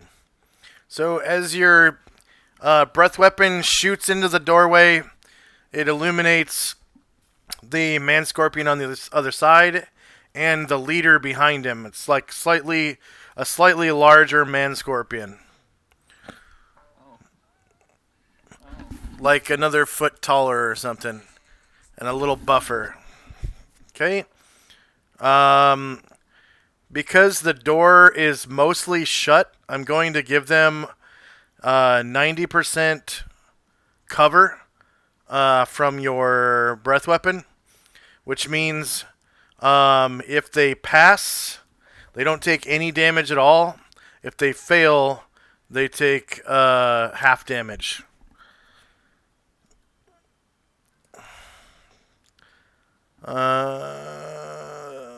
So save versus spell, not spell, breath weapon.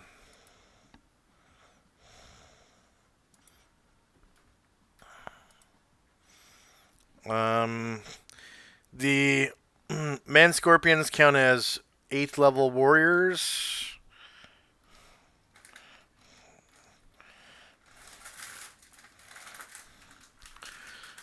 He passes and takes no damage. And behind him, the leader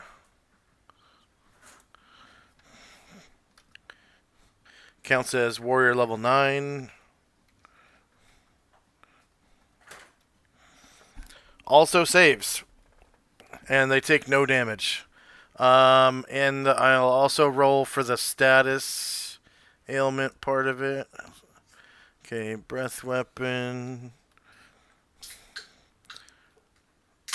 Okay.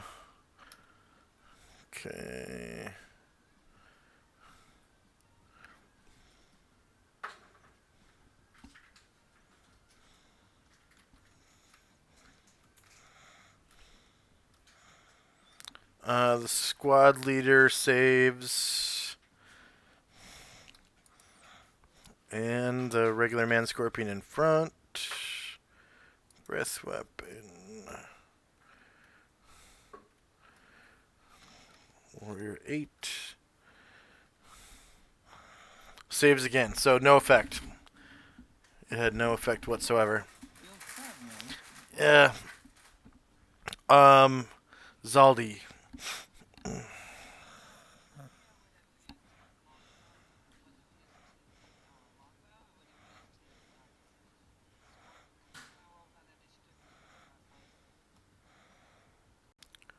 Conditions are not good enough to fly. But there's a hurricane coming towards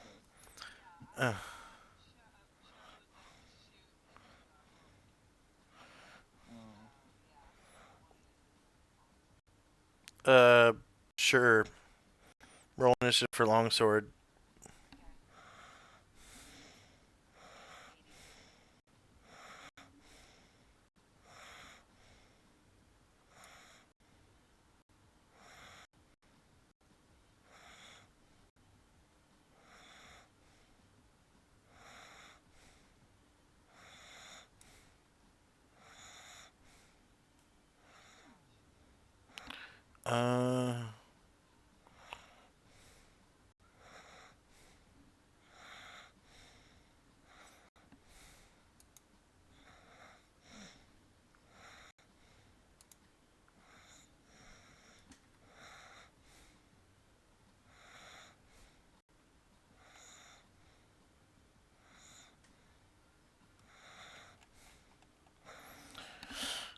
Okay, Zaldi?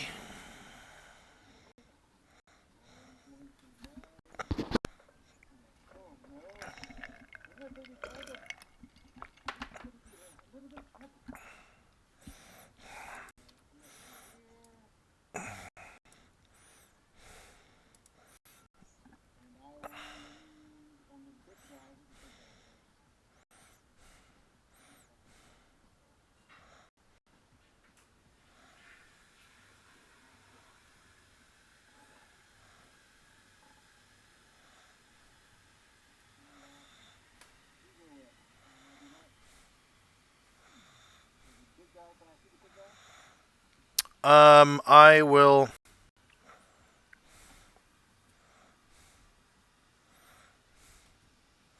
No, you just see the regular man scorpion at the door.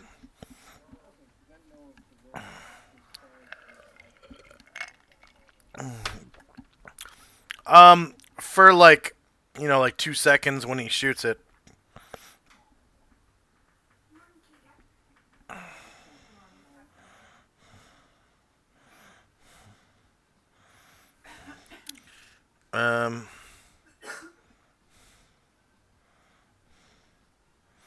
MAC of 6 or worse. Let's see. Oh.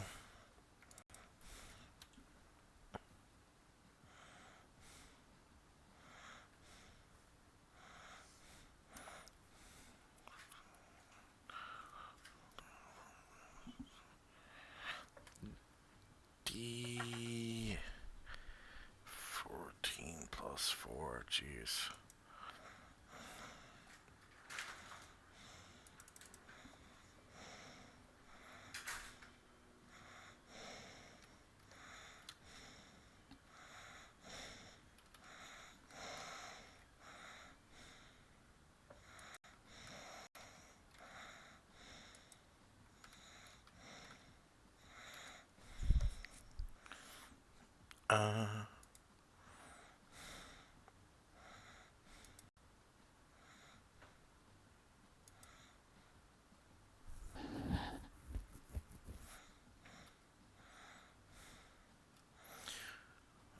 His MAC is 7. Wow.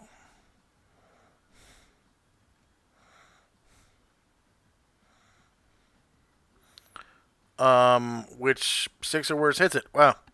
Okay. So you spend 4 PSPs. You're down to 30. And his mind is cracked wide open. Like an egg.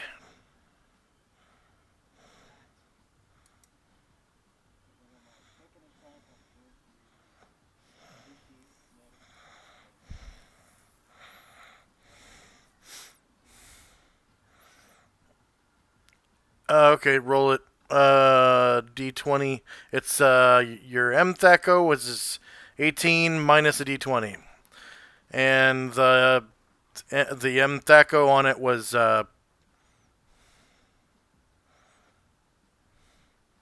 fuck. I don't remember.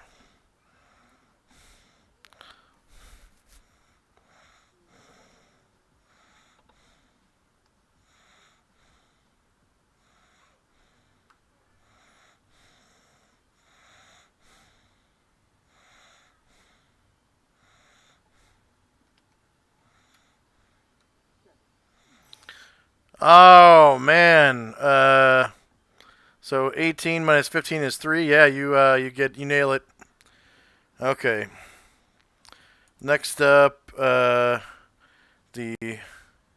Squad Spellcaster. Okay. So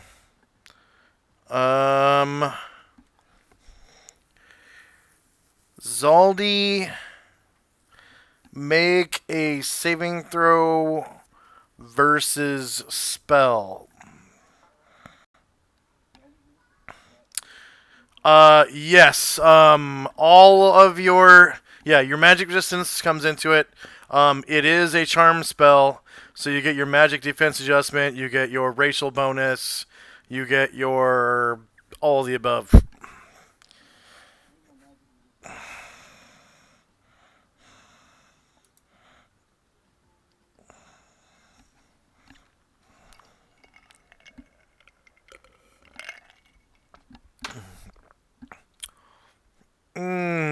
Didn't make it. Your saves is you get +3 from race. You get +2 for your magic defense adjustment. And then there was like another +2 in there. Magic defense adjustment plus. Oh, okay. It's +5. It's +3 from your class and +2 from magic defense adjustment.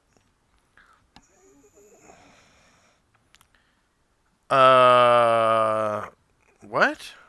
Why isn't that on here though?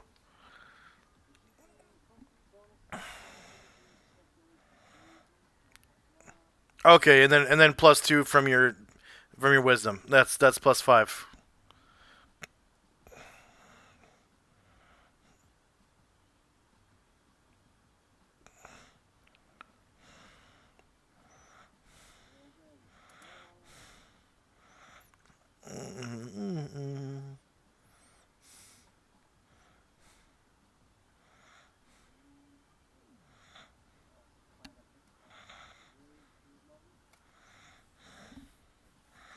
Yeah, and also wizard. What? Fourth or third? Okay. Okay.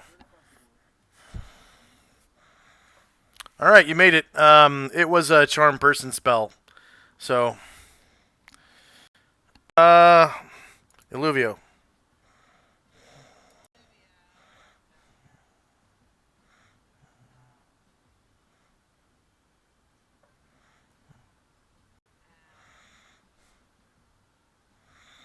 Explain to me about how I cast Invisibility. That doesn't have a dex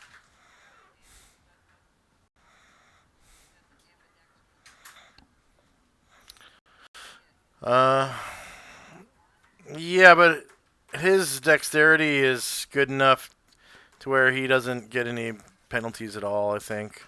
I thought we worked that out before. Pretty sure we did. So you just roll. You roll a long sword attack and then a short sword attack.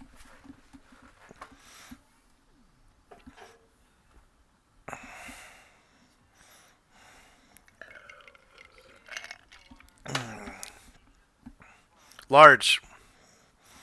Yeah, they are like 7 feet tall. Uh,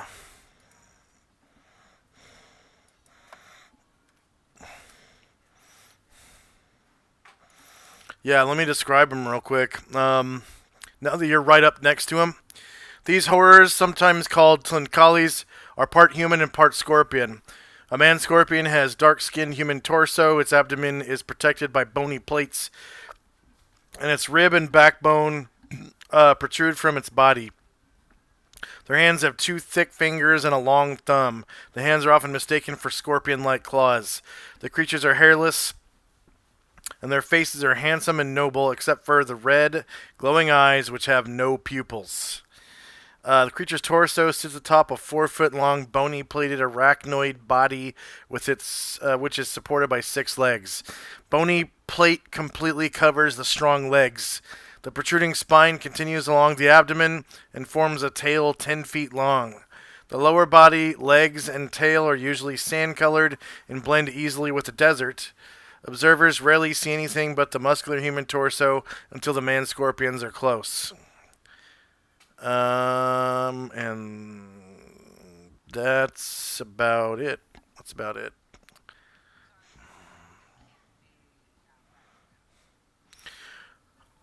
They can be, because they are part human, and it says they have bony plate. Wait, where'd it go? The protruding spine continues along the abdomen and forms a tail 10 feet long. So they have a backbone. They have, you know, probably a heart in their chest. Yeah, they are a vertebrate. Even the picture shows their vertebra, like plain as day. So you can backstab them.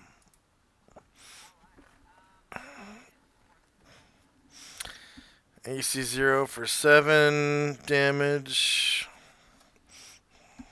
These sons of bitches are tough, so. Okay,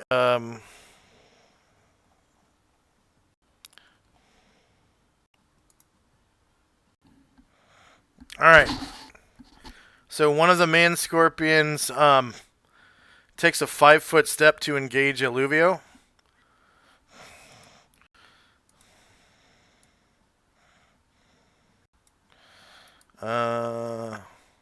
To front. LO. Okay. He attacks Illuvio with his right claw. Actually, I'm sorry. They're holding obsidian-studded clubs. So, like those Aztec obsidian swords. You know what I'm talking about? That's what they have. Obsidian-studded club.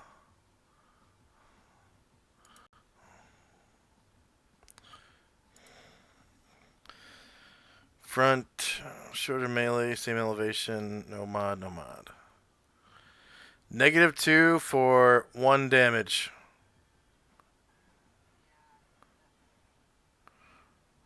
Okay.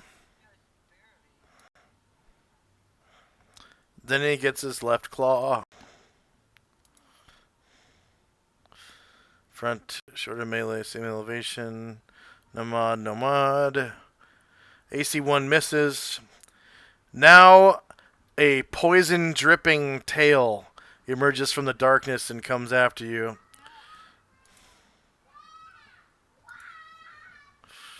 Front, shorter melee, same elevation. No mod, no mod. AC6 misses.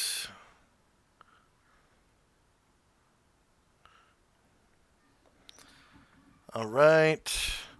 And Illuvio gets a attack of opportunity as it steps back into the shadows.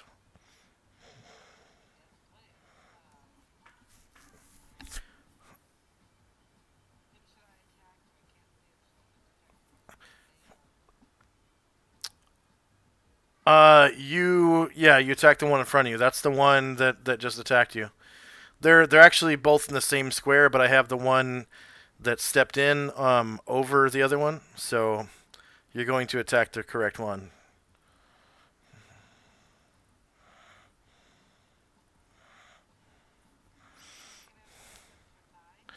Okay, and it steps back.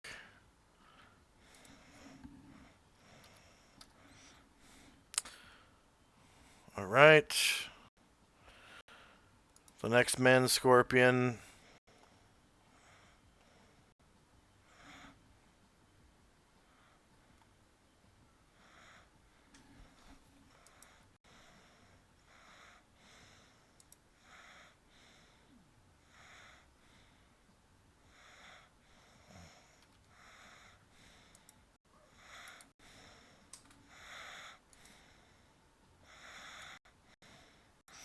So this man Scorpion steps to the door and again strikes at you with an Aztec sword, obsidian studded club.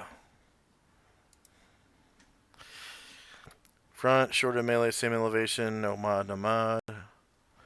AC6 is a miss. Then it's left claw. Front, shorter melee, same elevation, no mod, no mod. -1 is a miss, and its tail. Dripping poison. Front, melee, same elevation, no mod, no mod. AC9 is a miss. Then you get another attack of opportunity as it steps back into the shadows.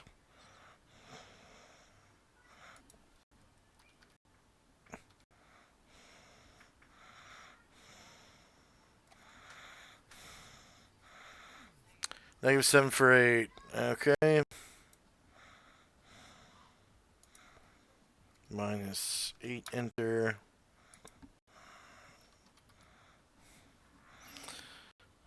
Alright. The squad leader steps into the door.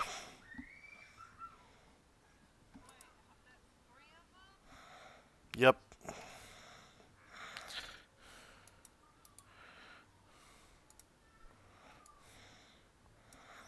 Squad leader steps to the door, takes a swing at you with an obsidian studded club.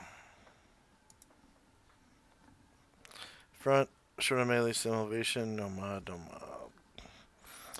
Hits -8 for 1 damage.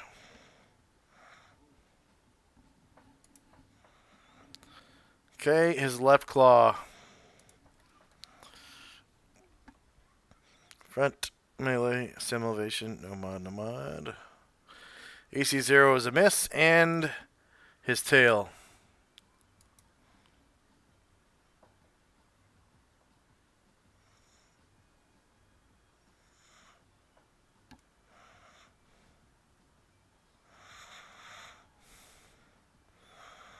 Come on. Tail. Front, shorter melee, same elevation, no mod, no mod. -5 hits you for 1 damage. You get a save versus poison or die in 4 rounds.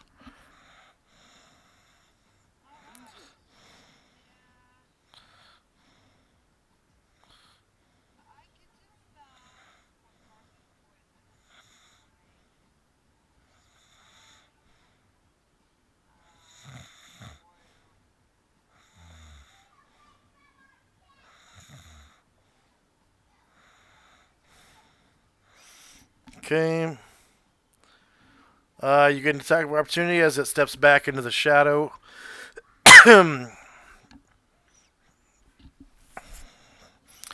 Warriors get 3 attacks of opportunity per round plus 1 for every 3 levels.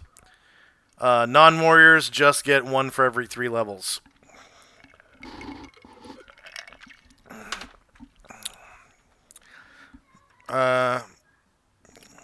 Okay, AC 2 is a hit. You cause 10 damage to him.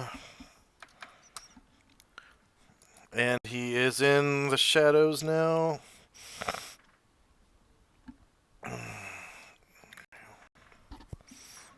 Calamar.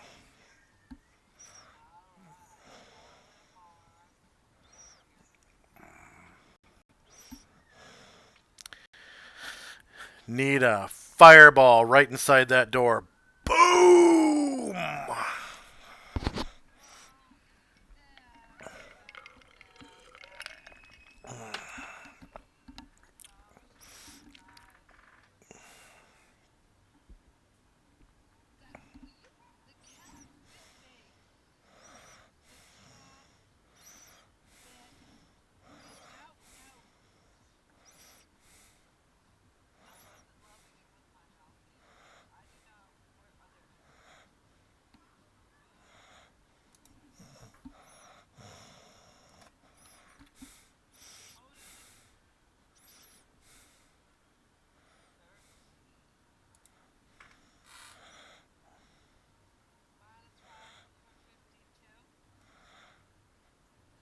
Where the hell are you? Oh, you're standing on the wall?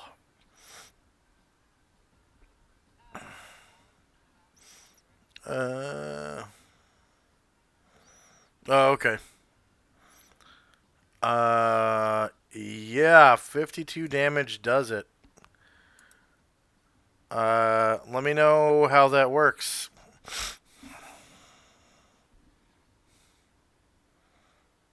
So how do you do it? Yeah, how do you do it?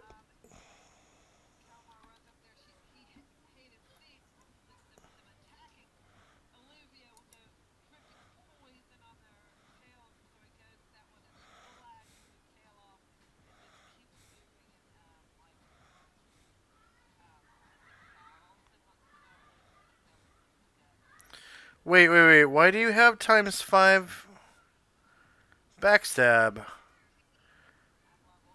Oh, you are level 13. Thief. I don't. For some reason, I thought you were a lower level thief than Asher. Huh.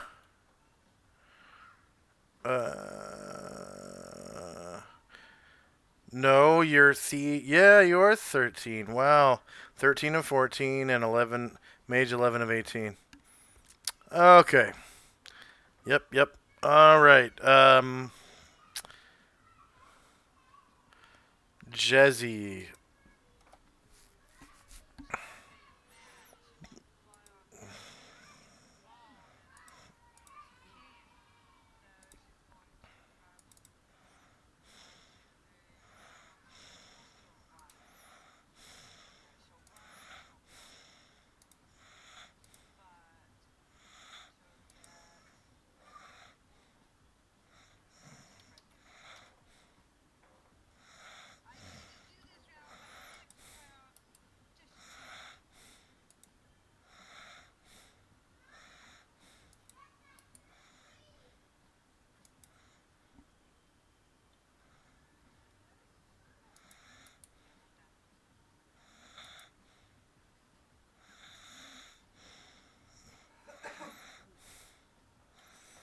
Okay. On. Shoots his flame strike into the door there. Um, Regardless of Illuvio's presence.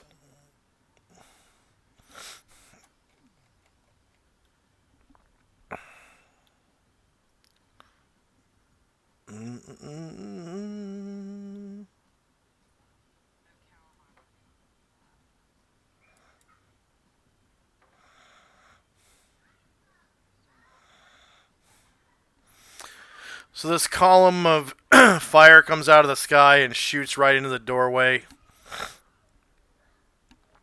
nuking. Let's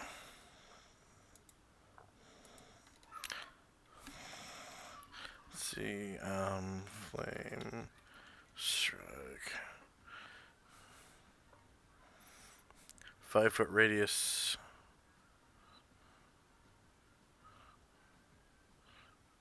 Oh, so 10-foot wide circle. Okay.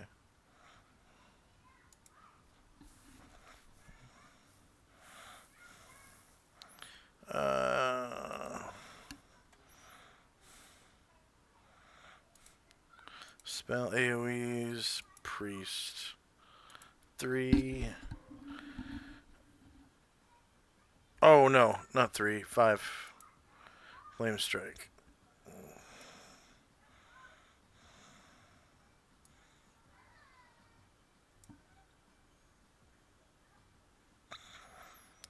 So, bam!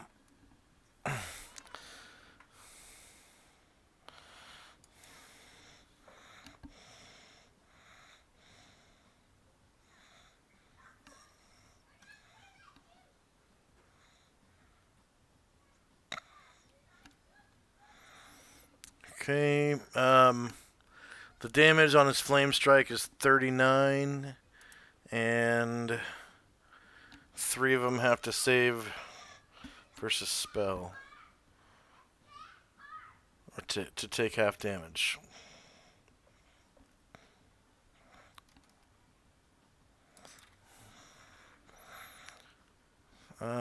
Saves.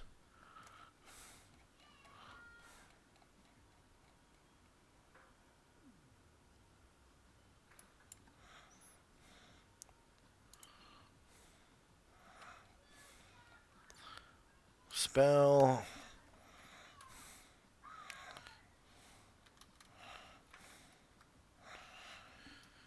Saves as Warrior 9, succeeds, and takes. What? How much damage did I say? Find. Flame strike. 39 fire damage, so 15, 16, 17, 18, 19 damage.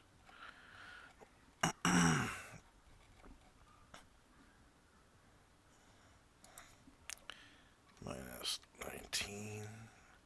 Enter. Spellcaster. Spell.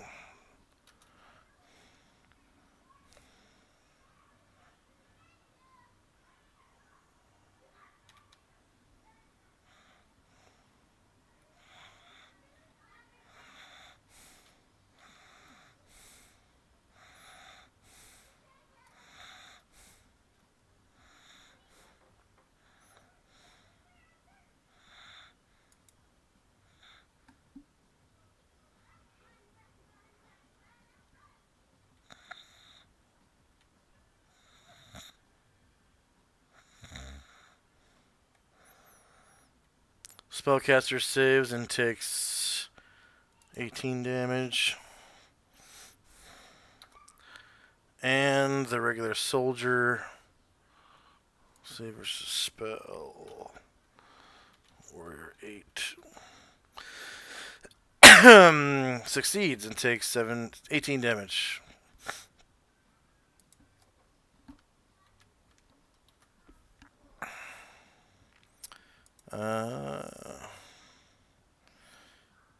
Okay, one of the man scorpions takes the place of the dude at the door that dropped.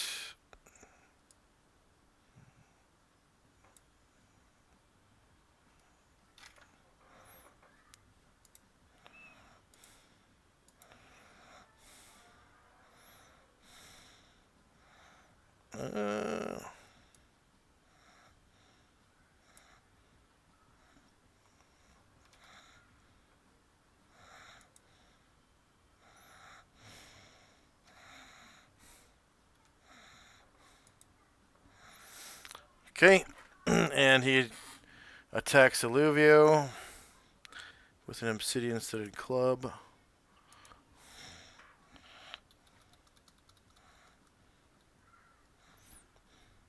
-6 for 7 damage to Illuvio.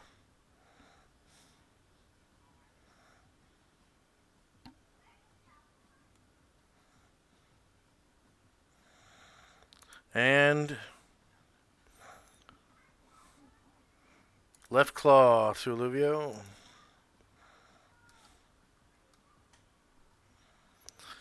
AC1 misses, and tail.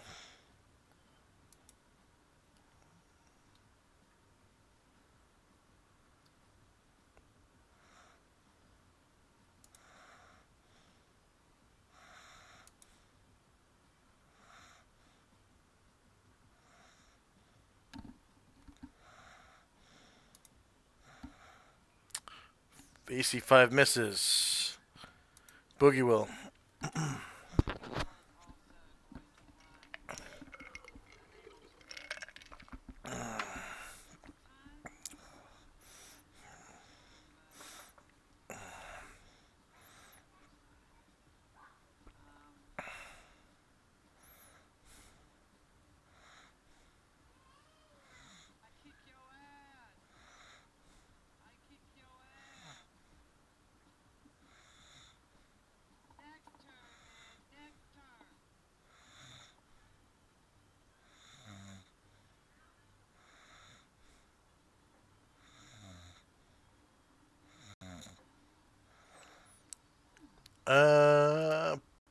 Another man scorpion steps out of the shadows to front, right in front of Illuvio. Attacks him with that obsidian studded club.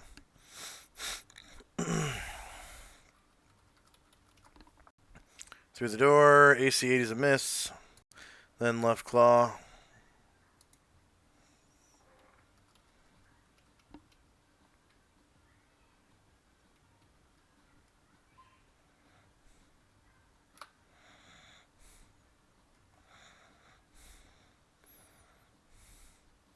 And the tail.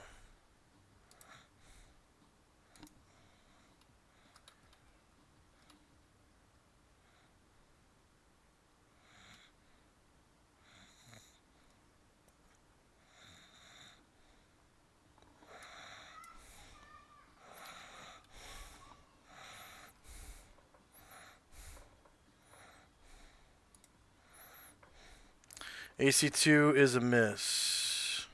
Oh, the left claw did 5 damage because it hit -3. Sorry. 5 damage to Illuvio.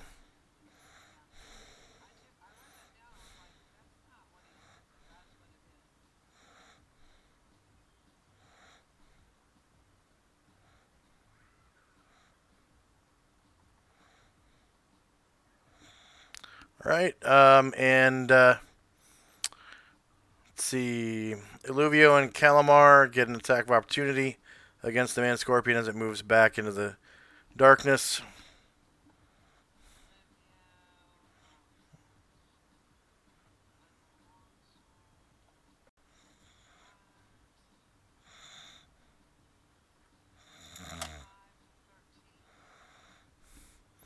Yep, 13 damage.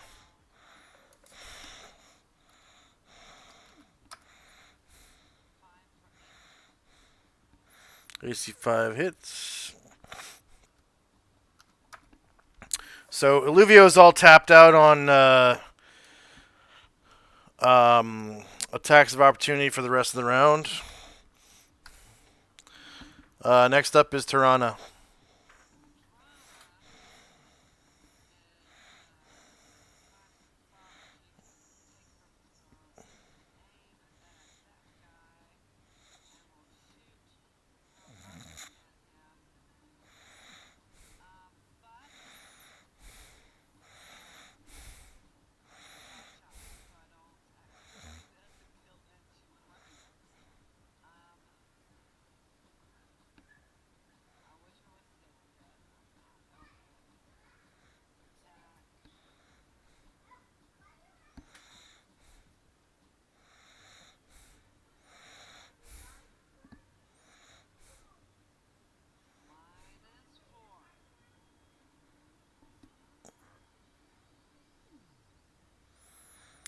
9 is a miss. Man Scorpion.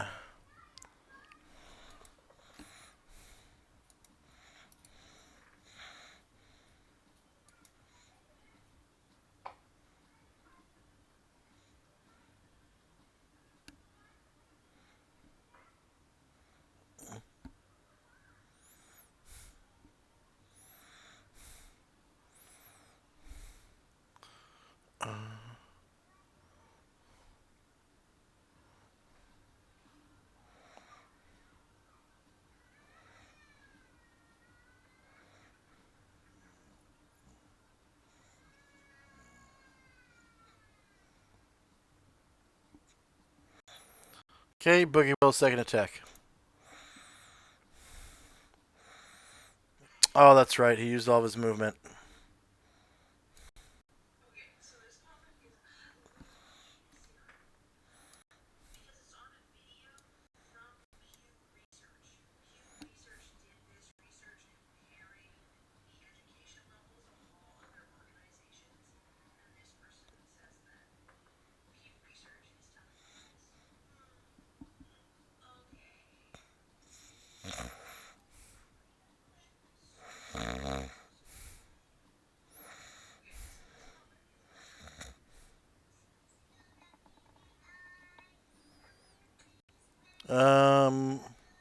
St. Luther's spell.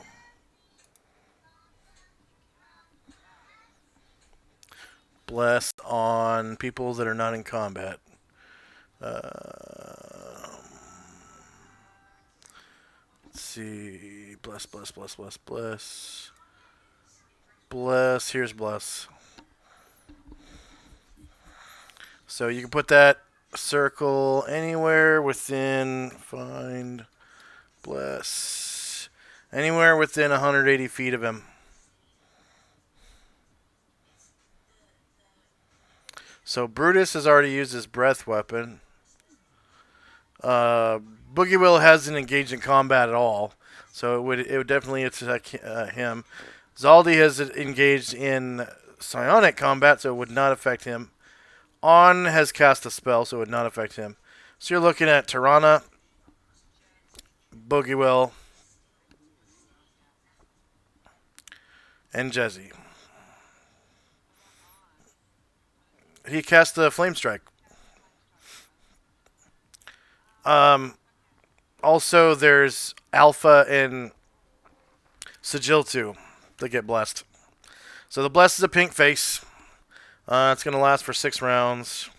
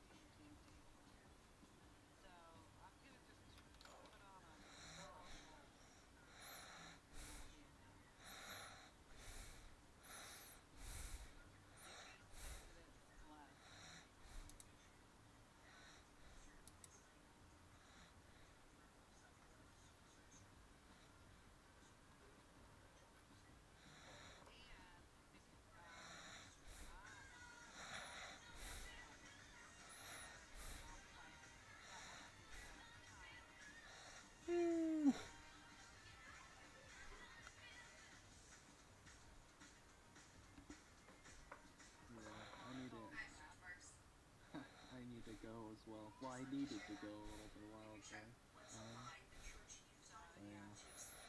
ago. Okay. Oh, there it is. I see the bless. There it is.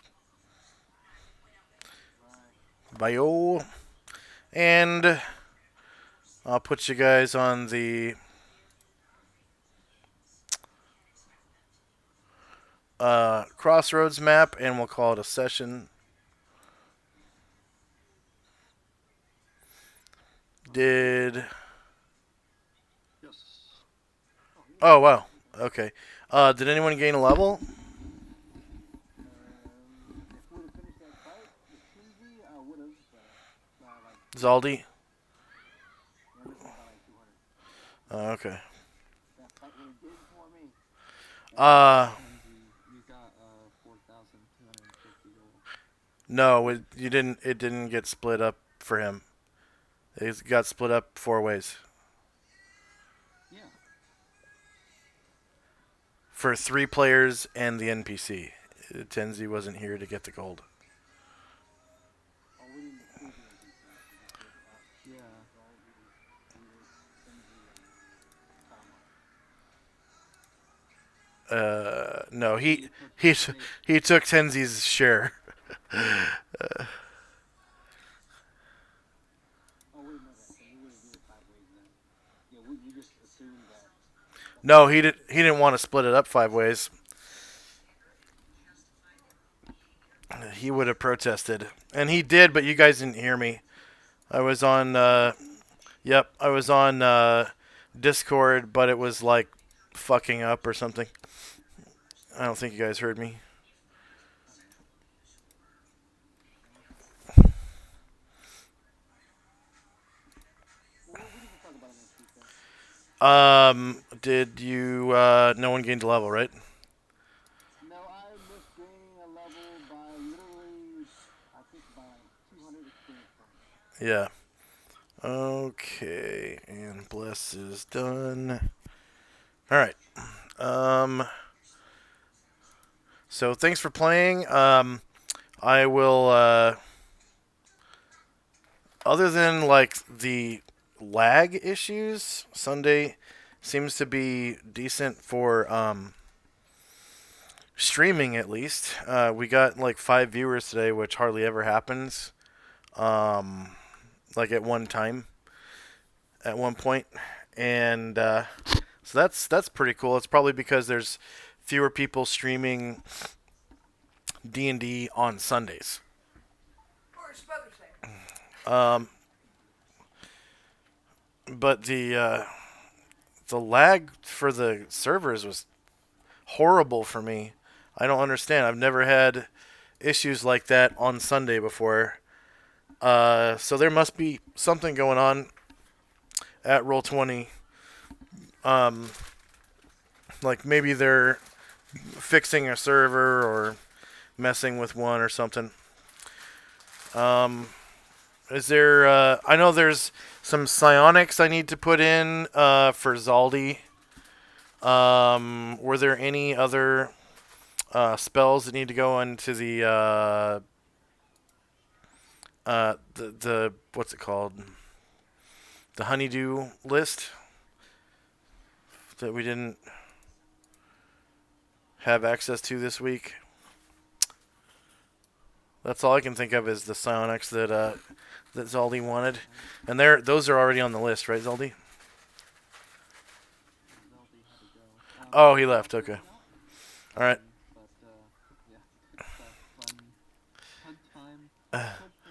Hopefully issues don't happen next time as much. Yeah, they're hopefully gonna have another server soon because they're raising their prices on all the subscription levels. The plus monthly, plus yearly, and the pro monthly and pro yearly. It's like one extra dollar for the monthly subscriptions, and then $10 extra per year on the yearly ones. So I think what that means is they're probably going to try to increase their infrastructure. Or they better, because it's freaking horrible right now. And they keep downsizing employees too. So there's that. But thanks for playing, and we'll see you next Sunday. My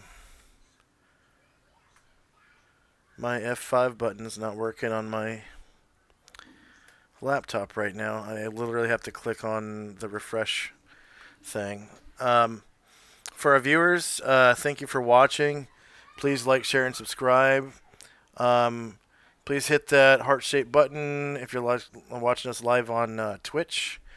And if you are watching us live on Twitch, hey, maybe check out our link to YouTube and follow us there too. And if you're watching us on YouTube, maybe check out our Twitch and give us a follow there. That would be immensely helpful if you could follow both the Twitch and the YouTube. And if you're watching us live on Twitch, also there's a bunch of links to social media. We have Twitter up. There's a link to our Discord channel where you can get a hold of me during the day, during the week. I get notifications on my phone from that server. And then there's also Discord roles on there for our Patreons. Speaking of which, there's links to Patreon and PayPal. PayPal is for small donations, just one-time donations, and then the Patreon is for a monthly pledge. And like I said, as little as $1 will get you the Discord role of Patreon. And there's 5 pledge levels. There's a $5, $10, and $15. The $10 level or higher gets you a spot in this game if you want to play. And then 15 or higher gets you a spot in the game with a special player role, like broadcaster, note keeper, video editor, VOD editor, whatever you want to do for our game or stream. That's up to you.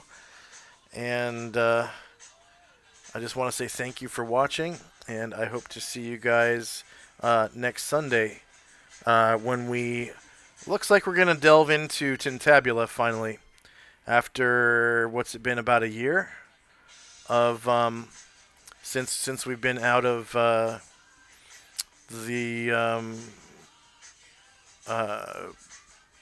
Great Below.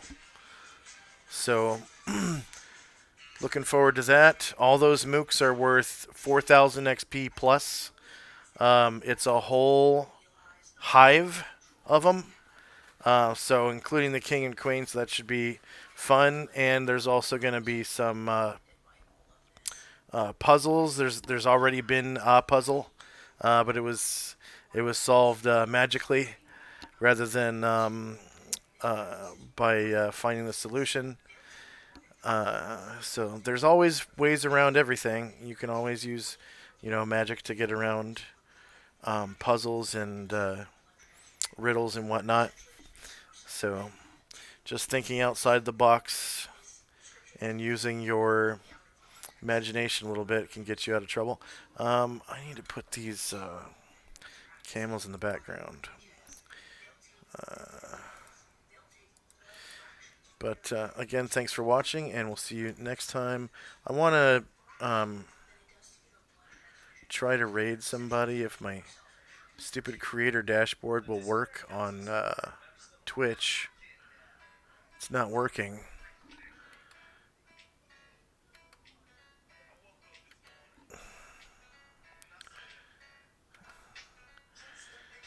There we go. I don't know, for some reason it just likes to go stale sometimes. We are going to raid somebody. Raid. I've never raided anybody on Sunday night, so let's see who's Wow, Lord Gosumba is live, DM Lair is live, Ava Raichu is live. We'll raid Lord Gosumba, because he's a good guy, a buddy of mine, and I like his content. Looks like they might actually be playing Greyhawk. So here we go into Lord Gosumba land in 7 seconds. And we'll see you next time, alright? Bye-bye.